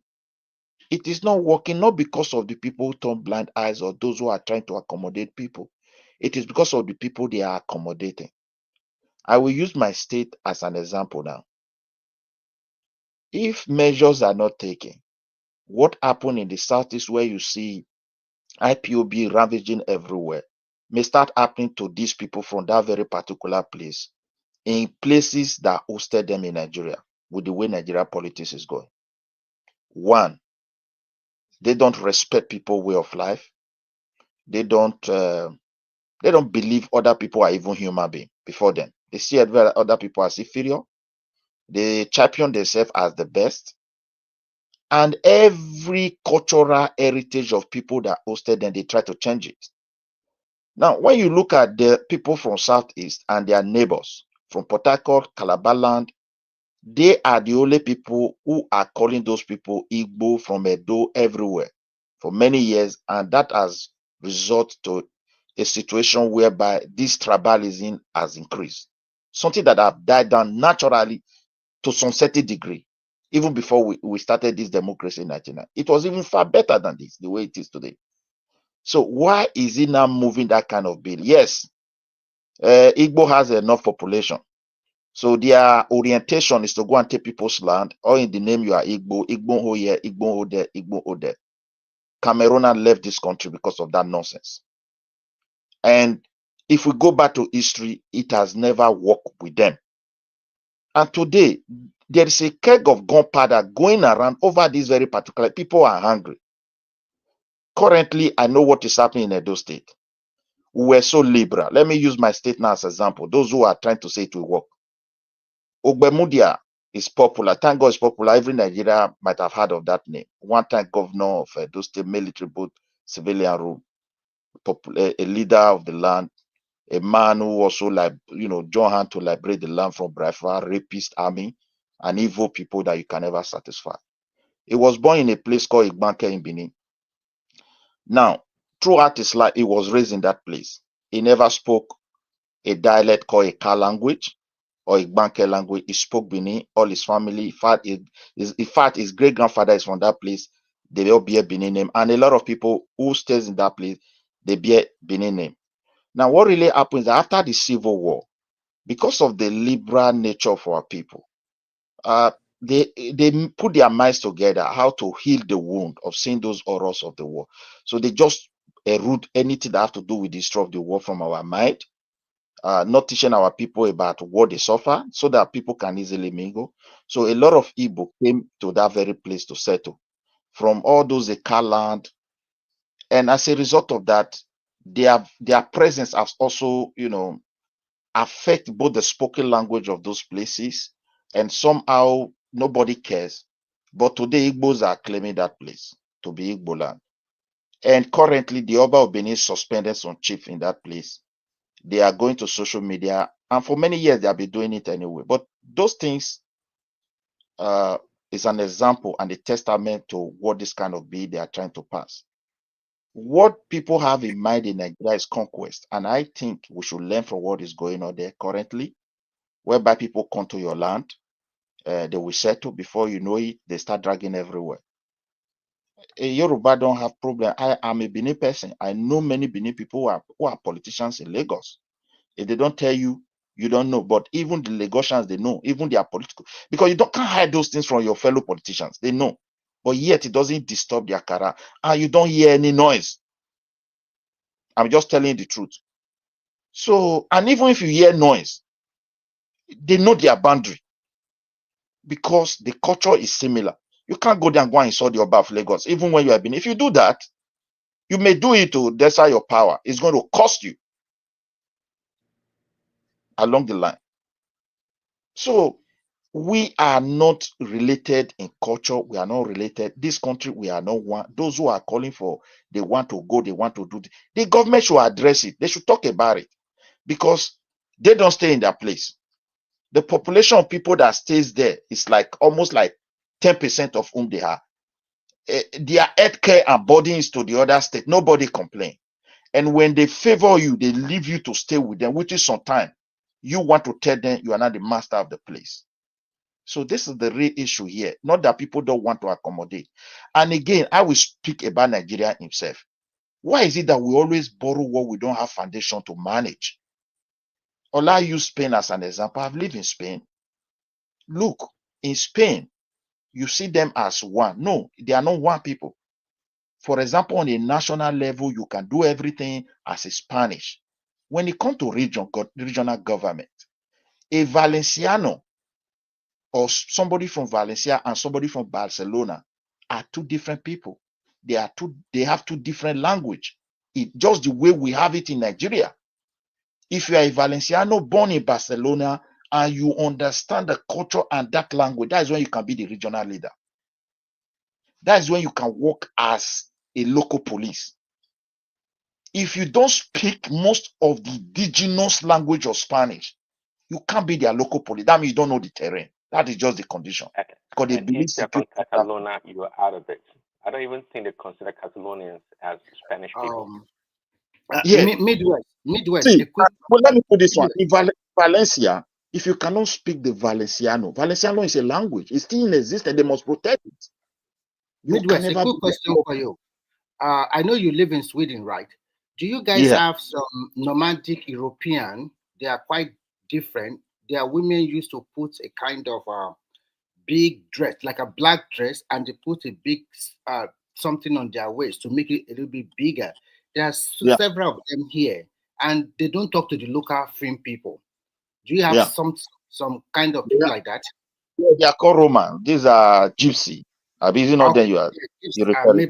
maybe you are right. So there are very many of them here, and they don't relate with the local people at all. They do their stuff No, alone. I've never seen some set of people like that in my life, across and Europe. they never across Europe. They never talk to other people, whether immigrant or local, Finn or whatever. They just ignore They you don't integrate. at all. And you're No. not telling these people to do what kind of law they are doing in Nigeria. No, it's not going to work. It's not Continue, going to please. work. Nigeria, it will lead us to civil war. And it will lead us to bigger crisis. Let me just use that word. The Southeasterners who are raising this bill, the agenda they have is to make sure that place that British put together for them through guns, barrels of gun, carry indigenous people they call Southeast, that they now make those who are not indigenous people to become the leader of that place. Can I They interject? want to put, Can I they interject? want they want to make sure they put it together to become one. A Can I Yoruba interject? man, let me just quickly put this one. A Yoruba man is not using his Yorubaness to threaten anybody in that country. You don't know who you are a Yoruba. Even if he say it, he may say it on a joking level, but not to disturb the way the people are doing their things. It's only Igbo that will tell somebody who is a Calabar is an Igbo man. He will go to River State and call the people, come Edo State, insult the Oba of Benin. Now, some of our traditional leaders, they just mentioned, should be careful. Oni made a statement, His Royal Majesty at the time, that Igbo was the first owner of Ife. He should address it before his time passed away, because they have documented it. In the future, they're going to use to be causing problem. Our leaders to be very careful how they talk to issue when it comes to this kind of people. Their retention is different. Their mindset is to expand and eventually kill the Nigeria and then take the rest people along. So I don't know if people can see it. And I Can I wish if interject? they were to be in this platform, I would have been Can happy. I The interject? question I will ask them as a people is that why can't they ask themselves a question? Even when the British make them the leader of the Southeast, nobody could come and settle with them. Instead, people were running away. Can I interject? Thank you. I just round up there. Yeah, I need to speak at this time. I think I am not happy actually. You see, this was a bill which, if it was proposed like 5 years ago or 10 years ago, people would have clapped for it, because we all want Nigeria to be one. We want to, if we work together, we can produce results. Because it's coming from an Igbo man does not mean that we should see it as an expansionist agenda. We have to be careful in Southwest and South. We see Fulani as expansionists. Now we are seeing Igbo as expansionists. Then what is wrong with us? This is the man on the floor of the Senate, of the rep. He sees an idea that he think will help unite Nigeria. Is Nigeria not divided? Some other countries, they will say they should remove indigeneousship as in state of origin. They should have state of residence. People do it, and they have resident card. Can I Understand? can I quickly So I chip just in? interjected. I Yeah. won't chip in. Let me. Please, let me I've just not quickly. spoken. I've not You know spoken why? since morning, and Wait, I'm you know just why? ready to speak. Yeah, let me No, you put that said on you are paper. finished now, so let me speak Wait, now. wait, let me just put this Let one. You it know be my why? I turn to said speak. that wait, let me just put the state doesn't have foundation to run anything like that. Wait One, now, I you have. have spoken. You Wait have now, been we allowed have to speak for long. Let me speak one now. moment. We I've have not spoken. history. I started. Just give I me joined one. this I platform want to from the do this. There's what is called documentation of residency of chairman. Make people. I speak now. I started with one man. I've not said anything since. So let me speak. You just said you are finished. Let me speak. At least I've done day here for almost 6 hours now, and I've been listening to everybody. This is what I'm saying. We should not become tribalist ourselves and condemn it in other people. Because what this my brother have just said, I see is a statement that I can categorize as tribal hatred. No, you don't paint a whole tribe in a particular way just because one person did something. And mind you, what that guy did, there's nothing wrong with it. If he feels that this thing will help unite Nigeria, and he proposed it on the floor, it's left for the House of Assembly, the rep, to debate it and say, okay, oh no, we have to modify this. has to be in this way. Are we not divided as a people? So if we are divided as we see that we try to mend it, or we just divide the country and everybody goes. Let's not pretend. Let's stop pretending that nothing is happening. The level of distrust. The level of distrust. Make I talk now. Okay. I don't want to take interjection now. Okay. Continue. The level of distrust. The level of it should go. It should go. If not, we don't have a country. And if that's the case, let's destroy, let's just wipe it. Patoski, what's your point exactly? I don't get it. Please let me put this one. You spoke from my angle. Look, there is nothing wrong for people to behave with the bill. The question is that we don't have the foundation to manage it. Every country that will you start? Wait now, every country that behave by operating like that, they have history of people residency from birth. Nobody will be describing themselves. So in other words, they register people wherever you have lived. It is by law that you register. So for that reason, they know people character, they know people behavior. But look at Nigeria very well. What speak is tribe. We who don't care about tribe, like from Edo, Delta, and even Yoruba as large, are now victims. Let's be honest. And in the future, children are going to suffer it.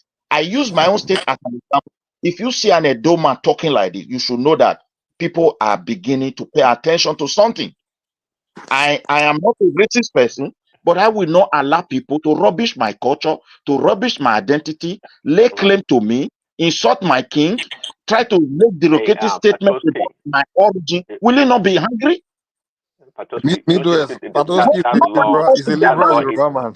1 second, guys. Okay, Midwest. Hold on, Midwest. Midwest, hold on. Oh, let Prince Daddy interject, and if Mike wants to interject, let them interject. Hey, Patosi, your question to you. So, don't you feel that the law may disenfranchise certain people, even though it has a veneer of wanting to unite the people? Because just like this guy saying, Midwest, right? It tried to delineate. It mentioned some reasons why there are some problems with certain ethnic groups in certain regions, and why this law may not be a thing that will actually unite the country. I think. No, I'm not sorry. Let me just drop this and then get you guys back to your talk. You see, okay. I am saying that we should stop seeing this bill from a tribal perspective. If there had been an Hausa one that passed this bill now, all this talk would not have been necessary. The first thing that my brother said, the man that passed this bill, which tribe is he from? Why is that relevant? He didn't say which tribe. He said no. He said which part of the country. Wait now. And then Patoski, be fair, he followed up. He asked another question after that. He said, how many people from other places live in that place? Patoski, even if it's Awusa that do this, they will also say the same thing. Why should that be an issue? Well, Patoski, what he said after that also, to put it in context, what he said after I asked that question, you have to put that into to know the context, to know that what he said. That bill should be looked upon at its own merit. And if it's going to pass, let it pass. If it's not passed, let them throw it out. Let that bill not create further hatred. Yeah, that's the merit. Midwest was looking at it now. It's not like I don't think we are fair on what very soon now we have Fulani hater, we are now have Igbo hater, we have. What is wrong with us now? I think let me quickly chip this in. Let Mike. Everybody's talking. Let me also say, don't always say wait. Fully now, Remy, just so dumb. You will have your 4 plus Mule. Prince Daddy. Remy, man, it's solo now. Oh, we have time. Nobody is going anywhere, so you still talk. What do you mean we have time? Nobody's going anywhere. Prince Daddy, Remy, you will have your time. I want Mike and Prince Daddy to push their position to Patoski. Yeah. So Patoski, I don't think you're being fair with me. This holier than thou, Patoski. Let them talk to him. Yeah, because Midwest didn't say, "Oh, I have a problem because the tribe of the man." That that's not what he said. He asked a simple question. He said, "Where's the person from?" And then he followed up after that to make it clear the reason why he asked where the person is from. Because he asked where the person is from, we say he's from Abia State. And then he followed up and said, how many people from other people are known to migrate to Abia State? And I can so the contest is that at the end of the day, that bill looks like if that situation happened, the only people that will end up being indigenous of other places where people will not be indigenous of their own place is the people from where the man is trying to pass the bill is from. Because at the end of the day, if everybody is there, they say, okay, if you're living in another place, you're automatically an indigenous. What you're going to have is a bunch of Southeasterners, indigenous everywhere. Whereas where they come from, Right. there's going to be virtually nobody that's not from there as an indigenous. Yeah, So that's where and that Midwest goes was to the going, and notion. that's a That valid goes to the argument. notion. It's not tribal. It's just a clear Yeah, cut. I think it's a valid argument also, Yeah. but to So the it's not point, attacking Patoske, any tribe. It's just showing you something that's very obvious. It may not be seen. That's obvious, you know.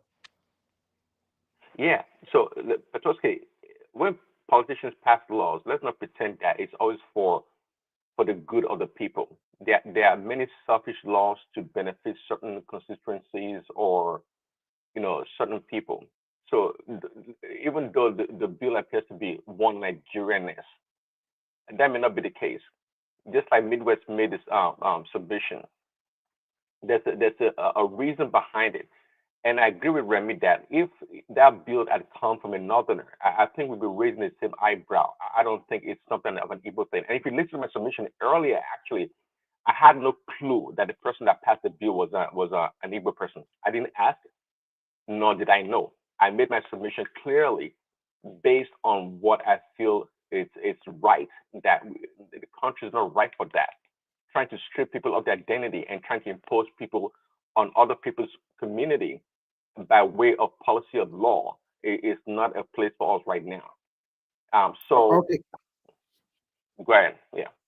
Yeah. So sorry, what I want to say is very simple. If you look at Nigeria since independence, we have seen that we've started with regional government, and then every region or every state always claim tribalism is there. I think to me, I would be expecting these people should pass a law that no matter where you find yourself in Nigeria, if you are not predominantly from that place as a tribe from that particular region, then you cannot become a governor of that state. I think that is the law we should do. That will downplay. That's Why are extreme, you Remy. taking it too far? What That's is wrong extreme. with you? No, I'm taking to this. Let me hear my reason. Hear my Let us reason. Okay, go ahead. Let me hear my now. reason. My Anybody can reason is very. contest anywhere. Is not left to the people. If they want you, they can vote you. But you cannot just come and force So you are people. still Exactly. like you are still working around it. I want to talk straight. Don't let us pretend about it. An average Yoruba man, no matter how many years he lives in Igbo land, they will never allow him to become a governor. The same thing in Yoruba land or Hausa land. That is the truth, unless we are shying away from the truth. The truth is there for us. You cannot live all your life in Kano as a Yoruba man, and one day you say, okay, So Remy, people was like me so Timber much, I lying want to when he be a said governor. Azikiwe was almost something in the Western region? So at the end of the day, what happened? It was almost becoming the premier of Western But region. what happened at the end of the day? Did he become the premier? So let's be factual here. So if we want to talk straight, we know what is happening in our country. So all that bill that guy presented, he might have a good intention, but it's not a right bill. Let me forget about good intention. Let me tell you one thing. When Pastor Tunde Bakari first raised all these things, you know the way I like Pastor Tunde Bakari on that bill, I can tell you categorically, immediately he mentioned it like that. I just look, I will say, no way. Even though I like him, immediately mentioned that it didn't. See, I know, even if you blackmail me with tribalism, whatever you want to say tomorrow, now small picking, then they use that one they beat. The truth is, we are not the same in that country. We are not the same. We were first man. Okay, a Scottish man. Do you think a Scottish man will allow you to call him an English person? No, they are not the same. That is why Scotland and England and Wales or whatever they have a system. So why should I be a Yoruba person? I just want to dilute me. Is it that we don't accept? We accept people from that join us. That see, if you live in Yoruba land and you spend like maybe you have like 4th, 5th generation, nobody even will understand where you're coming from. But the question is this: you don't need to use any law to force. Let the thing be national acceptance. Even in Canada, we are here. That's what I wanted to tell Patosi the other time. Quebecers, those people in Quebec, they still don't believe they are Canadian as we speak today. They still believe in their France. They've always tried to get out of Canada. So this thing is not peculiar to Nigeria alone. It's everywhere. Should I say the 5th time? The day Kemi was this kind of thing. Hear what they told him. There's no level of racism that can be more than what they did at the parliament, at the UK parliament. That Kemi want to be the champion of our Western civilization. Go and sit down and weigh that word now. And those are the people that they're supposed to match us together. These people, okay, rise up tomorrow and come and become prince now. Go to the royal family and say you want to go and become go to the royal family in that place. That is why Mike was saying something there the other time. And you think they have always supported a situation whereby we should give the traditional ruler role. Because you know why? That will preserve our culture. You understand? Not that tomorrow someone will done, Kabiyesi will speak and someone will say, shut up. And the idea of even putting king under the local government, we should stop that nonsense. Empower these people. Because when you have your traditional institution in place, then we'll be able to know where we are coming from tomorrow. And see, there's nothing wrong in anybody coming and contesting Yoruba land if they accept it. That's not the problem. But you want to force it. You want to force it. Abba, in that country where we don't even have data, before you know what is happening tomorrow, maybe where the house they born them, some people don't occupy that area. Maybe we say, I'm from this family. I say, no, this is a no man's land. Though. Nigeria is a man. We have too many people there that get land there. We are not America. We're not Canada. It's a no man's land, and they'll be messing up the whole place. And then you want people to quiet. Okay, like Midwest may have a problem with the Igbo people because you understand the terrain. Me, I have problem with Fulani people. You understand? You know, when I say Fulani, it's Fulani. I'm not even saying Hausa. You understand? Because we have history of war, intertribal war against them. You understand? My forefathers, they fought in the same war in that war. All those artifacts, they are still at home there. So you now want to tell me now that see, it gets to a state that even within Ekiti, you're going to get to say when you even cross your boundary, Ikere will tell you, say, look, you are Ekiti, just sell your land. Ilawe will tell Ado or Ibaraudo, I bet stay in your place. Because everybody wants to protect his identity. It's just like family now. You're not saying, it's just like I look at it from the family angle. Even if me and you will be friends more than that, if you want to come and impose yourself on my family, I say, all right, forget story, just know your body, no come here. Immediately, I will just give you voice immediately. We should have boundary. What are we talking about? Okay.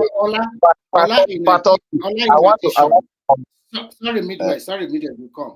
In addition, a country that is confused as Nigeria, we have been practicing different kind of Western democracy. We practice parliamentary system. We practice the American, the constitutional system. Now we don't know which one we are going to practice. And when you have stayed outside too long, when you are too westernized, you tend to copy their culture and way of life without knowing that politics is local. The people have their own culture too. Even in the so-called America, people are still calling Native American, totally different from the immigrant from Europe or from the rest of the world. Any country you go, a lot of people try to preserve their own culture and tradition. You cannot just come in and bring out a law that, okay, force people on every... so that's why I said the truth. If you are travel wide in Nigeria, it's so difficult. Even in East, you cannot come from Ebonyi to want to become a governor in Enugu. At least Yoruba is still liberal to that one. At least Tinubu is not from Lagos. He came all the way from Osun. So, but when you go to some certain region in Nigeria, you will discover that if you are not predominant, if you are not from that state, there is no way you can become an elected official in any position in that state. So instead of dancing around it and pretending that, no, let us say the truth to ourselves. No law can make people accept you if they don't want to accept you. That's why I'm saying it's not for that politics. It's just to legalize some illegality that has already happened. That is it. Okay. Because if you like, put law. If I'm not going to accept you to be the governor in Ekiti, I'm not going to accept you. I will tell you your story. Even within the locality there, I remember when I was going young, whenever there's any politics like that, it used to degenerate to the point that, Lagbaja, they help him write his wife now. No, you know, it's as bad as that. And you are not, it's the same people within that community, they will tell you the bad thing you've done. And you are not saying you want to bring people to come and rule over them. For where? You know, they happen. If you like, call me a tribalist, call me going on. I want to put this one there. Let me give an example. I watched a video some years back. A Benin man happens to be a Catholic priest. And in the eastern part of Nigeria, they were trying to officiate, he was trying to officiate a burial. And now he cannot speak the dialect of the people. They were not shy about to chase this, the way they abuse this man. Because he's a Benin person, I wept. A lot has been going on, people turn blind eyes. I want to talk to Patoski. When I grew up in Benin, from my primary school days and all my life in the school, we grew up with nearly all tribes in Nigeria. We don't care to know who is this, who is that. Go and find out. And we open up the door and we are born to be so liberal. And we don't have problem with anybody as well. But this generation have taught us a lesson that we have to pay attention to something. Go to internet today. You will see people from one particular region I don't mention. All they do is to insult my king, and that is what made their platform to grow. And when you look at the comments, anything that affect my people, they are happy to comment negatively. You want to tell me that those who are trying to pass this bill, when they say they are the original founder of my land, they are the original owners, the king at the time fought them, don't you know we have to pay attention to something? If you go to it, we don't have. Yeah. You know, one thing that we have to learn, and even our founding fathers, they said it that time, we have to respect ourselves. That's the only way we can be united. If we, no, let me, all these things, if people don't care about wherever you come from, once you can maintain your boundary, do whatever you want to do. If it's where you come from, you understand? But by the time you now come, and you are not, putting it on their face, that maybe because they are lazy, that's why you can come and do this, and that is what causes all this problem. In the first place, people don't care, and you also said it, people don't care about all these things, but you can't come and then now be putting it on their face that, okay, you can do this, you can do that, you don't respect them. If we have been respecting ourselves and you maintain our boundary, all these things will not be a problem. But that is just the truth. I grew up with Hausa people in Edo. I grew up with Yoruba. Have you had Yoruba community in Edo? You don't even know that they are having problem with indigenous people. The answer is no. I use the example. I know people who are close to me who are politicians in Lagos, they are Benin. Their colleagues know their origin. It did not stop them. Even local politics, it did not stop them not to move forward because they know their boundaries. As I said, but when you have a particular set of people, it's like you just tell them lies, that everybody wrong them. No, they are so so innocent, and it's the rest people that have been wronging them. So they have that thing in their mind. They carry that pain. They carry that feelings, emotional feelings, and now they're insulting everywhere. Don't you know people will turn against their own self, eating themselves with onions and oil? 2021, police saw it. Their own selves. And now those who have been accommodated, they try to be provoking people. How can somebody leave his place and come and be teaching me my identity? You want to come and teach me my history, you don't have history. You can't even talk about your own self and say this is who before you make one sentence of whom you are, you switch to Benin. If you cannot do that, you switch to Yoruba. What is it? So the thing is this: everything in life, it gets to a point where people become fed up. They have been formulating this trouble. We live peacefully with everybody. But if you feel you want to come and prove that they want to come and prove that they are nonsense, the way it is going, one day everywhere will just become something else. So this bill, there is a motive behind it, and that motive is expansionist. They believe they have enough number in Port Harcourt, they have enough number in Calabar land. After all, they said they are the original owner, so let us use the law. And if care is not taken, they themselves, Fulani is coming with the law because they don't reason properly. That's just the truth. Sorry, who's the moderator? Ola, are you the one moderating? We plenty now. Patoski said, and is there anybody that want to say anything about this topic again so that we can change I'll be the saying topic? this now. Rational mind, all of them just keep quiet. Let's Remy talk now. At least I'll kick him out. Okay. Let me talk about the defection. I think in the political terrain in Nigeria, you are free to defect from one party to another one. So what is transpiring in Nigeria today is very simple. The opposition, they didn't get their heart. Everything that I don't think there's anything that is difficult for you, Remy. Everything about you is very simple. Very simple. Is that not what make? Is that not what will free your mind instead of okay? That means you just strike yourself. I know, yeah. Just make myself okay. What I'm just trying to say is very happy. What I'm trying to say is that the opposition did not get their acts together, and of course, politics is about self-interest. Everyone will go to any party that will give him a shot, at least a 50% shot of becoming whatever position they are trying to vie for. So the problem of PDP, the person that is in the middle is Atiku. That party cannot be putting you forward every time. And as a human being, nobody wants to be associated with failure every 4 years.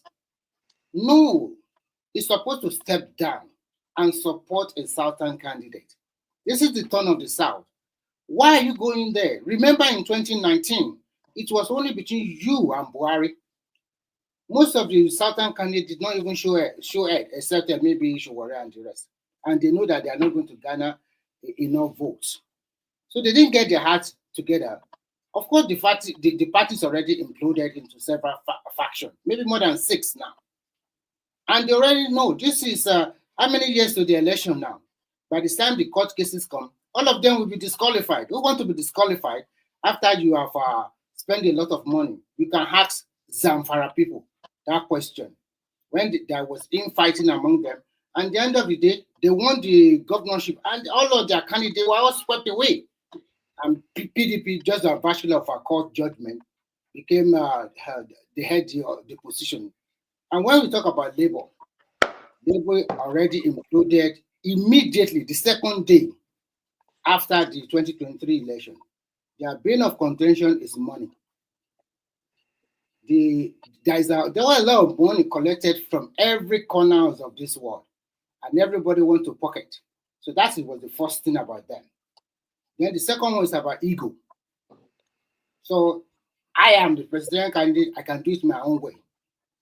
Or these are my people, I can do it my so their own wahala. In fact, if Obi is not careful, he might not even have a political party to vie for the next election. So to me, what Madam Sita is trying to say, APC should wash it, those who that are defeated, maybe they are going to cause crisis in that party. Maybe after 2027 election, when we go to 2031, that might be implosion in APC at that time. Because there will be a lot of big wig in that party who want to become a president, and probably there will be infighting. But not for this 2027. So I rest my case here so that other people can talk, because there are so many people on the platform. This one that Remy the rest case, and we don't see the stand now to talk. Okay. Is it not good? It's all right now, because we have been interjecting about the bill, and this is the only topic on the. So let's talk about America now. Please, we have not finished. We have not finished about this defection. Polygamy. There is you and Allah for God's sake. Patoski, one alabusi in comment section. James that the money Castoro The, is talking the, about re- America. How America is No, you want to kill No, Praise Daddy. China, No, Trump is what do doubling knowledge? down now. No more Praise tariff that. to no, China. Xi is a good man. I think We are not China fighting. has brought Trump to his knee. Not American. I would say American. Simba, China has brought Ola, Trump to his knee. Yes, Ola. sir. I was Yes, sir. listening to some scientists. One, I think that person was a senior scientific officer in Google, and some other journalist. Ah, Was like, one man lé when you're off ní Google, ní Facebook, are you really. telling me? Okay, ẹ máa sọ̀rọ̀ yín lọ. They were now saying, you will see that they are so obsessed with China. They say, that China is moving. Oh. They couldn't hide it. They say, now in this technology they are leading. Is there a way we can make sure that they don't take over it before us? Is there a way? That has to do with AI and some other this thing. And all the materials that they need to get it done, they have it, but is the know-how that is the gap. They were talking, they were not asking the guy, is there a way that we can stop them? The guy from Google just laughed. He said, look, he said the way we are doing, we are going to make China to work harder to be better, because now you are making them know that, look, this America, you can't continue to put your egg in their basket to try and find your level, and that the Chinese are going to work harder. When you frustrate them in a particular area, that necessity is the mother of invention, that they will come up with something that will work and it will now be better than our own.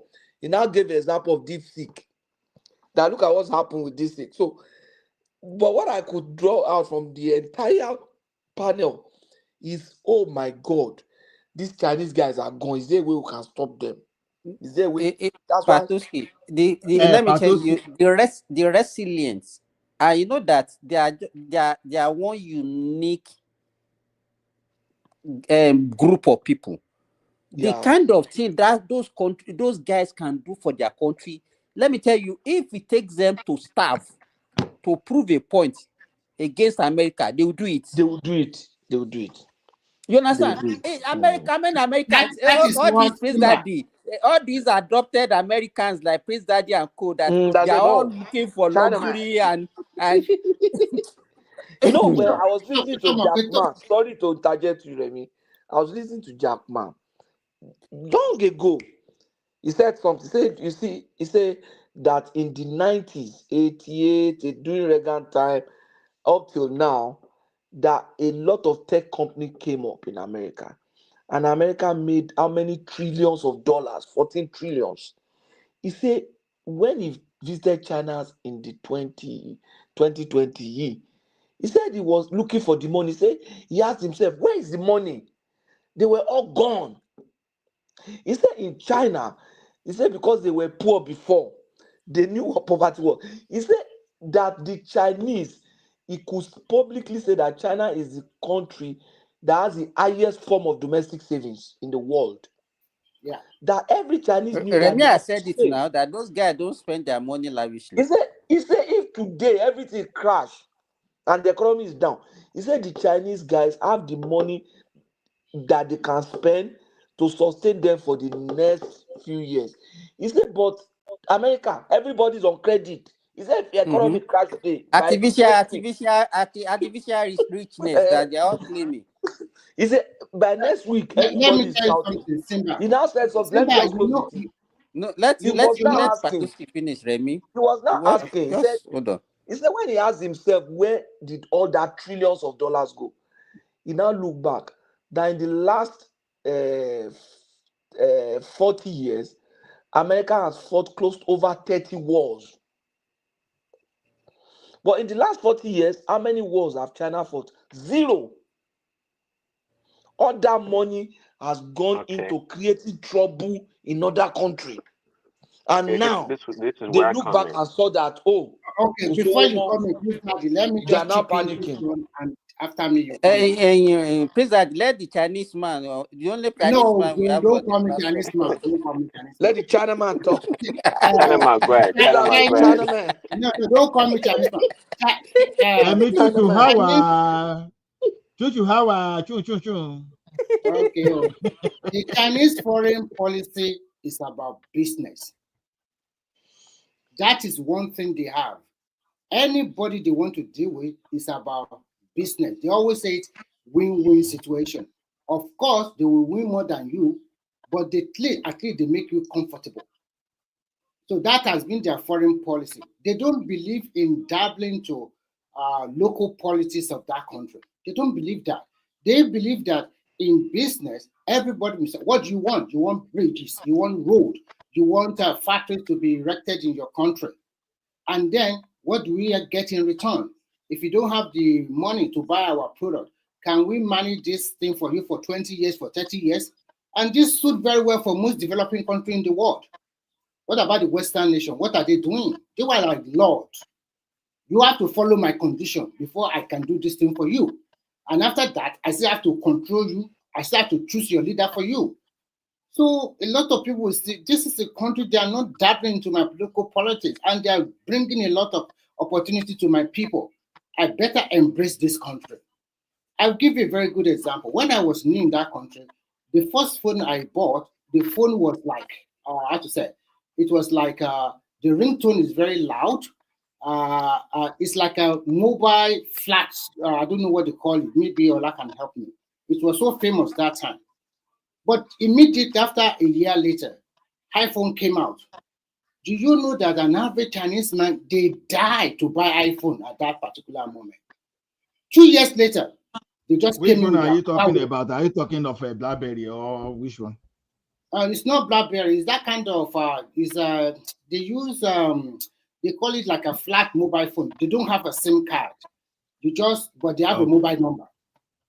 Okay. They have like a mobile number. CDMA. Okay. Thank you, CDMA. Yeah, I want to see CDMA. Immediately, a lot of Chinese started buying iPhone 4, the first iPhone. 2 years later, the Chinese did not ship. They quickly went and researched, and they came out with their own. Huawei, Honor, and the rest, and ZTE and the rest started competing with iPhone. Today in China, they buy more of their local brand more than Apple. So you can see everything they do. I remember that when they see that Americans have a lot of aircraft carrier, they asked, what can we do? They started with one, just only one carrier. And they started working on it for like 2 or 3 years. And when they were successful, in a space of 5 years, they have an additional 4. This is a country that everybody works towards the same goal. You might say it's a communist country, they control them, but can you ask yourself, if it's democracy, 1.4 billion people, do you think that country will ever develop to that state they are now? So, Prince Daddy, you can take it up from there. Yeah, that'd be a good question to American man can speak. Ask India, because that'd be a good example, because India is the largest democracy in the world. So let's say how they're doing in India. But what Patricia was saying earlier, see, I mean, I try to be objective as much as possible. I think all the time, actually. And what Patricia said earlier is correct. It's absolutely true. And we fought, you said 30 wars. You know, we sell our debt to China and the rest of the world. So we are indebted in a lot of ways, which is true. So the point here, though, when you have a man like Trump comes by and says no war, then people are against him. In his first term, there was no war. This time around, he doesn't want to fight any war, and he's trying to end the war between Russia and Ukraine, and even in the Middle East. So he knows the cost of war on America's economy. But the people in charge, they don't care. They want to fight war so they can make a lot of money for the military industrial complex with their cronies, right? And put the debt on the back of Americans. See, I think to be objective, right, Trump is only trying to do the right thing. The notion that this trade war, it is brutal, because the reason why we are where we are today is because of the greedy corporate Americans and Canadians that, you know, Kulata and Patoski work for in a lot of ways. These are the greedy What people. concern Canada concern your problem? Why are you bringing Canada in here? No, they're part of it. They're part of it. I'll tell you. So, and I was saying on this show, it's not about pro-American, pro-American. I keep telling you that America faces a lot of challenges. Our currency is strong in Nigeria, but here the currency has been depreciating almost 40% in the past few years. The dollar in its true value has diminished. People don't know that. Yeah, you guys were laughing at Americans. Oh, we don't say, Because well, that is people true. don't know, Prince Daddy, because it's not benchmark against any currency. Correct. Most of the currency, like, okay, let me give for example, like our own currency here in Saudi Arabia is actually benchmark against dollar. You understand? It doesn't The change. It petrodollar. doesn't Yeah. fluctuate. Whatever the value they put against dollar, that's what they maintain, irrespective of whether dollars loses value or not. And that does not Correct. make people to recognize that dollar is also losing its value because it's like a Exactly. That's standalone a good example. currency. Yeah, that's a good example. So, but the people, our purchasing power here, our purchasing power parity in America is dwindling, is diminishing, and we know for people that pay attention.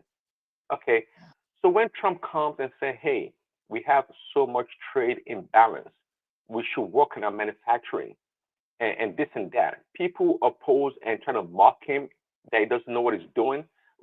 Nobody says he has a magic wand and he's just going to do everything magically like Tinubu. No, but what he's trying to do, if we get like support from all corners, things will work out. Will work out the way they should be.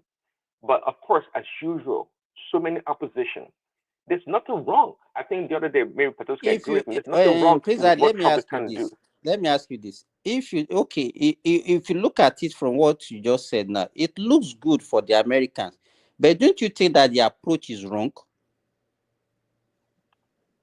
See, I was saying earlier to Kolata, see, it's easier said than done to sit on the sideline and tell the person, the doer, that is trying to do something that his approach is wrong. If there's a playbook already in the books to use to solve the problem, how come he's not using it? So it tells you that there's no really one simple solution or one approach. So we can criticize it right now because of the results, okay, which is fine. We can adjust along the way. I'm not saying that the approach is perfect, but the notion that people are questioning him for doing something in the first place is ridiculous. He's doing his best. He's not doing it to damage the country because at the end of the day, if he does, he's the one that's going to suffer the polling and the results. So I don't want to get into this argument. His approach is wrong and this and that. To me, that's ridiculous. To me, that's a non-factor. The fact that he's doing what needs to be done and he has the balls like Tinubu did with the subsidy, the fuel subsidy and whatnot, is the same thing going on here. I'm not. It's not about if the approach is wrong. It's only wrong because because it's not working out so far. But eventually, if you look at it, the overarching reason of the benefit of what it's trying to do in the long term is great. Now, people are mocking, oh, well, manufacturing is not going to come back to America overnight. Of course, it's not going to come back to America overnight, but it's going to take time. We've lost. America has lost its edge when it comes to manufacturing, and that's why China dominates. And even China right now is not really into so much low cost manufacturing. They've externalized those manufacturing to places like Vietnam and Cambodia. Why is that? With China, with so many so-called 1.4 billion people, why are they outsourcing manufacturing to other countries? But guess what? I was watching a Chinese businessman and a politician. He said in China, manufacturing is at the core of the economy. It's everything. Unlike the Western world, that if you ask people right now, oh, it's so expensive to manufacture in America. It's so expensive to manufacture. That's the only damn rebuttal that they have because it's expensive to manufacture in America, so we shouldn't manufacture anymore. That's really dumb. That's a dumb statement people talk about. China, in China, manufacturing is at the core of the economy and their living. That is their MO. That's what they've determined. It doesn't matter. So now China is into high tech robotic AI manufacturing. They are leading. They're not saying that, oh, now we're becoming richer. We've lifted 500 million people out of poverty. Now we're not going to be doing manufacturing anymore. No, no, not at all. See, that's the mistake that the Western world made, especially America, right? When they outsource and they offshore jobs to these other places like India and China. That's the big mistake they made because it's all about profit. in China. You know, they have the Communist Party. They can pass a law overnight and stop people from doing things if they wanted to. But in America, they have to report quarterly profit. It's all about the bottom line. So they didn't care about shipping jobs to this China and these other places as long as they make profit. And in so doing, they are reducing the American strength and the dollar strength in the long term. And that's what it has become now, that we are suffering as a nation. That's why we are panicking. Oh, our supply chain during COVID, they realized that, oh, most of our drugs or the ingredients for manufacturing our pharmaceuticals come from China. What sane country? How can you call yourself a superpower and you're dependent on another superpower for your survival? That's the most ridiculous thing ever in this world. If China shuts its doors, say, hey, no more of these ingredients, this and that, America will suffer a lot. So there comes again Trump, a leader that say, hey, let's reorganize, let's restructure things and bring things back home.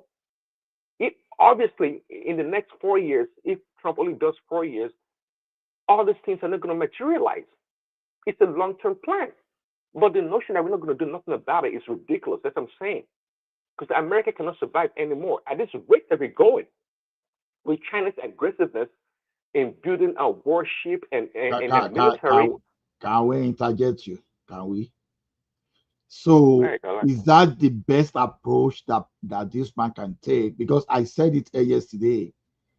Now, you want to bring manufacturing back, right?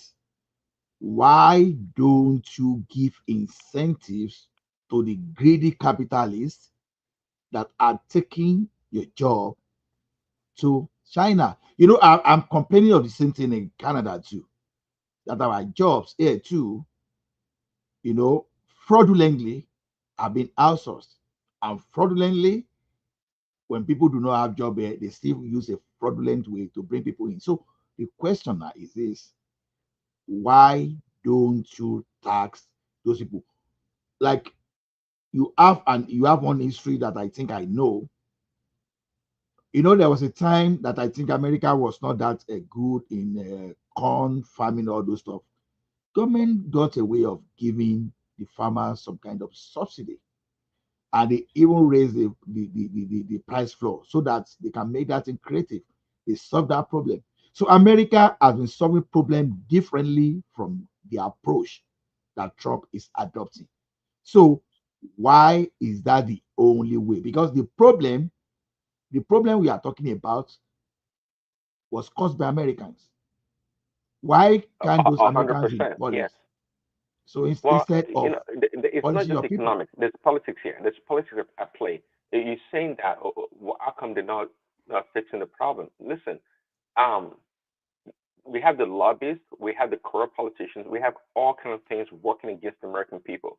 But I tell you, the reason why this tariff came to being is to encourage, rather, not to punish, like many people think. It's rather to encourage American businesses to bring manufacturing back home.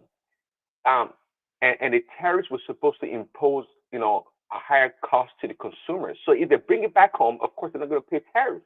And by the way, there are many other incentives for these businesses to bring the manufacturing or the business back home. Right before Trump took power, one of the big three American auto manufacturers was building a plant, and may have been Toyota, by the way, in Mexico, just across the border, right in Mexico, and not here in America. And Trump said, "Look, if you guys continue to build that factory, I'm going to tariff every car that crosses the border 100%."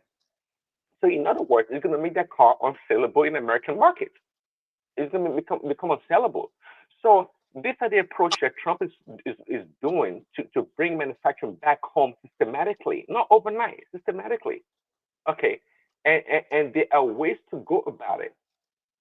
Okay, not just the cost of manufacturing.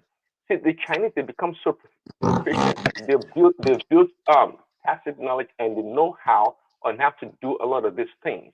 If America had not gone greedy, when I say America, I'm talking about the corporate America had not gone greedy, and we have kept our manufacturing back at home, we would have built and through reiteration, we would have built our manufacturing base so strongly that we'll be at the top, way better than China. But you can't just give up your strength and just wake up again and say, oh, it's like somebody that goes to the gym. I think like you know about that. You go to the gym and you stop going to the gym in 1 year. You're not going to go back to the same uh, strength or fitness that you were a year ago But when you quit. Prince Daddy, there are areas where America has a competitive advantage now. Why can't they focus on that and leave what they know that they cannot actually go into now? Why do Like you want to no, dominate like everywhere? what area? Like what area? Like what area? Services. See, no, see, I talked about this the other day. See, that's kind of okay. It's not a good argument because you make an assumption. I was going to ask you what kind of services you're talking about. Working at McDonald's or working at Wall Street? They are both services. Which one are you talking about? And by Okay. the way, the service industry does not have the capacity to accommodate every American. Okay, we need to diversify our economy. We can't say and let me tell you, what you said right there is what they've been pushing in grad school all across the damn country. That no, we're so an advanced country. We should focus on service industry. BS. Like most American, like everyone is going to work in the service industry. It's a lazy argument. It's an argument that's not been thought out. We need a Where diversified has it? economy. Sorry, where has it led them? Focusing on services on industry, is it not what has led them to this point? So Prince Exactly. Daddy is right. But Prince Daddy, let me ask you something. I was listening to a Chinese American guy. He was saying something. He said that what is helping America to grow is not that what is helping America to grow is the H-1B visa. That is the genius visa. That all the people that are creating the economy, that are growing the system, there are experts that came in through H1B, their father, their mother, like that. And if you see the Wall Street, the tech, the Silicon Valley, the people that are at the top making things happening there, forget about the owners now. People that are making things happening there are from India, from other countries. Now, you are about to shoot yourself on the leg now with this, the way we are handling, you guys are handling the immigration. If you don't handle it carefully, then those people, you will lose that advantage because Okay, you I hear cannot that go part. to China See, and become a Chinese man now. You have that well, as I'm your going to speak. advantage now. Yeah, but okay, I'm going to speak on it, and Allah will take it over. Speak on it also.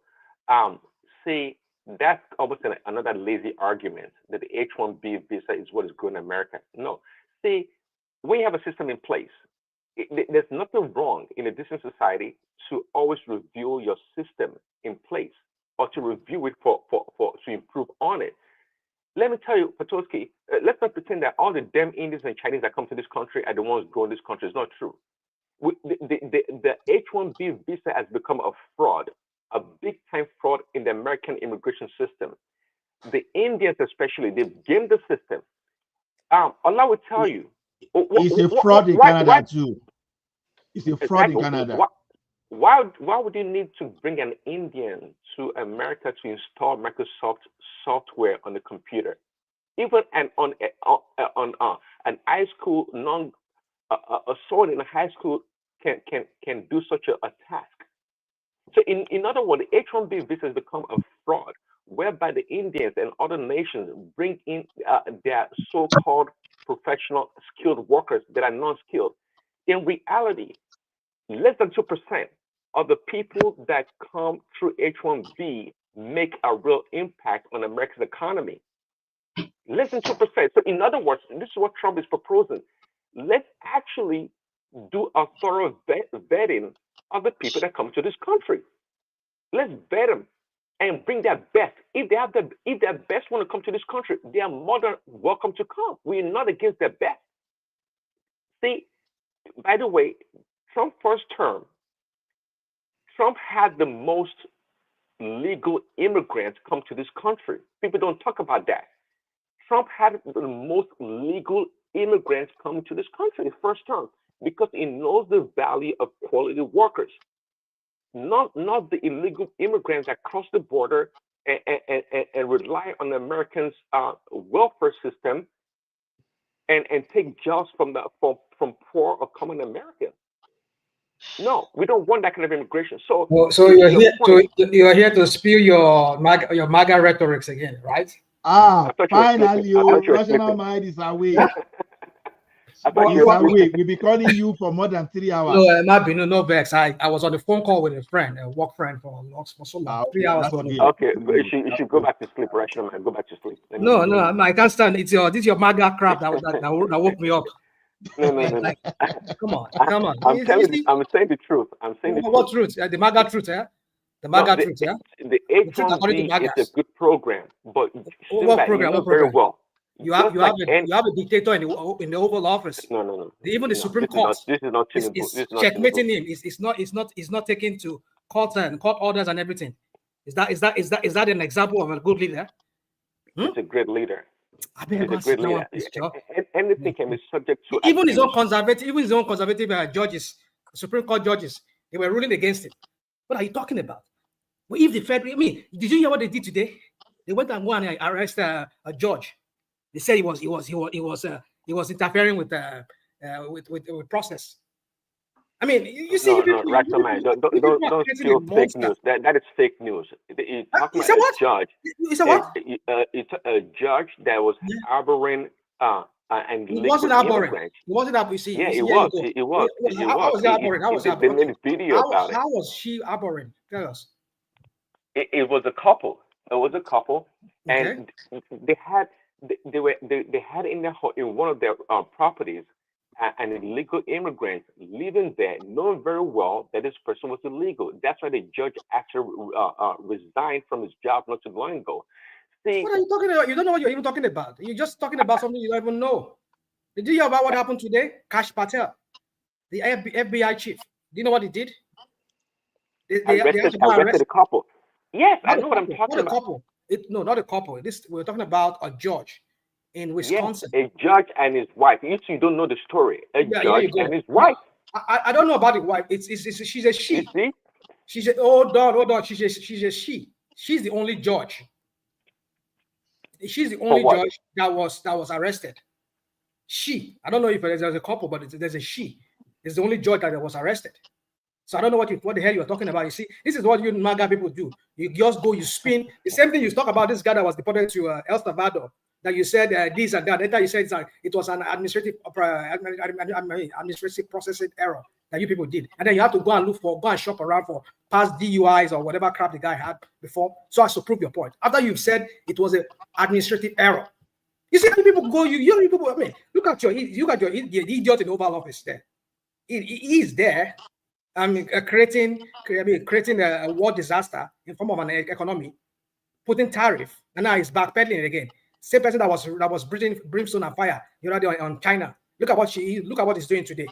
You see, you people just put somebody in the Oval Office because you people are just so mad. You're just so crazy about the system. Look at who you put in there. Curb the excesses of anti-American. What is excesses? What is excesses? Like yours? Where's the US? Where's the US economy now? Where's the U.S. influence in the world? Is it not waning under this your stupid idiot? That is it's actually much stronger. It's much stronger. No, it's more stronger in your delusional rational mind. Rational mind. In the real practical sense. What practical sense? In the real practical sense. What practical sense? U.S. economy, as it is actually supposed to be, is stronger now than what it was then. Because that time it was fake economy that you had. You are just laughing. Yeah, let me go and look for my. It was fake economy. It was fake economy. So what economy? Yes, we were selling debt to the rest of the world. You were not where you claim to be. And now, let me ask a question. How much Guinea? Hold on. America has just woken up. US politics. It's not politics. We are talking about global issues. So what economy is strong now? US is not the world. US is just a country. So it does not define the world. I never said that now. All I said was America is just waking up now. And it's almost getting what are they waking up? What are you talking about? They are just smelling the coffee. They are just seeing the reality. What coffee are they smelling? You give me in concrete terms. In concrete terms, what is that thing that they are smelling that is a coffee? Tell us. Anyway, let me just give it. If you don't know and you are living in America, you're buying into this. Our friend from what's it called? I don't know if he's from no. Oregon. You're buying to all this. You are not listening to us since, so you. That's why. I was just. My brother. Personal mind. What Patosti is trying to tell you is that listen. America is not. America is supposed to look inward. All those jobs, all those factories they ship out. That is not the way to go about it. They should have protected. They should have protected. You have a point. Yeah, I agree with you. Go on. They should have protected their factory. They should have bring those job back with a very good maybe incentive for local manufacturer. They should have leveraged their core advantage. But unfortunately, we live in a global world in which global supply chain play a big part. You cannot be an island of your own. And the way the current man is going about it is too hasty and it's not well organized. Is that what we're saying? And that is bringing a lot of discussion. So no matter what they are going to do, it's not going to take them 4 years of this man to correct everything. But just like your Tinubu that does things, you rush of blood to the head. Just does which one are we talking about? Is it Tinubu or the other guy? Because you just changed that man. I want for you. I'm just helping you out now. Now you quickly change. I bet you got the fire on Jerry.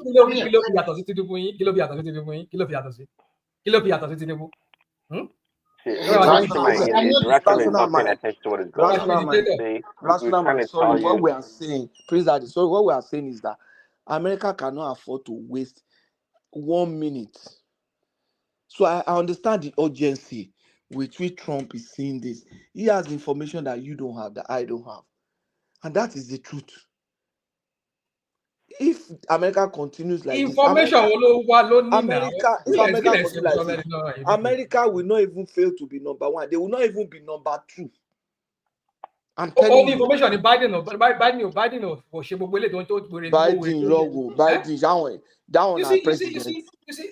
president. It seems like some of us don't Biden is Buhari of America now. You see, hold on. It's true. Biden is Buhari of America. It seems like some of us don't understand the role that America plays. Biden will go stand somewhere. Go forget. Let me say this. And I've said forget where he was standing. He said what? Biden to Madrosi because you know. It's okay. Let's not talk about the issue. My point is this, and I've said it. I made this submission many weeks ago when the idiot in the Oval Office started this madness of the way he's just going about this whole thing with the U.S. economy, feeling with the U.S. He's actually the best guy you've had in recent time. You said what? You said what? He's the best guy you've had in recent time. What best guy? What's best guy? This Obama no first you wait Trump. First in that 51st state, Abi. Leave that one. It's not issue of sentiment. Professor had those kids, stop playing this your double face, so please. No, rational mind. Just for a few dollars now.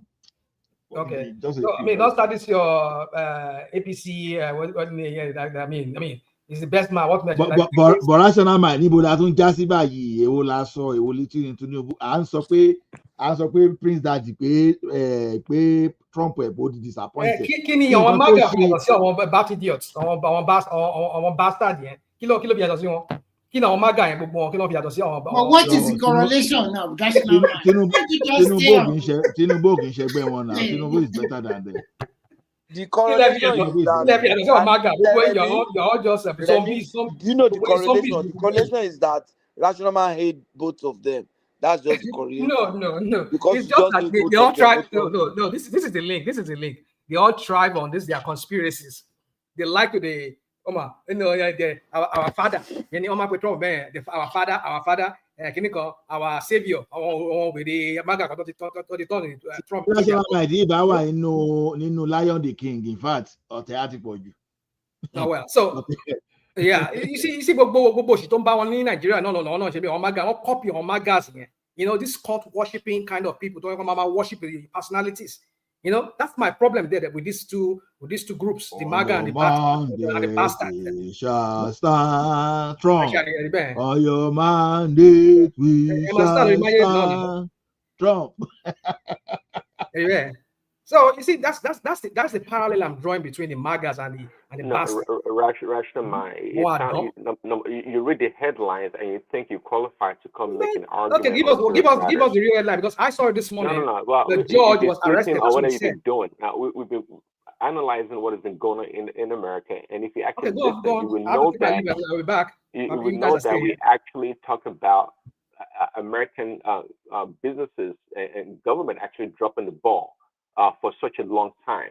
And I've used this term before that many people, uh, some analysts or experts use in this country, especially on a conservative side, is called the managed decline of America. And that term has been around for over a decade or more. And there's a reason for that term. See, is the dollar really that's really keeping America afloat?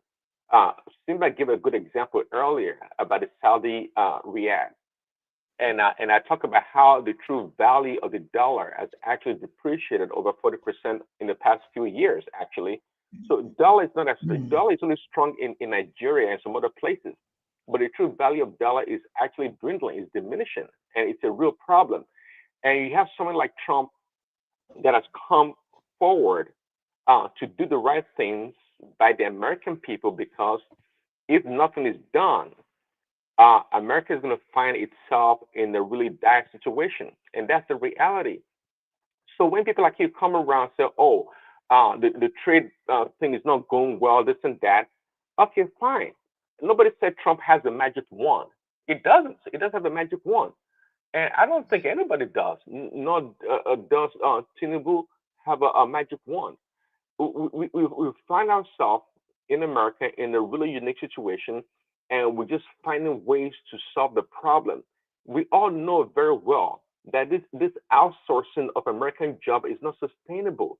And the notion that we should all work in a service industry is really a dumb thing to say. It doesn't work. We need a diversified economy, just like China does, and just like any serious economy does. The Europeans and Americans, they become lazy over time. The Germans are doing very well, and that's why China can dictate to Australia, can tell Europeans and the British what to do. See, Trump is the only one that's willing to stand up to China. And I said it before, if we like it in America or not, China is going to become number one. But what Trump is trying to do right now is to give America a soft landing. At least when we become number two, we are self sustaining to a certain degree, whereby we're not shaking our boots because China wants to do this and that. And that's what he's trying to save us from. But people don't seem to understand that it's kind of it's rebalancing. Whatever you want is restructuring. America is going under a massive restructuring, and just like anything that's been restructured needs time, needs resources and dedication. But if you have these judges and all these liberal politicians and all this business community fighting against Trump, the battle is not going to be that easy. But we're ready for it. This is not a problem because we have the right person at the helm of affairs that can fight against those people. It's not about low cost manufacturing. Oh, America, we can't compete with China. BS. Wages are going up in China also gradually, and the Chinese system and the government is transitioning also from low cost manufacturing to AI robotic manufacturing. They do wonderful things in China. I'm not the one to deny that. But let's not pretend that China is invisible. No, China is not invisible. China itself is having a lot of problems internally. Let me tell you, factories are shutting down. The CCP leadership is in turmoil somewhat. And people are, and many of the opposing leadership in the CCP are against Xi. So you guys don't know that story because you can go online and read about what is going on in America and mock Trump with all your memes. But China is not on rosy grounds neither. China is not. They have a billion or so people to deal with. Okay, they rely. See, we are a consuming economy, and we have the dollar. Even though the dollar is weak, they are more of an exporting nation. They need the market. We don't, no, we sell to the rest of the world, but not as much as China does. And this BS and bogus 12% or 12.5% um, um, trade with China, a percentage of our trade with China is not correct. China is the Chinese, just like, if you deal with them, I love them, but at the same time, they are very crafty people. China trade with America is about 25 to 30%. That is huge because China also does what they call rerouting. Many of the goods that you see coming from places like Cambodia and Vietnam, those goods about easily 30, 40, 50% of those goods are Chinese manufactured goods that are being exported to America and the rest of the world. So China can bypass some of the fees and tariffs because there are certain quotas on certain goods. China does that. So you guys don't know how the Chinese operate. The Chinese are ruthless, and with their communist with their communist system, unlike America, whereby they have to debate every damn thing that goes on in a democracy, China can switch the light off and on at any time, and that's why they have that advantage over America. But at the end of the day, for people to argue that Trump doesn't know what he's doing, they should have done it this other way. And I'm asking you, people like Rashomon, why don't you show me in a textbook, in a playbook, how to get it done? Because everyone can jump up and down in hindsight. Oh, it's not working well. You should have done this and that. No, it's an urgent situation. It's a dire straight situation that needs to be addressed ASAP. And by the way, we're winning. For those people that don't know, we have many of these European nations. Last, Remy, your leader, I don't know if you guys call him prime minister, was in the White House. Was it from Denmark or Norway? One of those Scandinavian nations was in the White House a couple of days ago, to negotiate with Trump. We are having a great negotiation with India. About a few days ago, VP Vance was in India talking to Narendra Modi about trade imbalance with India. India is another big freaking problem for us. But we are friendly with India. We can work with India. We can talk to India. But India, their tariffs on American goods is exorbitant. It's ridiculous. You can't sell an American car in India. It's impossible. It's a car that would cost you 60-something grand here in America. In India, is about $125,000. So how many of those damn units do you think we sell? We don't sell that many. But if the tariffs are reasonable, we will sell a lot of our products to these countries. It's not always about selling socks and T-shirts. We have a lot of things to sell also. We have a huge agricultural product to sell also. We can sell it. They don't eat. In America, we have a lot of beef. We can sell them beef also to the Indian population and the Christian population. The estimate is that they have about between the Indians and the Christian population, not the Indian, the Muslim and Christian population, about 200 to 300 million people. That's a lot of people to sell to. So we're just trying to open the market and make it fair for American goods to trade with the rest of the world. And when that happens, we're going to create more jobs here in America. It's going to bring in more capital, more investment here. And Trump is doing very well.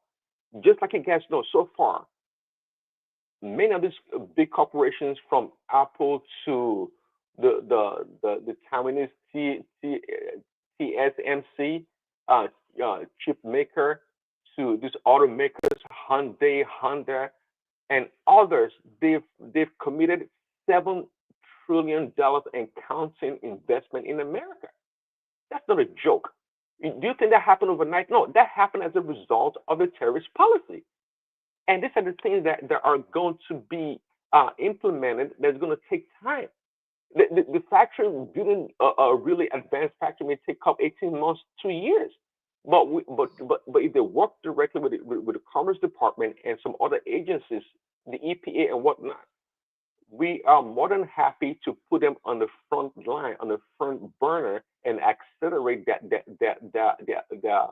building of the plants and the things they have to do, so the jobs and the manufacturing can come back home as soon as possible. Things are being done behind the scenes, not all those silly headlines you guys read about and all those memes. Why our China is winning, our China is this and that. No, it's not rosy on the other side. You think it's only us? No, the Chinese they can be selling that damn treasury or dumping it. After they don't dump everything all at once, like they themselves are not gonna feel the impact. Let me tell you, if Trump has not gone like full blown MAGA, if you go full blown MAGA, all the damn Chinese companies that are trading, if you ask me, illegally on the freaking on the stock exchange, all of them will be delisted right now. All of the, and they should be delisted anyways, because guess what? If you don't know Patoski, these Chinese companies, they do not abide by the same auditing regulations as do American companies. So in other words, they have a special name for them. I can't remember the term right now they use for them. These companies, they are allowed to do their own accounting or their own freaking standard. They report their own profit and whatever the heck they do in their own country. And people invest in these damn security vehicles, but they don't know where they're getting. And it's even absurd that they are actually allowing companies that don't follow accounting principles of the Western standard on Wall Street. Why do they do that? Again, this is part of the problem. This corporate America, they allow all these things to happen just for profit. And people are so enamored with Chinese market. Oh, we want to sell to 1.5, 1.4 billion people. That's why we're going to do whatever they want. And that's why the freaking American companies, they've lost their shirts. China steals their IP left and right all day, and they can't do damn about it. Daddy, like I keep saying, a Trump is more suited for a country like Nigeria than America. You understand? If Trump were to be president of Nigeria, this is a good thing soon. But as a president of America, no, I'm not supporting it. I'm not supporting it. Bring Trump to Nigeria today. I like what he's doing, honestly, because we need Trump in Nigeria, but America doesn't need Trump. America as a country doesn't need Trump. Well, see, I think that's where he missed it a lot. I think America needs Trump more than Nigeria does. I'm telling you, because you don't know the rot of the system. That's why you're just talking where you're talking. It's more difficult here, and there's more money in politics than you can ever think of than compared to Nigeria. You don't know what is going on. If you know how powerful the media is, for example, or the corporate world, if you're not powerful, that's why they can tell Obama to do whatever, to shut up or do whatever they want him to do. Because Obama is just come on, guys, they have wealth. He had nothing. He never wants. He doesn't not. He has no knowledge about business. But they can't push Trump around.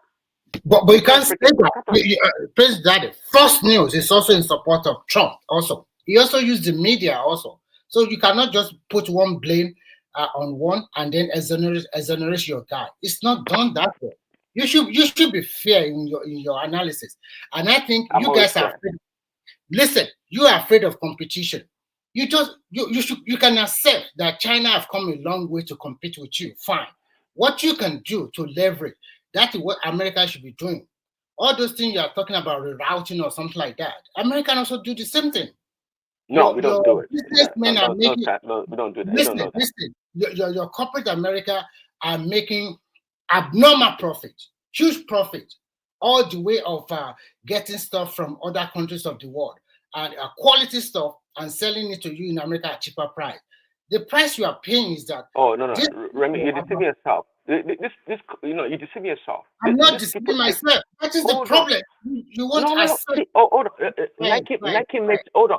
Nike makes Jordan shoes for like, I don't know, $15, $20 in freaking China. Do you know how much they sell the damn shoes here? You think they come and sell to us for $30?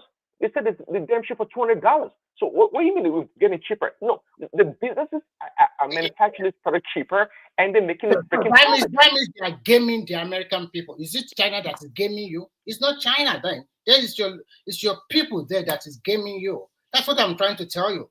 If you are going to hold anybody responsible, you are going to hold your corporate America responsible for that. Not where they are making it for $20 and they are selling it for more than 2,000 profit, 2,000% profit. So So that's what I'm trying to say. So you balance it. You are not balancing it at all. Go ahead. I am. Apart from corporate greed, China is an unfair trade partner. Everybody knows that, but nobody has the kahuna to face China. Let me tell you, the Australians they suffer a lot from China actually when it comes to trade, and so too do the Europeans. So don't pretend like China is a fair partner in this deal. They're not fair. The Chinese are not fair. And guess what? And just like Trump always says, he doesn't blame them. Anyone, it's a human nature. Anyone will take advantage of the situation if they can. And that's exactly what China is doing. But we are the enablers that allow them to go this far to destroy economy. So I'm not really pointing fingers to blame China. But at the same time, you know, Trump was not going after China because they're selling us product. He's going after China because Chinese, they have unfair tariffs on American goods that come into the country, and we know how they manipulate the currency also, and how they practice dumping. So come on, we know what China does. So don't come here and say, oh, it's American. Okay, it's only Americans' can you not balance it? Can you not tell what Americans have been doing to China before they also take days? Are you telling me that America is not doing nothing to them? Look at all the tariff you also impose of made in China goods. Look at how you ban them from using that chip in production of so many stuff. So please try to. That's what I'm trying to say. You know what I'm trying to say. That's a recent stuff, though. That's a not recent. During what do you mean? Oh, Biden banned them. A lot of tariff on them during the first time of Trump. So you have to. They also try to checkmate them a lot in every region. I think this is just competition, and if you are good for it, no, it's not. It's not just competition. To say that is to discount the if it's not competition, the corruption that occurs in the trade. Why is America worried about them? They shouldn't worry. A few days ago, the South Koreans also complained. This is what they call. It's called the original fraud goods. That's what they call. That's official term.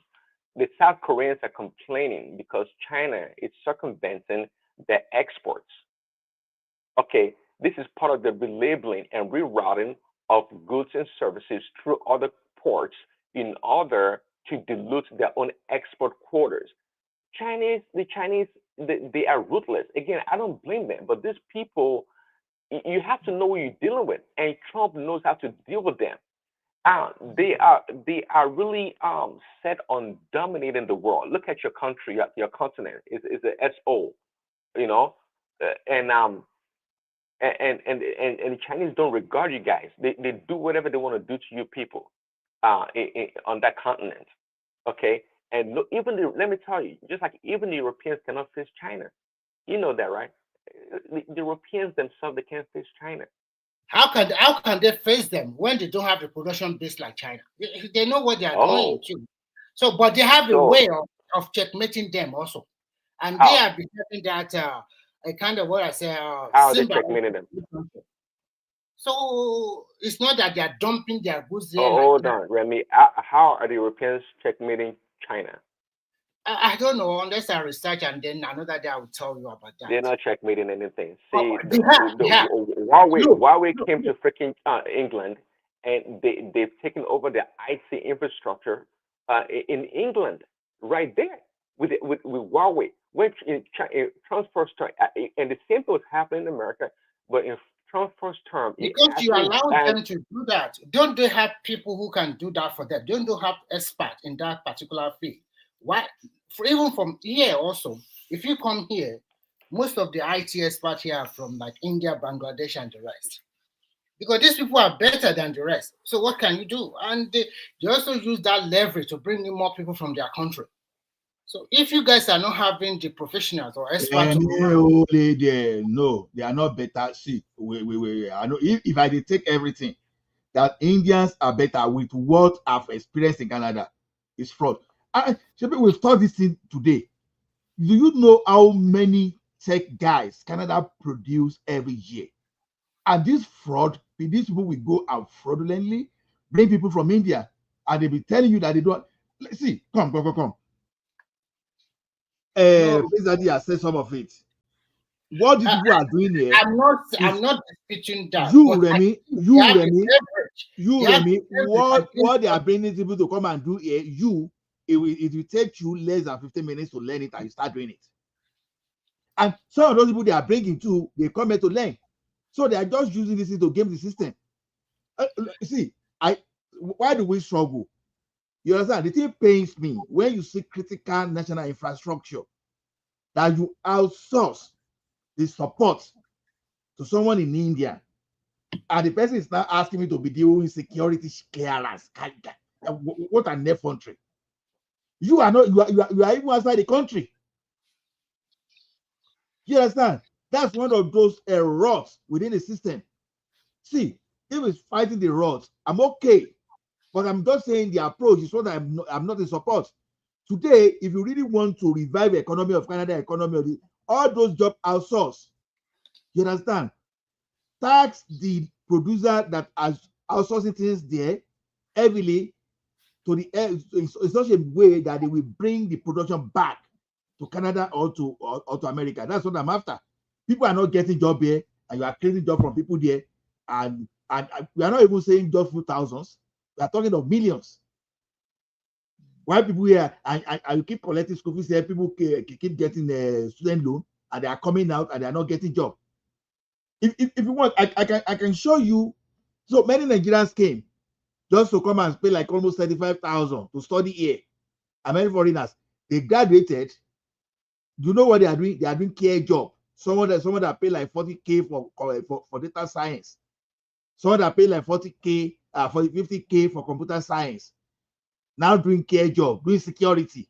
I'm not. This one is not foreign trained. Canada trained in Canada, but yet you see someone that just graduated from one unknown school back there, one way or the other, they smuggle them in.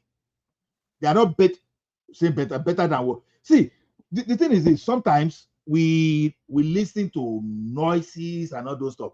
When you look at most of these application builds today, go and look at the statistics. When you break the random sample, compared to the population of Canada, and you even pick some like Nigeria and other countries, I come and tell me whether they are better. All these are some kind of fallacy. The thing that they make people believe over time. So how come they are the one ruling the market in Europe and in Canada? Okay, let me tell you something, Remy. Let me tell you something, Remy. They have the same population as China. But the problem here now is this: when they are doing immigration in Canada, they make like almost 20 to 40% of those people that will come in. So when you pick random sample from those people, because you are seeing them regularly, it now looks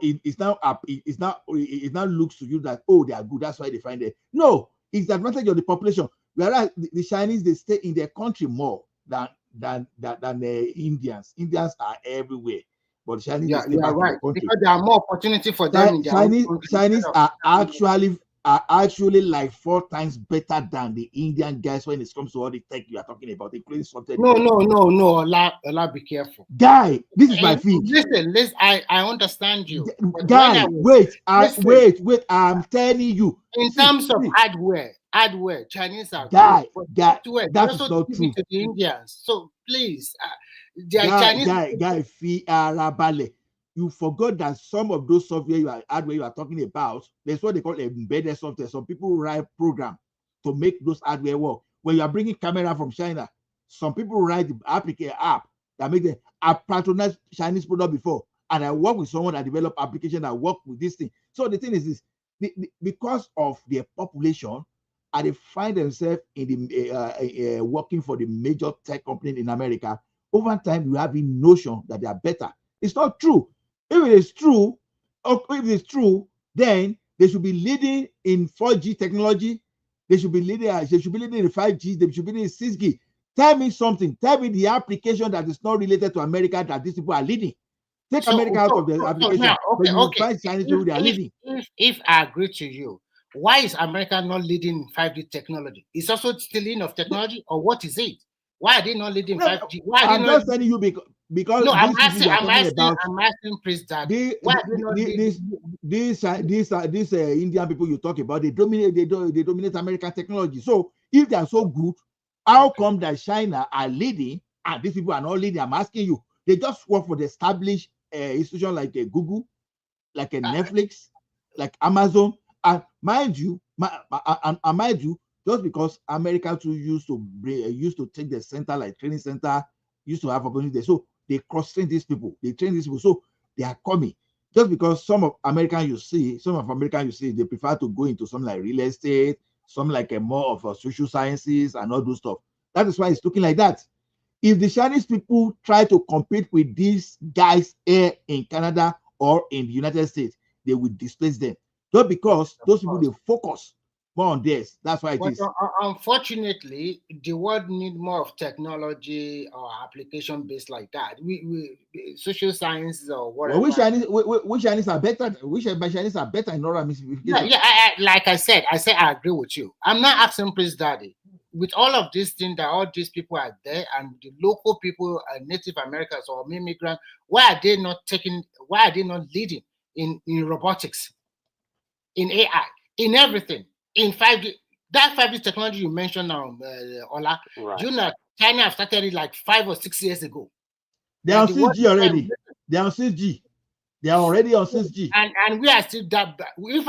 I'm telling you, most people are just 4G, 5G.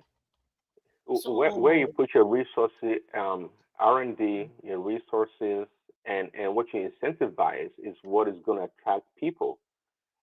This is the part of the problem of American economy and its corporations. Quite frankly, they found an easier way to go about making profit. At the end of the day, it's all about profit. So if they can get it from India and China, why should they spend any money to develop the local human resources? They're not doing that. They used to do that. Before 20, 30 years ago, any new technology advancement in the world was coming from America. America dominated manufacturing also in every form.